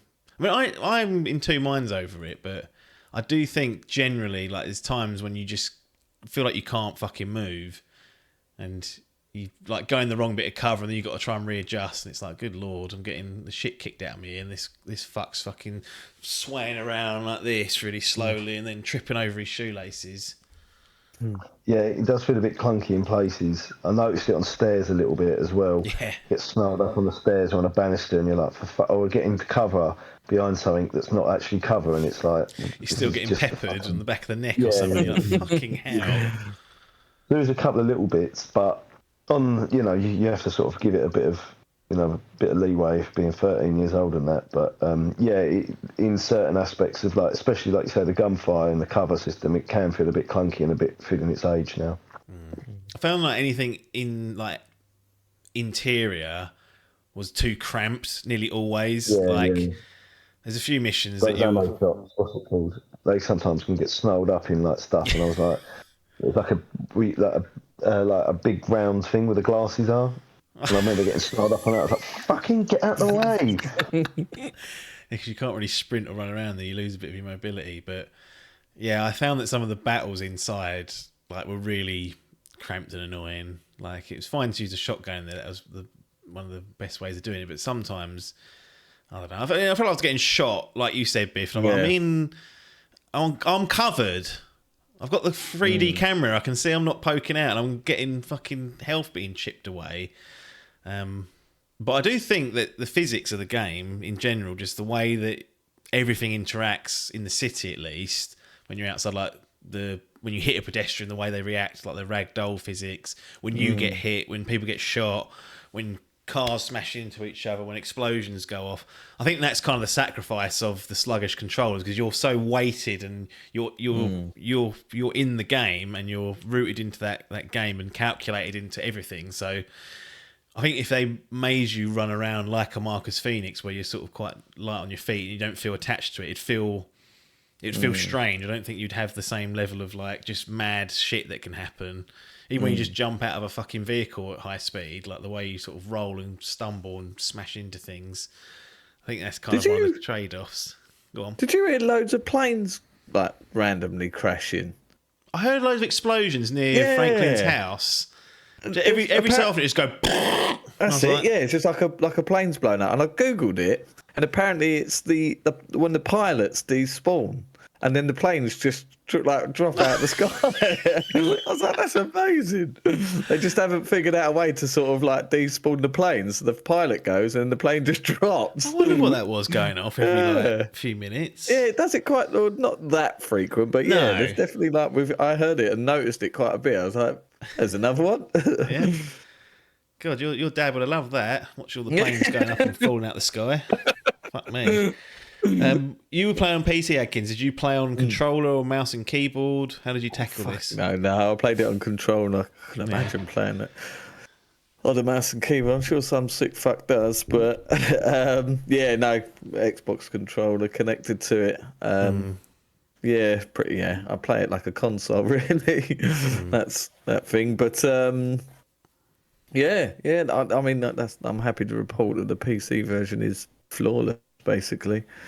Really good. I think I played it because I bought it on I wish I had it on Steam, but I bought it on the Rockstar app, and then some randomly I must have got a freebie on Epic, So I played it through there, so I could keep track of how long I've played it for, because the Rockstar don't give you any time. Doesn't the And I was game have its quite- own clock though inside the menu somewhere? Like there's a stats. Oh yeah, bit. I think it does actually. Yeah, in the stats it might tell you. Yeah, it kept coming up as well. I was trying to work it out on that. I went on that fucking Rockstar. What was it called? Social Club. That's it, and that tells you all your statistics. It tells you how long you've played as each character. How many strippers you visited, like Biff? Yeah. Cracking at 400 or so. And Only 200 prostitutes for him though, so he's sort of at least half that delinquent behaviour. I found it quite hard to get prostitutes. Just like the real world, mate. It's not easy. Just because you got the cash doesn't mean you're going to get it. I do really. Apparently, you have to have a half decent car as well. Where I was just like nicking whatever car just to get away. Right. I was like just parking in front of one and just bibbing at them, and they were like, "Piss off!" I was like, "Come on, get in the car." Just like his experience down York Road on a Saturday night. Get out of there, you scumbag. And then the other one, where you got to sauce up the birds in the strip club, and then you take them home. Take them back to theirs. I had one, and she declined. She went, "Nah, no thanks." So who's you playing as? Franklin. Oh, wow. Yeah. They shouldn't be turning him down. If it's like Trevor, I could get him. Yeah, I could see that actually. Yeah. Or Michael, because he's a dirty old pervert as well. I think he's into his yoga. Did you find the controls for like pedestrian stuff okay, or did you start to feel a little bit like, come on, get moving, you slugs? That's aimed at you, Adkins. Pedestrians. Yeah, like when you're running around. I mean, not when you're in the car Yeah. and whatnot. Because I actually think the car controls are really good. Yeah, they are. is. To be fair, yeah, it's probably one of the best, probably the best in terms of control. You play that Cyberpunk, get in that car, you're like, oh, blimey. Yeah. But yeah, on foot, yeah, I do. I think the jumping as well, very Trying to robotic. fucking climb over something. Yeah, trying to like bumble over a wall or something. Yeah, trying to make a shortcut. Yeah, I did find that. I always go on that pier for some reason if I'm ever fucking about, and that you dive off the side of it. That fucking submarine as well. That's a clunky bastard, isn't it? It's not Bashing great. around underground, but yeah, the controls they have sort of aged, bless them. But like you say, you do have to give it a leeway because of how versatile. Did you play any golf or tennis? Yeah, I played one round of golf and one game of tennis. It lasts for hours, doesn't it? Golf takes forever. Yeah, that's just a fucking joke. That is. Yeah. The darts implementation's pretty good. I did have a gun. It's quite hard to dance. Yeah, I took Lamar out with Trevor, and he hit fucking. He can't get a 9 star because it's 301, but he hit like a 6 star, and I was like, well, I can't beat him then if he's going to keep doing that. He fucking blew me away, and I was like, what's happening here? Did you take him to get pissed? Yeah. You go to a bar. It's so hard to control. You just drive along perfectly fine, and just veer off and smash Veers into off. something, and then you got old Bill after you. Like, oh, for God's sake! Yes. So, Biff, you actually played through Red Dead Redemption not long ago. We spoke about it last time. Cool. Did this feel noticeably worse to you, or is Red Dead of a similar control? Because that's a very weighty and slow game as well, but I felt like I had less trouble with that. I don't know if they had, in subtle ways, enhanced it, and this just felt like a bit of a dinosaur, whether I'm just misremembering. No, but Red Dead Redemption, the shooting and the cover felt better, Okay. but I still struggled, like jumping on top of stuff, Yeah. or jumping across the building or across the gap. Rockstar haven't. It's the only thing they haven't worked out yet. I'd say. Jumping up But on they things. struggle with the jumping. Yeah. Yeah. I wanted to touch on the driving because I think there's actually a really underrated part of the game, because you're doing that probably 80% of the time, driving from point A to point B. And if those cars felt like shit to drive, or weren't fun, or the city traffic was annoying, like, it would be fucking awful. But it's so very, very good. And I know it's very good because when we used to play online, we used to go online, got this big sandbox that you can do what you want, heists, robberies, all sorts. We used to go in there and just fucking race, pick a track and race for hours and hours and hours on end. And Tell you what I missed in that campaign. Yeah. was that bulletproof car we had for the heists. Oh yeah, The little black window, like the little line window. You could not be defeated on that. You could not be defeated with that. I'll tell you what I did get defeated by, though, was fucking motorbikes. Just like roaring through town, you hit one car, dead. I was like, oh, for fuck's sake. It's quite heavy. I think it was like a $5,000 every time you get hit. I tried to do a bit of the old stock market this time, but without knowing exactly what to do and when to pull out. Because a lot of them was those like Franklin. Turbo Jizzing surprise. Yeah, those Franklin missions that they control. They influence the stock market. Yeah, he tips you off, doesn't he, Lester? Yeah. First time I ever played it, I never even picked up that was a thing. It wasn't until I read it afterwards. But he says, put your stocks in whatever pharmaceuticals, because you're going to take out the CEO of a rival, and then you can make a bit of bang buck out of that. Bit of bank, yeah. It's even simulating that. But controls as well. Days Gone. Oh yeah. Control is worse on Days Gone than it is on GTA 5, and I don't know how long ago Days Gone come out after. Cool. Yeah. It's a few years after, but not. I don't know if it was that many, but it's maybe 4 or 5. Yeah, I just.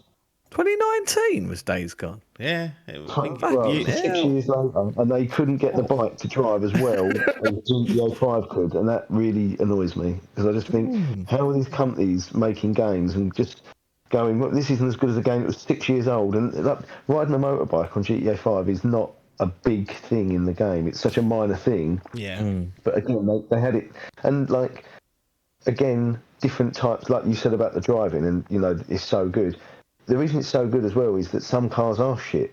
Some cars handle like an absolute dream, some don't, some are fucking old bangers. And it's the same with the motorbikes. You get a Scrambler, you get a Harley, or you get a Superbike. They all handle differently.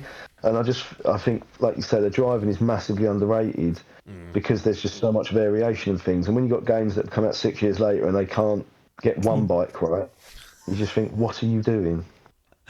Yeah, and you can obviously jump in the old planes and helicopters. They're pretty good at, they're simple and go. The helicopter's a little bit harder, but that's always fun to dive in there. And I think the submarine is a bag of shit, if I'm being honest, but you've only really got to go in for that for one mission, and if you want to, you can buy like the submarine collecting fucking business if you want to do that. But do you ever do up your cars as well? I love getting a car and just absolutely doing it up so it looks like an absolute baller. So it's interesting, each character, Trevor, Franklin, Michael, each has their own personal vehicle in the game. You can buy stuff as well and put them in like a garage, or you can buy a bigger garage and put a fleet in there if you want to buy a shitload of cars. But was you doing up the personal vehicles before, or was you buying like a sports car and then doing that up? Both. I don't know. They all had a garage full of 4 cars each, and their own personal ones were all done up. I spent all my money goes on cars basically. As soon as I get any money, it just blows on doing a car up. And strippers. And those 400 strippers. Yeah, the modding on it's actually quite a lot you can do. I only did it for like one car in the end with Franklin, but I was like, I could see people do all the paint jobs and different wheels, and then you can add like engines and brakes and shit and make them just control better. Yeah, it's. Did you have different cars for any different characters, or did they all have like the best car of like sports cars, Biff, or was like Trevor buying like old shitters basically? And no, so they all had the best cars, but I actually googled because some of the cars are really, you can mod them like to a massive standard, so you can change like the bonnet, the spoilers, you put wings on them, you can put like different splitters, different side skirts, you can really go like mental on them. So I literally googled it because I wanted to see what cars I could get and do them up and just see how I could make them crazy. So yeah, I did that. But yeah, Trevor had mental cars, he had like sports cars and stuff. I didn't just give him like Jeeps and trucks and stuff. Fair. Sorry, Biff, Adkins, I cut you off there. That's all right. I was just saying I didn't really buy any guns much. I think I sort of went through the whole game with the bare basics.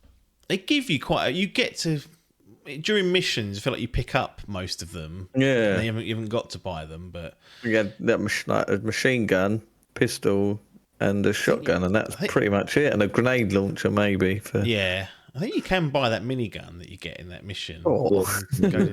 Go to town. That I did the ammunition shooting gallery of that, and it was just fucking hundreds of thousands of points racked up on every target. Like, Jesus Christ.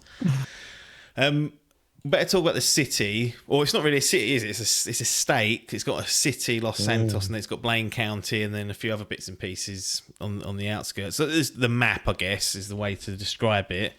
Biff, thoughts on San Andreas in this indication? Because actually, I don't know if you remember, but San Andreas on the PS2 had 3 cities. It had Los Santos, San Francisco equivalent, and a Las Vegas equivalent, which I can't remember the names of at the moment.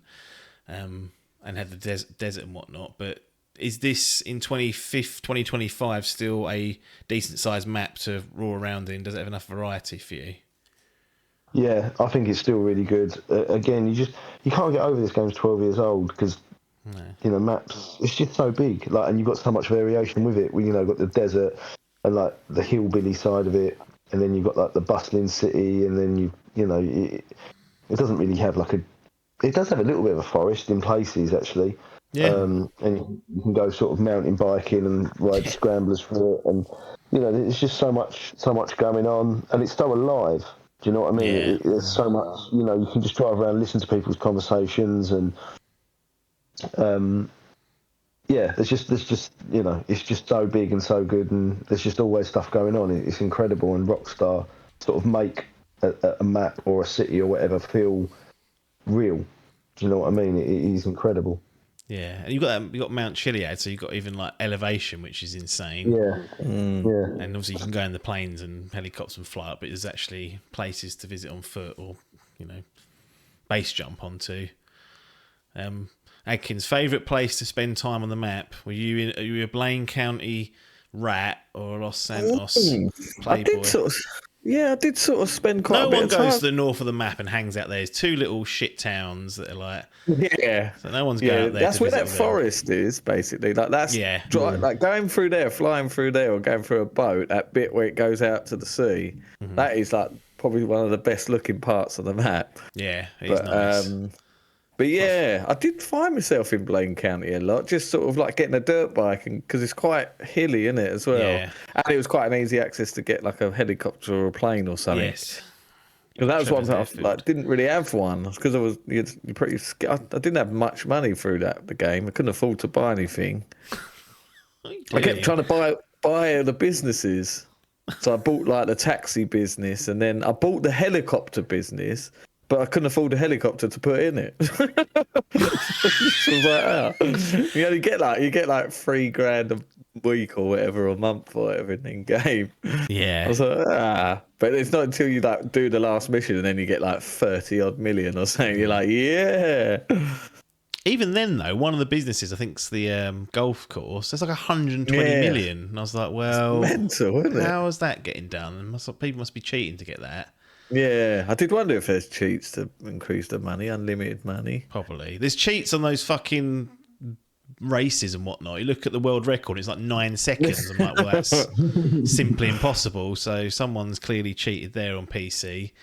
Do you ever play that director mode? No, I never did. It unlocks a load of... Did you go in it at all?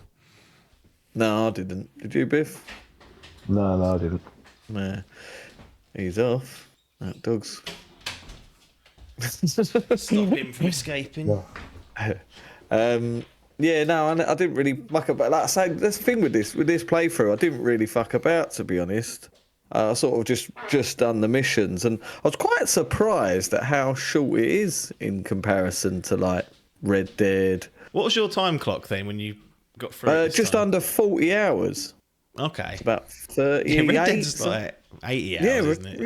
Yeah, I remember clocking about 80 or 90 on that, and there's a bit of fucking about, but you're literally just doing thing. But I was playing it before I could do any mission. I was seeing if there was any dots on each character, because I didn't realise it comes up, doesn't it, when you choose the selection, it'll have a number above your head. And that's what they've got available to them. So I was clearing it down before going to the next actual mission. Yeah.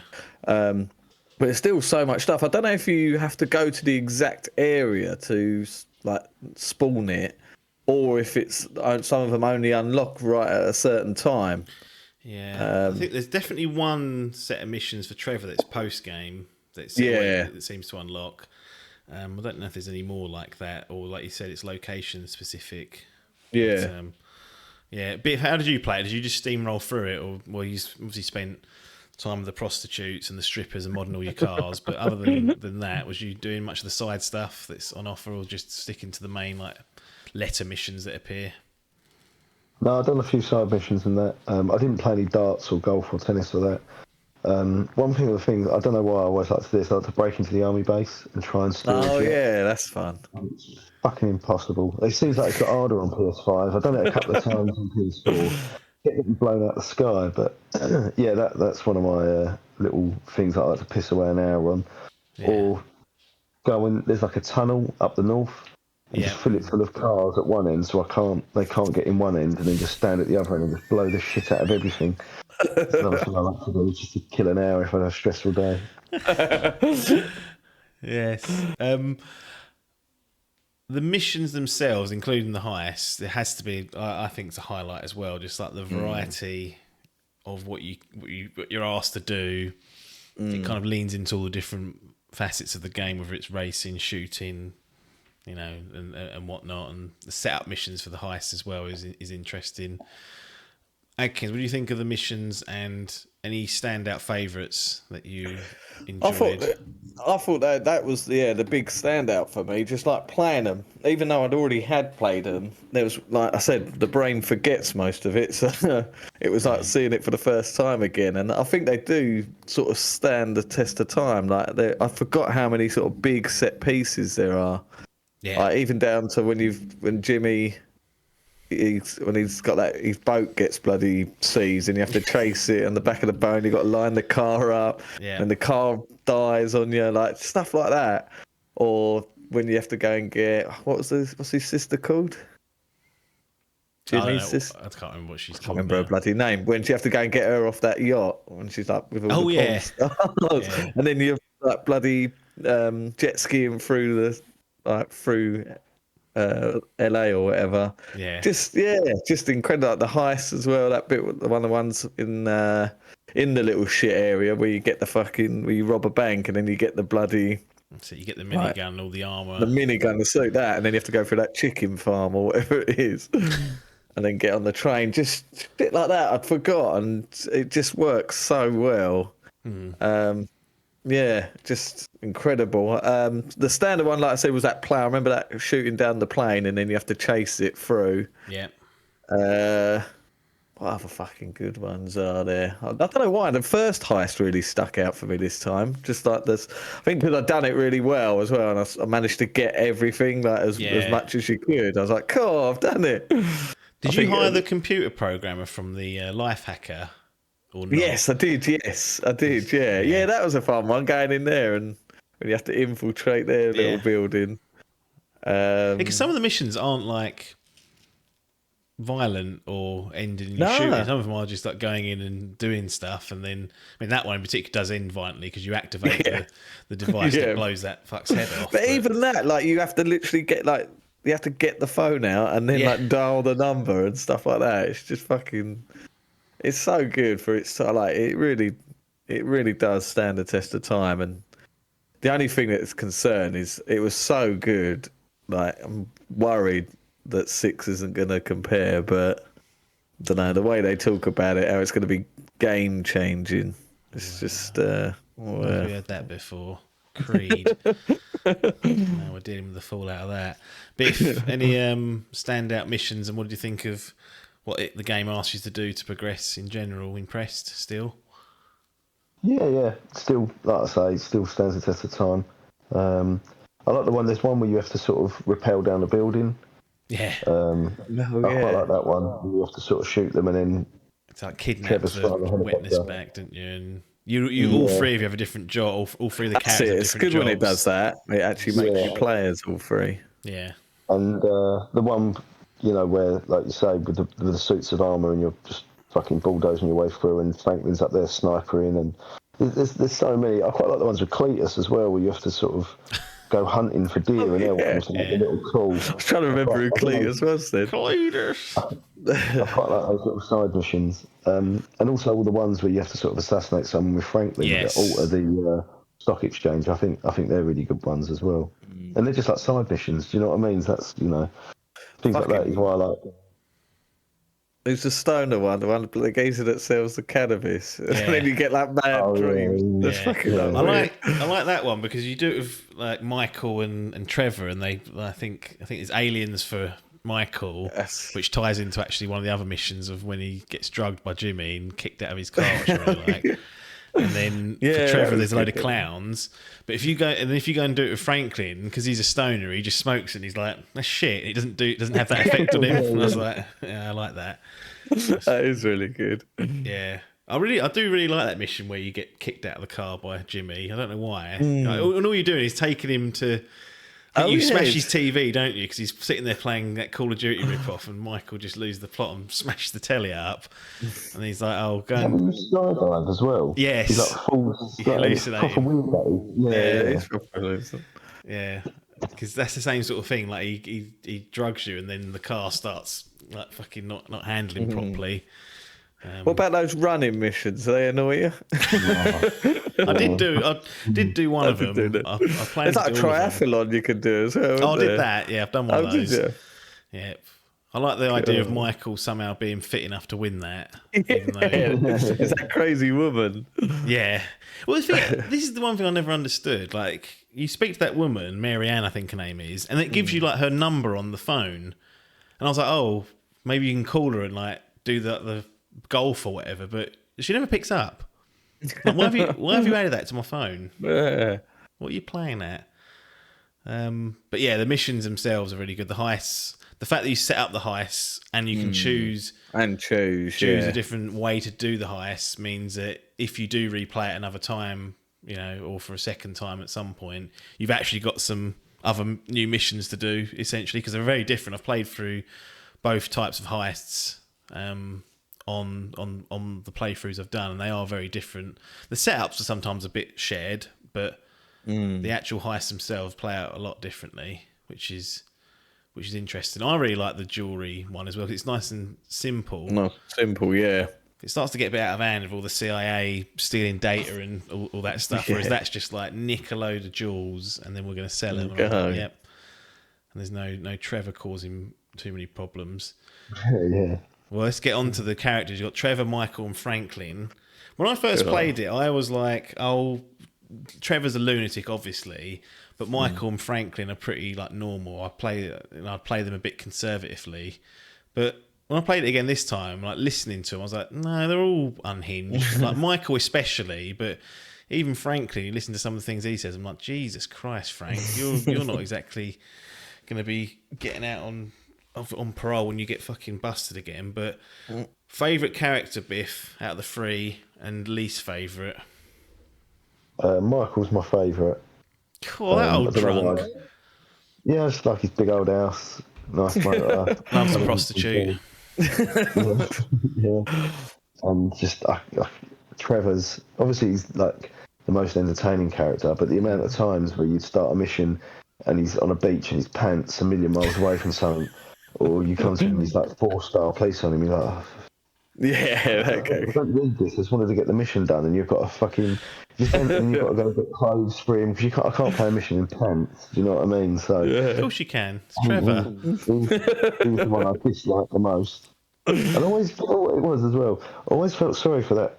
Like, there's one of his little companions, and they go and meet his companion's brother, and he goes into his flat and lives in his flat and just fucks And I just feel really sorry for him. There's a thing in. I think he rapes that one. That his little mate, the one that like dresses as a clown and that. If you Google it, there's like a hidden scene or something. Or there's like a conversation, and they're like, "Yeah, I think he rapes him." That does ring a bell for some reason. Yeah, have a little Google. I missed it in the game, but yeah, he really does bully him. Well, yeah, that's a bit strong. But that's why I just felt sorry for him as well. He lost his missus as well through that. Yeah. Well, he gets him covered in shit and walks it through his flat. Yeah. Well, he ends up killing that cousin, doesn't he? Like, he kills them both. Oh, It's yeah, the way he I read does, into it. yeah. Like, you go back then, she comes back, and then they're both kicking off, and then it sort of cuts, and he's like wiping blood off his hands and leaving the... If you go back to it, it's like all closed up. You can't, like, police cordoned off. Oh, how funny. You can't go into it. Adkins' characters... Oh, favourites. Trevor by far. So you like the rapist? Trevor. I love the rapist. He is just so funny. Just like I forget you see his dick in it as well. He's remembered. I remembered it. I just love his introduction as well. Like that was so cool. Did you replay that dick shot on the enhanced edition just to see ray traced cock? See, I zoomed in. I should have done. I love his. Is that actually real? Yeah, when he's like one of the first things when he's in the caravan, and yeah, he says about his balls or something, and he just pulls his trousers down. I think it's with Michael, and then yeah, there's like a little thing where he turns around, and you actually see his dick. You're like, bloody hell. Biff's going to play it just for that now. And then yeah, the first interaction is like, oh fuck, they've got the Lost and the Damned guy in there, and they just that's so good. That I like the way they weave in like the characters from Four. There's not many of them, but Patrick McCreary you can get him as a heist member. He was in GTA 4. That's it, yeah. And what's his name? Lester says that he's like, oh, there was an Eastern European guy from Liberty City, but yeah, he's gone off the radar or something. Yeah, it's like yeah. But yeah, what they do with Johnny, where he just kills him, I was like, oh, Lost in the Damned DLC crapped on. So after one introduction, yeah. But yeah, I just find he's so funny. He's like such a fucking nutcase. And yeah, and it's sort of like if you're playing it as a role playing game, you sort of the madness is allowed basically with Trevor. You can like just go and do shit. Yeah, I was going to ask that. Did anyone else play specifically, depending on who you were controlling, like slightly differently? Because I did all the time. I'd like adjust what I would and wouldn't do with whoever I've got. I can't imagine Biff taking the time to do that since he's given Trevor fucking sports cars and whatnot. But I would like try and make. Obviously, Trevor was Trevor, but the other two I'd try and I wouldn't. Like, it didn't feel right for Franklin just to hijack a civilian in the middle of the road and like shoot him. So I'd never do that with him. I'd steal a car out of the car park or that was parked up, but I wouldn't like carjack people. And Michael, I'd only do it after he'd had an episode. Like if he was really he's just had one of his meltdowns. I was like, right, go a bit psycho here. But am I the only one that plays like that with this game? No, I've done it a little bit. If someone hit Trevor's car, that would be the end of it. I just destroyed that. The whole street could go up. Everyone. Yeah. But the other two, I'd still hijack cars with people in them, with anyone. But yeah, if someone dinged the car or they annoyed me how they drove, Trevor would fuck them up, basically. Did you change how they looked at all? Yep. Love beard? Yep. I really missed the Red Dead 2 hair and beard growing. Yeah, that really cut me up for not having that. I was like, that should be patched in somehow. Yeah. Might be my favourite thing in any video game is that particular. In Witcher 3 as well. Yeah, the beard grows. Beard grows, not the hair. Not the hair. Yeah, although the hair does change in one bit. I remember in 3 in the DLC Blood and Wine, there was a bit where something happened in the game and then his hair changed. I was like, hey, what's happened to my hair? It's because you can get a cut in The Witcher and change the style. Yeah. It didn't grow. But what happens is it's because they've pre-rendered some of the cutscenes, and in those cutscenes, it's got the default hair. So if you've changed it, like I did, it'd do with his armour as well. It drove him at the fucking wall, and I'd see things like that. I think we used to drive at the wall of GTA 5 though. Sometimes when you'd start a mission, it was daylight, and it wouldn't and a lot of them, it does the time lapse. So it goes, and it kind of made sense. Like if you went, like if there's a Michael mission at his house, you go out to the house. It goes from evening to morning. You're like, oh, he was just fucking around at home, and then the mission starts. But sometimes you'd go in at midnight, the cutscene would just play there and then. You'd walk outside, and it was like 4 in the afternoon. And I was like, hang on a minute, what's that happening? Why have you made the effort of doing the time lapse in some places, but not this area here? Oh no! I had to keep restarting, go back at the right time. Can't have that. It's got to get Can't have that. That's why it took 70 hours. I can't have that. Yeah. Well, I did wonder. I was thinking, what else have you done? Because I weren't, breaknecking it as such. It was driving mostly, did a bit of truck thing, but was doing most of the missions. I was thinking, has he spent another 30 hours? I was just driving around, like, doing the drunk, like, sometimes I ring people or whatever, or go and do an activity. Yeah. I was walking a lot as well because I don't. By default, it's a walk, isn't it? You have to like hold X to run. Right, cool shit. So I found myself just wandering around and then just chinning people. I did keep fucking about it with first person this time actually, because it's the first time I've played it with first person mode. Especially pretty good. What it is, city bar. You go to strip club in first person. Added immersion. But the guns look a bit jarring in first person. But I think they added new animations, but you can tell that it's not a. There's an achievement for playing it for 15 hours in first person. I was like, cool. Just put it on and leave it. I played GTA on the PS4 version. I played it all first person, other than the driving. The whole game. Yeah. Did you? Cool. Yeah, because it's only a year later, so I was like, I want to make this a bit different. Right, yeah. I'd never do that at Red Dead, though. I wouldn't even be tempted, if I'm honest. Nah, been on that horse. You can do it on Red Dead as well, can't you can do it, yeah. It's like standard. It wasn't like added in later either. Sure. Biff, any other comments, good or bad? Any other themes that you wanted to chat about, stories or anything? No, I've got off my chest what I needed to get off. Just other games aren't as good as this, and they should be. I don't know what they're doing. The only thing, something I really hate about this game is there was a mission where Michael has to do yoga, and it drives like fucking. I'm like, oh, every time I have to do it, I don't know why, I just hate that mission. Get to the top of Mount Chiliad and do it. It does take ages for some reason. Although the mission where you chase the yoga bloke back to his house and pull his house down, that was brilliant. That's the tennis coach. Oh, that's the tennis coach. Yeah, you're right. That's quite early, isn't it? That's that mission's like, I was like, oh yeah, I remember this now. This being quality. I saw something having a go about like the controversies of the game and that, and they went GTA 5. The first mission is two black guys deciding which car to steal. I was like, bloody hell. But yeah, it's just quality. The music, like the different radio stations and stuff. Yeah. There's a way on the PC. I think you can do it on the consoles as well. You can actually, back in the day when people used to listen to MP3s, you could actually put those and create your own radio station. Surprised they ain't done like a Spotify link thing where you can choose your own music. But there's so much variety in there. And even like Biff said, even if you don't want to listen to the music, you could just stick on a chat show and they're fucking hilarious. And especially the way it like reacts to what you've just done as well. Weasel on the news. That's it. Yeah. So clever.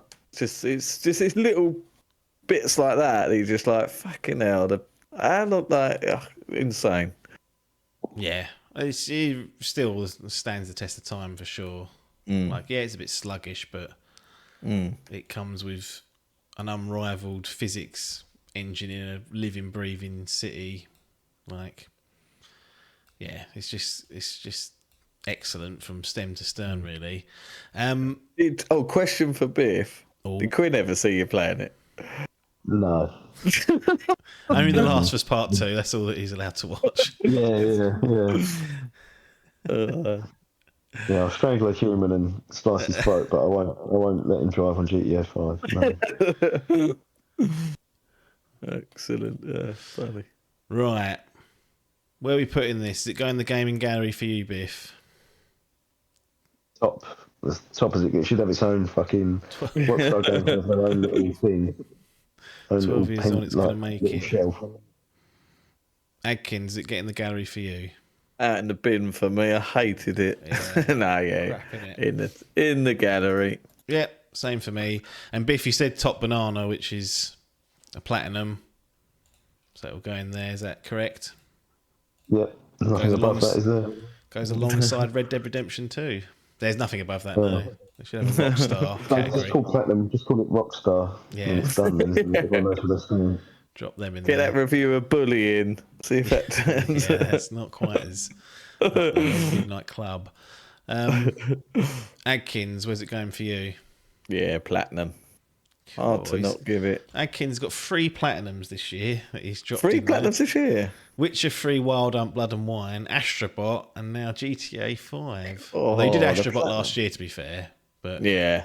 we didn't get round to it being reviewed until this year, so that's that. And then, yeah, platinum for me as well. It's still excellent in all aspects, and I'm glad I finally went through it. I've been meaning to do it for years. But I have to do it now because I don't want to be doing this after GTA 6 because it's going to probably get lapped in many ways. So GTA 5, 3 platinums here. Do you feel it's helped or hindered your hype for 6? Sorry.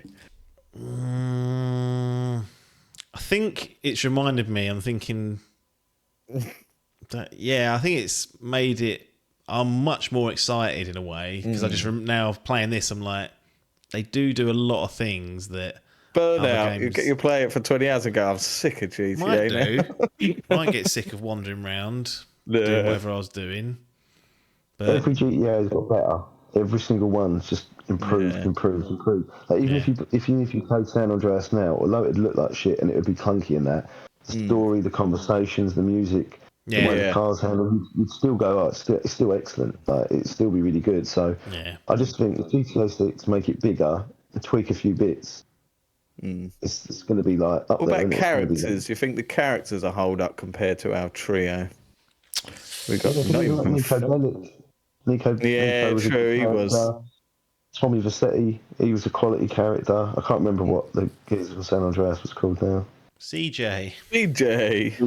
Carl Johnson. Free didn't even talk, did he? Claude didn't talk. No, he's silent.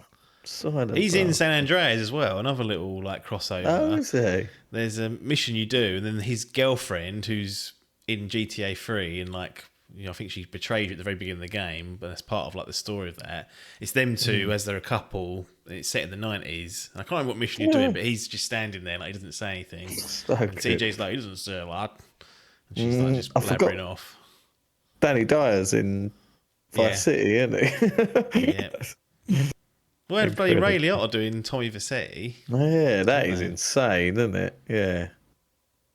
In GTA 5 as well, there's like a mention of that Balls testosterone from GTA 4. Don't you remember that geezer that sold Ball Shark testosterone? Yeah. What's the band? They're always in it as well. Love Shack, is it? No. Oh, Love Fist. Love Fist, that's it. Yeah, one of the side missions, you have to go and knock his tooth out. Yeah, that's it. Sell it. Yeah, so much. It's continuity between the games as well, which I like. Like you said, like Love Fist, and Laszlo's been in it since GTA 3 with and he plays a bigger role in this one. What do you do? You tattoo him eventually, didn't you? A cock on him or something. It's so good. But one thing about GTA 6 though, a lot of the top brass, including like Laszlo, is left. So there is one Hauser there's as one well. Hauser left. Benzies is gone. Yeah. That is the concern. There is a small smidgen of like, will it still get there? I just think the game's bigger than those people though. There's thousands of people working on this, and there's a certain quality level they'll likely hit. So yeah, kind of sometimes I think I'm worried, but it's surely not. Surely not this game. It's annoying we ain't had another trailer yet. Just like we've literally, they've not even confirmed the name of the second character yet, even though everyone's convinced it's already been leaked. But I'm worried there's not going to be a Trevor character either. Yeah. To like go nuts with. Yeah, that's I do the problem worry I that said they're to going to Biff tame it down.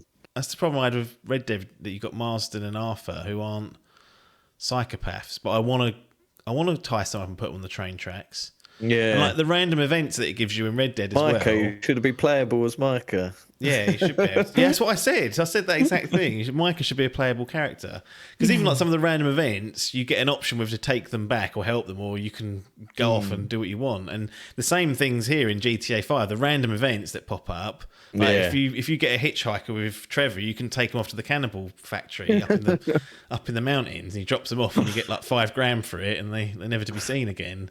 And then it pops up on the news saying, hitchhikers have been starting to go missing. It's because you've gone and done that.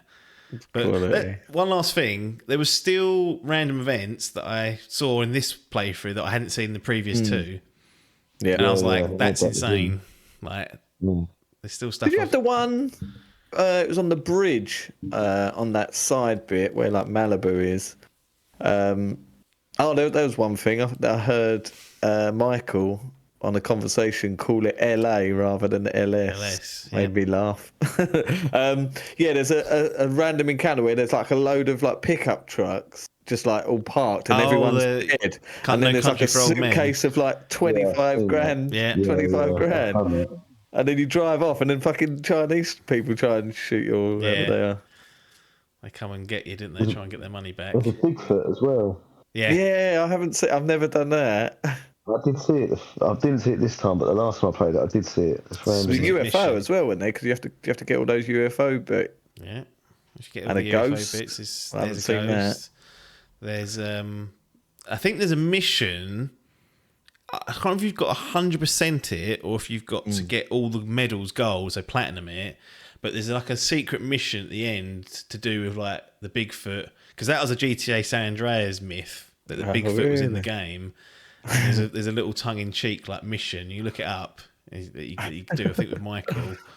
I didn't do the cult thing this time round, where they like make you dress up for 15 days in a row and make you walk 10,000 miles. I don't know if you ever got to that before. Oh, never heard that. What's that? Oh, that's a post game like Strangers and Freaks. Yeah, they send Franklin an email, and you can go on the website and like try and sign up for them, and then eventually it stops you. You can't get in because it gives you the wrong password. But with Michael, they accept you in. You like put on all their coats and whatnot, and it asks you to do like the most random shit. Like you can't change your clothes for 7 in-game days or something. You have to walk for like 20 in-game miles in all this shit, and then slowly but surely it like unlocks this little long story. That's insane. Yeah. There's post stuff to be getting on with people on a jump. Yeah, but that's what makes I would the game still so like dense. to go back and do that 100%. I think I'm going to chip away at it just for a little while. That and Monster Hunter done. Yeah, easy. Yeah. Right. I love those English as well. The English old people that are like obsessed with celebrities. Did you kill them as well? Did he? No. Well, you can choose. They kidnap that. Or you help them kidnap that movie star. Yes. And you can either kill him or you can let him out. I left him on the train tracks. I was like, tie all the loose ends. He's got to go. But, excellent. There you go. Right, GTA 5, 3 platinums. If you've not played it, go out and play it. Although we spoiled some of it for you there. But don't listen to this. It's at the end of the episode. It's clearly marked, so don't be crying about it. But it's a fantastic game. And we're looking forward to GTA 6 and some more information. So hoping we get that in due course. But nothing more for us to say other than thanks for your time and ta-da.